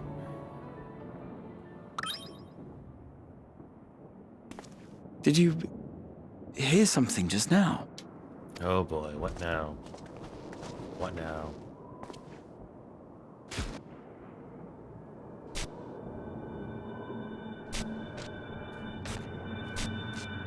What now? How did that thing made it all the way here?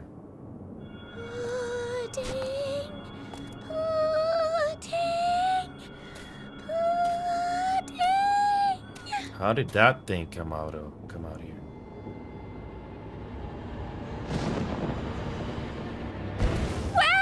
Where is this star's blasted pudding? Well, that's some comic relief I wasn't expecting.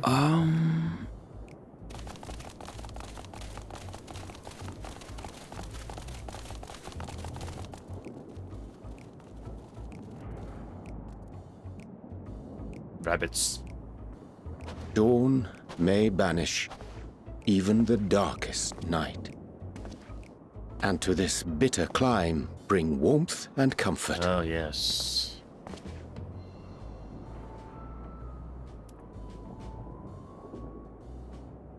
"'Tis heartening to see such an assembly upon my return. I thought often of you whilst I looked down upon our star's brilliance from the moon above." Ah, yes. Yes, but what are you doing here? And dressed like that? Aren't you cold? Verily, I fear for my health should I proceed to expound upon our purpose ere I procure more suitable garments. Then allow me to summarize. We're here because none of you lot are up there. Nor has anyone deigned to send word about any changes in the plans. It's rude, is what it is. At least that's what I thought at first, but then folks got to wondering if you weren't in a spot of bother, so we decided to take matters into our own hands. Come down here and help, if our help be needed. So she says, but it's also something of a convenient excuse to visit Atheris. Urianger made it sound absolutely marvelous. More so before the impending doom, but still. And it's not like there will ever be a better time. What with the aforementioned doom? Is it that kind of creepy? Marvelous, they say, yet not an ounce of pudding to be found. I must suffer Urianger's inferior works no more. Ah, comic relief. Hey! consider the plight of present company before you go blathering on about pudding and doom? Ahem. As I was saying, should you require any assistance with whatever, we are at your disposal. We were born from Hydaelyn's love for the lives of this star, so naturally we would much prefer to see them continue. Twiddling our thumbs up on the moon is hardly conducive to that, though, is it? Yeah. Not when you've all got such precious thoughts and feelings and hopes for the future deserving of more active preservation.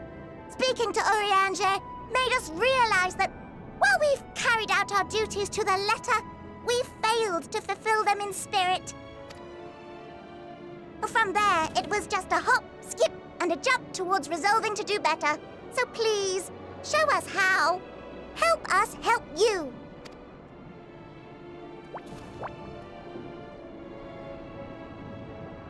Forgive me, but are they... Yes. Thy distant collaborators, indeed.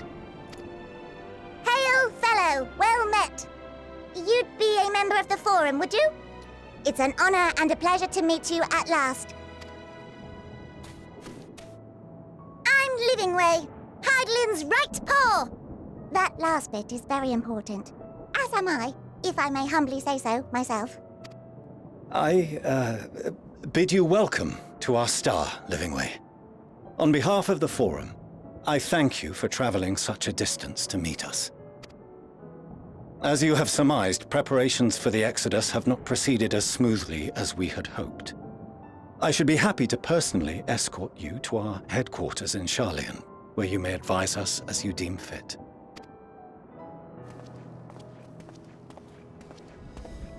'Twas with reluctance that I set aside the great work of readying the moon for habitation. Be assured that I did so only after the Loperites made plain their earnest desire to come hither, and I myself felt a growing certainty that their contributions here would prove invaluable. 'Tis trite, perhaps, but I followed my heart.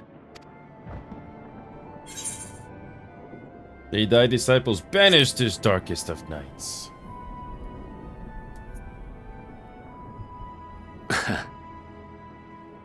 I am no esteemed philosopher of Eld.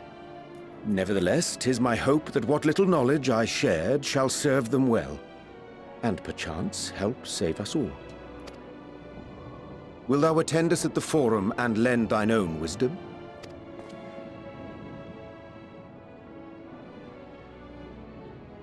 If that's all quite settled, can we start moving before Urianger catches his death? Even I'm freezing out here. Oh, I dare say you'll warm up quickly once you're aboard the airship. Sat shoulder to shoulder with our fur-covered friends.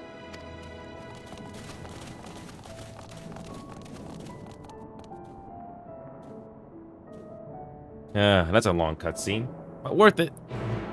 That was worth it. Very rarely get a voiceover at the beginning of a quest. I wish it would happen more often. Not complaining. I dare say Master Fortuno was as nonplussed as we to learn the identity of Hydaelyn's lunar custodians. As he will soon discover, they have much and more to offer the Forum. Might I suggest return to the Annex forthwith? We may have yet time to discuss the recent adventures ere we are summoned to the Rostra.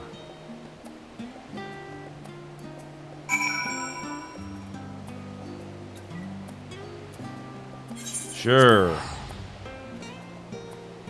We might get another voiceover here because we gotta tell him everything. And the whole reason why this problem is happening.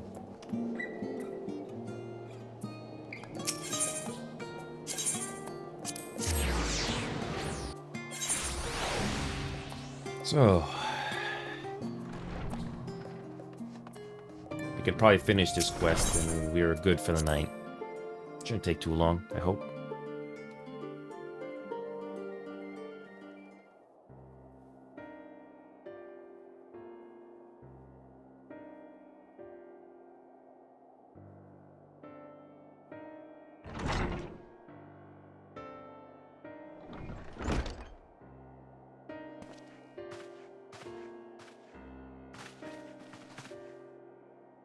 Oh, no voiceovers, come on. Not that I'm complaining, Orange, but I wasn't expecting to see you quite so soon. Nor I thee. Extolling the virtues of Aetheris, did inadvertently awaken in Laporte's desire to avert our beloved star's demise. Grill, tell us you obtained new knowledge that may aid us in our ongoing efforts. I have news to share regarding our study of the Ethereal Sea, but your findings are certain to be of greater interest, and so I would rather hear them first. To what revelations had Hydaelyn's Elpis flower lead? Oh boy. It's a big one. It's a big one. Oh boy. We got problems.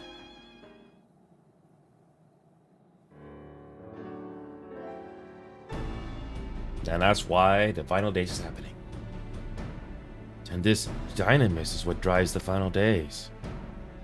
If it and Akasa are one and the same, this all but proves Ninghada's theory. We're an entity, through sheer force of emotion, to channel this vast storm reservoir into a raging river. Its power might surpass even that of ether. But if our star is so replete with ether, said entity would need to be outside its influence to effectively manipulate the dynamics at great expense. Meteion. Or rather, the sorrow and suffering of fallen civilization that she has been hoarding for millennia. Untold anguish and fear and hatred, drawn from every corner of the universe, all for a single purpose, the destruction of Aetheris. Then our foe is no longer some unknowable calamity. They have but one aim, to defeat Meteion. Make it sound so simple, but you're not wrong. Vanquish Meteion and we deliver the world from the final days. But to even attempt it, there are two conditions. First, we must determine her location. Before Meteion escaped, an enchantment was placed upon her by Vinod, the woman who would become Hydaelyn. The implications of temporal magics are not entirely understood, so we cannot assume that Hydaelyn and the Vinod you met in Elpis are one and the same. Nevertheless, due to her intricate qualities as an all-powerful being, I wager that Hydaelyn possesses the knowledge we seek. Whether she would share that knowledge with us, however, remains to be seen. After all, she intends for us to flee Aetheris, not to stay. Do you suppose she has abandoned her pursuit of Meteion? Depending on I would never give up. That's my impression too. Otherwise, she wouldn't have used me as a conduit for her will, or provided clues such as the Selpis flower. I believe she has been waiting for mankind's answer to Hermes' question. So, what's the second condition? We must find a means to reach Meteion. Naturally, our chosen method will depend entirely upon wheresoever she has made her nest.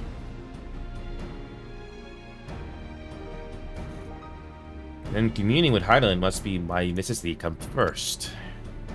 Did you and Master Mato have any luck with your investigation into the Ethereal Sea? Sadly not. Though enlisted the help of Ironval and other Echo-blessed allies, we couldn't detect so much as a whisper from Hydaelyn, even from within the Antitower. Master Matoy is of the opinion that in the years since abandoning it, the Forum must have found some other method of receiving instructions from Hydaelyn. So, it would most likely be some form of apparatus for observing the Ethereal Sea, built closer to home.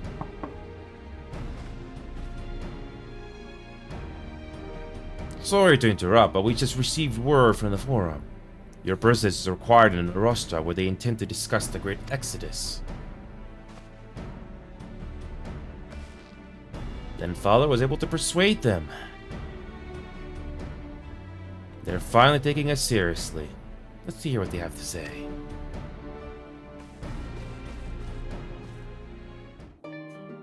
Okay.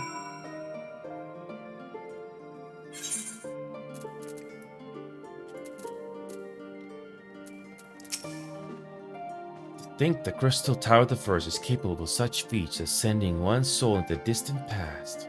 The events you witnessed and helped shape may hold the key to forestalling the final days. I'm reminded of dear friends in the future I may made, whose selfless efforts I saw the 8th calamity averted. In this time at least. Too much has been sacrificed for us to abandon Ithras now. They're sending Graha and Estini back to Garlemald. I stayed in Locus Aminus for a time. Being in the Imperial Province, I was already in turmoil before the onset of the final days. You wouldn't believe the difficulties yet overseeing the evacuation of the villages we visited.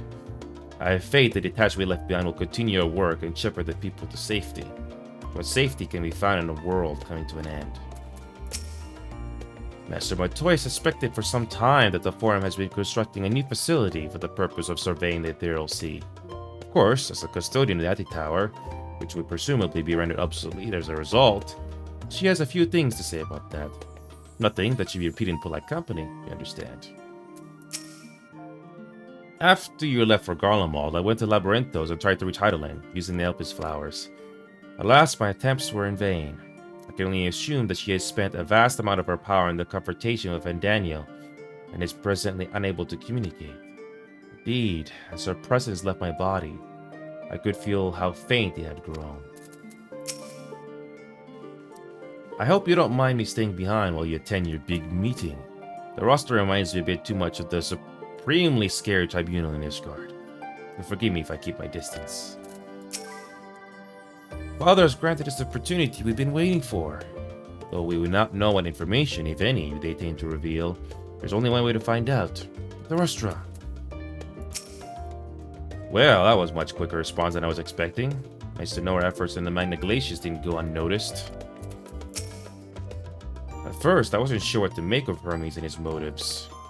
But it's like we discussed with the great work. When faced with the harsh realities of life, some seek the release of death, others grow defiant. They fight. Either way, it is our right to choose. It was Heidelin's commandment that in the event that Zoyark should perish, the Ports were to deliver the people of Aethers from harm. Though that be the limit of their duties, they possess knowledge unparalleled of the great expense and the means of its traversal. Should they be persuaded to assist in our efforts to reach Meteon, we would do well to heed their counsel. Okay.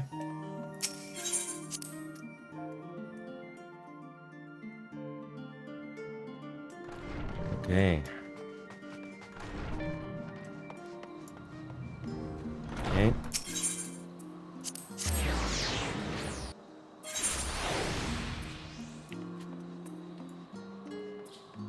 Okay.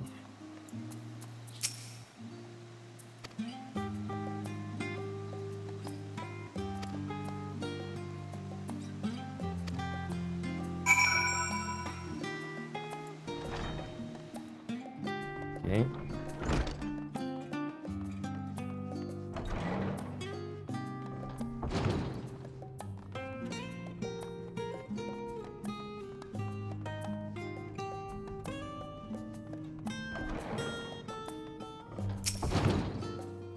Okay. Here we go. The final quest before we wrap things up today.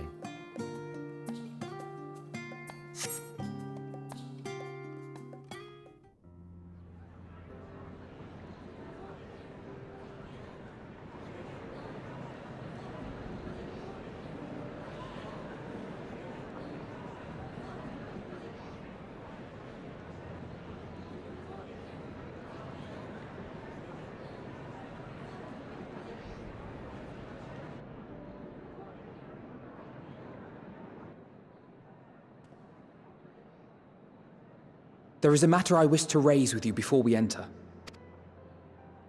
We are here to listen and to learn. But if the Forum's plans are more or less what I expect, then I should like to make a proposal that will serve our ends.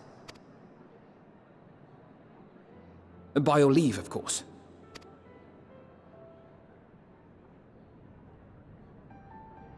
I don't see why not. Your words and wits have gotten us this far. Agreed.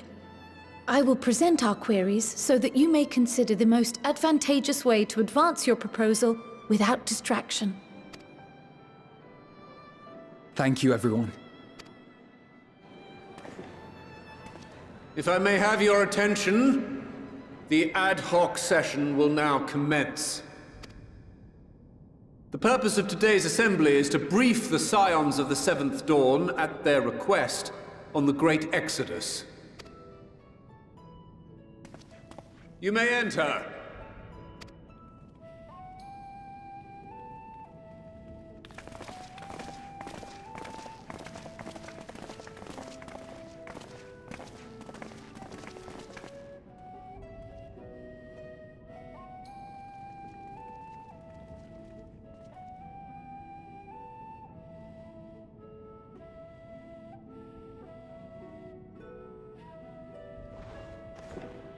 On behalf of the Forum, I commend your heroic actions on the Magna Glaciers. We shall not soon forget your service to us and the people of Radzad-Han. The Satrap, whom we have informed of the refugees' new arrangements, sings your praises as well. As an expression of our gratitude, we will endeavor to answer your questions as fully and openly as we are able. Then let us begin. First, it is the Forum's objective to ferry the life and knowledge of this star to the moon. Am I correct? You are. It is for this purpose that Sharlayan has labored these many long years. We have collected biological samples and scientific records from across the star. When the time comes, they will be moved from their places in Labyrinthos and Numenon and conveyed to safety. Once that critical task has been accomplished, we will begin transporting the Sharlayan citizenry, which has been categorized into groups. The earliest arrivals are to ensure hospitable environs for those who come after. Following our people, we will send those of other nations in turn, beginning with our allies. Radzad-Han was foremost among these. But since the final days have already come to Thavnair, we saw fit to include the refugees with earlier groupings. An ambitious plan. You have accounted for the safety of all nations and tribes, then? As many as we can. And how, pray tell, do you decide who to leave behind? To journey beyond the sky is an unprecedented and immeasurably difficult endeavor. Introducing sources of inevitable conflict would condemn all to certain death.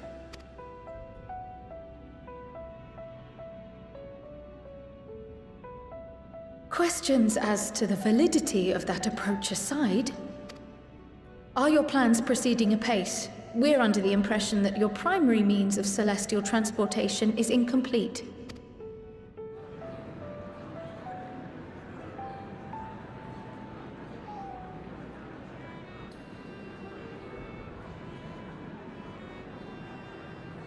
If only in that it does not meet our optimal parameters, that is correct.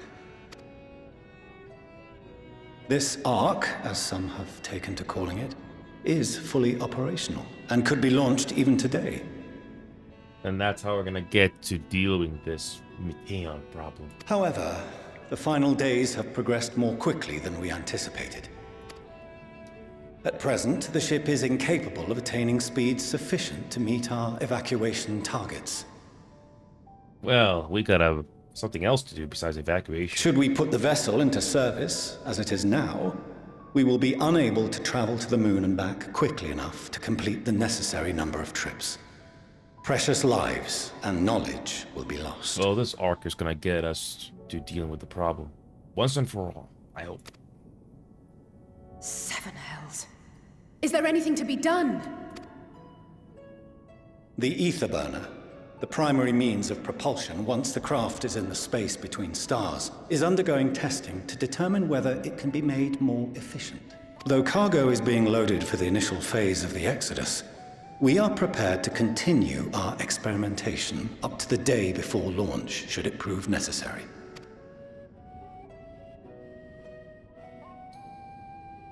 What if the Scions were to solve your problem?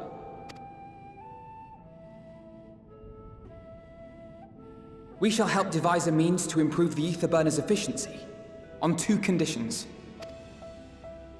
If we succeed, you must allow us to meet with Hydaelyn. We need to. Otherwise, this problem is not going to solve itself.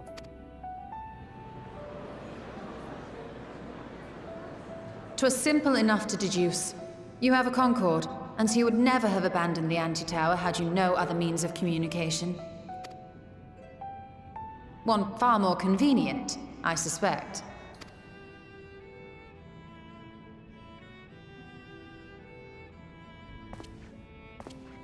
The second condition, also to be met upon our success, is that we be permitted to propose another use for your Ark. Here we go.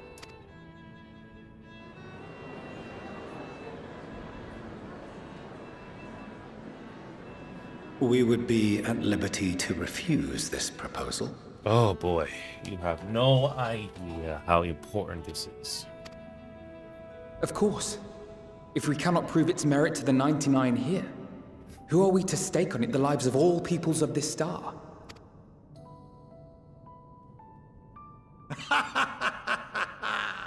Delightful as always, Master Alfino.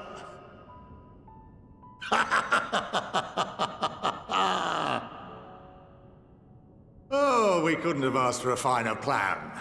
Allow us to solve this complex engineering problem of which we were entirely unaware until moments ago. What could possibly go wrong?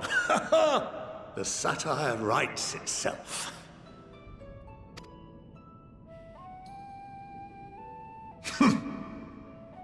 Yet, what field has not benefited from a change in perspective? When we are at wit's end, what we need is not the same dry theories recited ad nauseam, but fresh inspiration.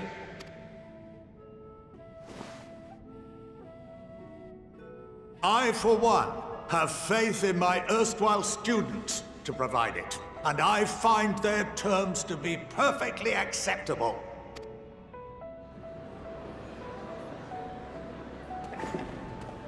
Order! Order! We have no time to waste on debate. I call a vote. All in favor of agreeing to the Scion's terms?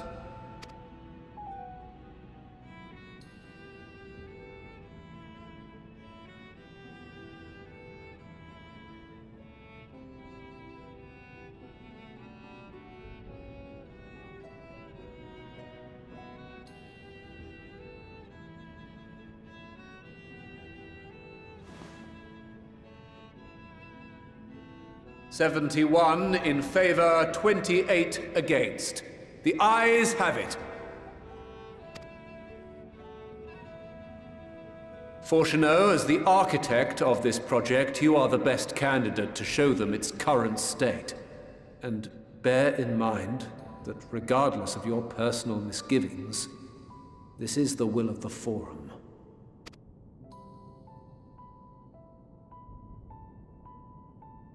Very well.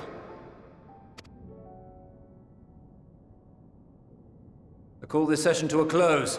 Return to your tasks with urgency. The final days wait for none.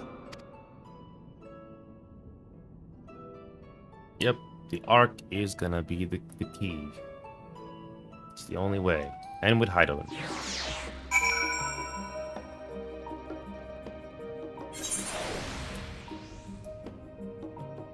Alright, we're gonna wrap things up here. Rest assured, I have every intention of honoring the Forum's decision. My affinity for espionage may have earned me the title of Archon, but I was completely unaware of the Forum's plans. There may have been clues here and there had I been in a mind to look for them, but contemplating that possibility only serves to further wound my pride. Not that anyone could have realistically surmised that their brilliant stratagem was to build a giant ship, fly to the moon, a still larger vessel in truth, and use that to travel to another star. Even now, the whole idea seems positively absurd when spoken aloud. Perhaps if Mid-Garsamy were still alive, in the traditional sense, that is, he could have offered to help the vessel attain the necessary speeds. Then again, there's no guarantee his contribution would make enough of a difference to the matter. the matter. Of late, I have seen no sign of the Laporets. This being the first opportunity to experience the wonders of Charlayan, the potential for misadventure is nigh infinite.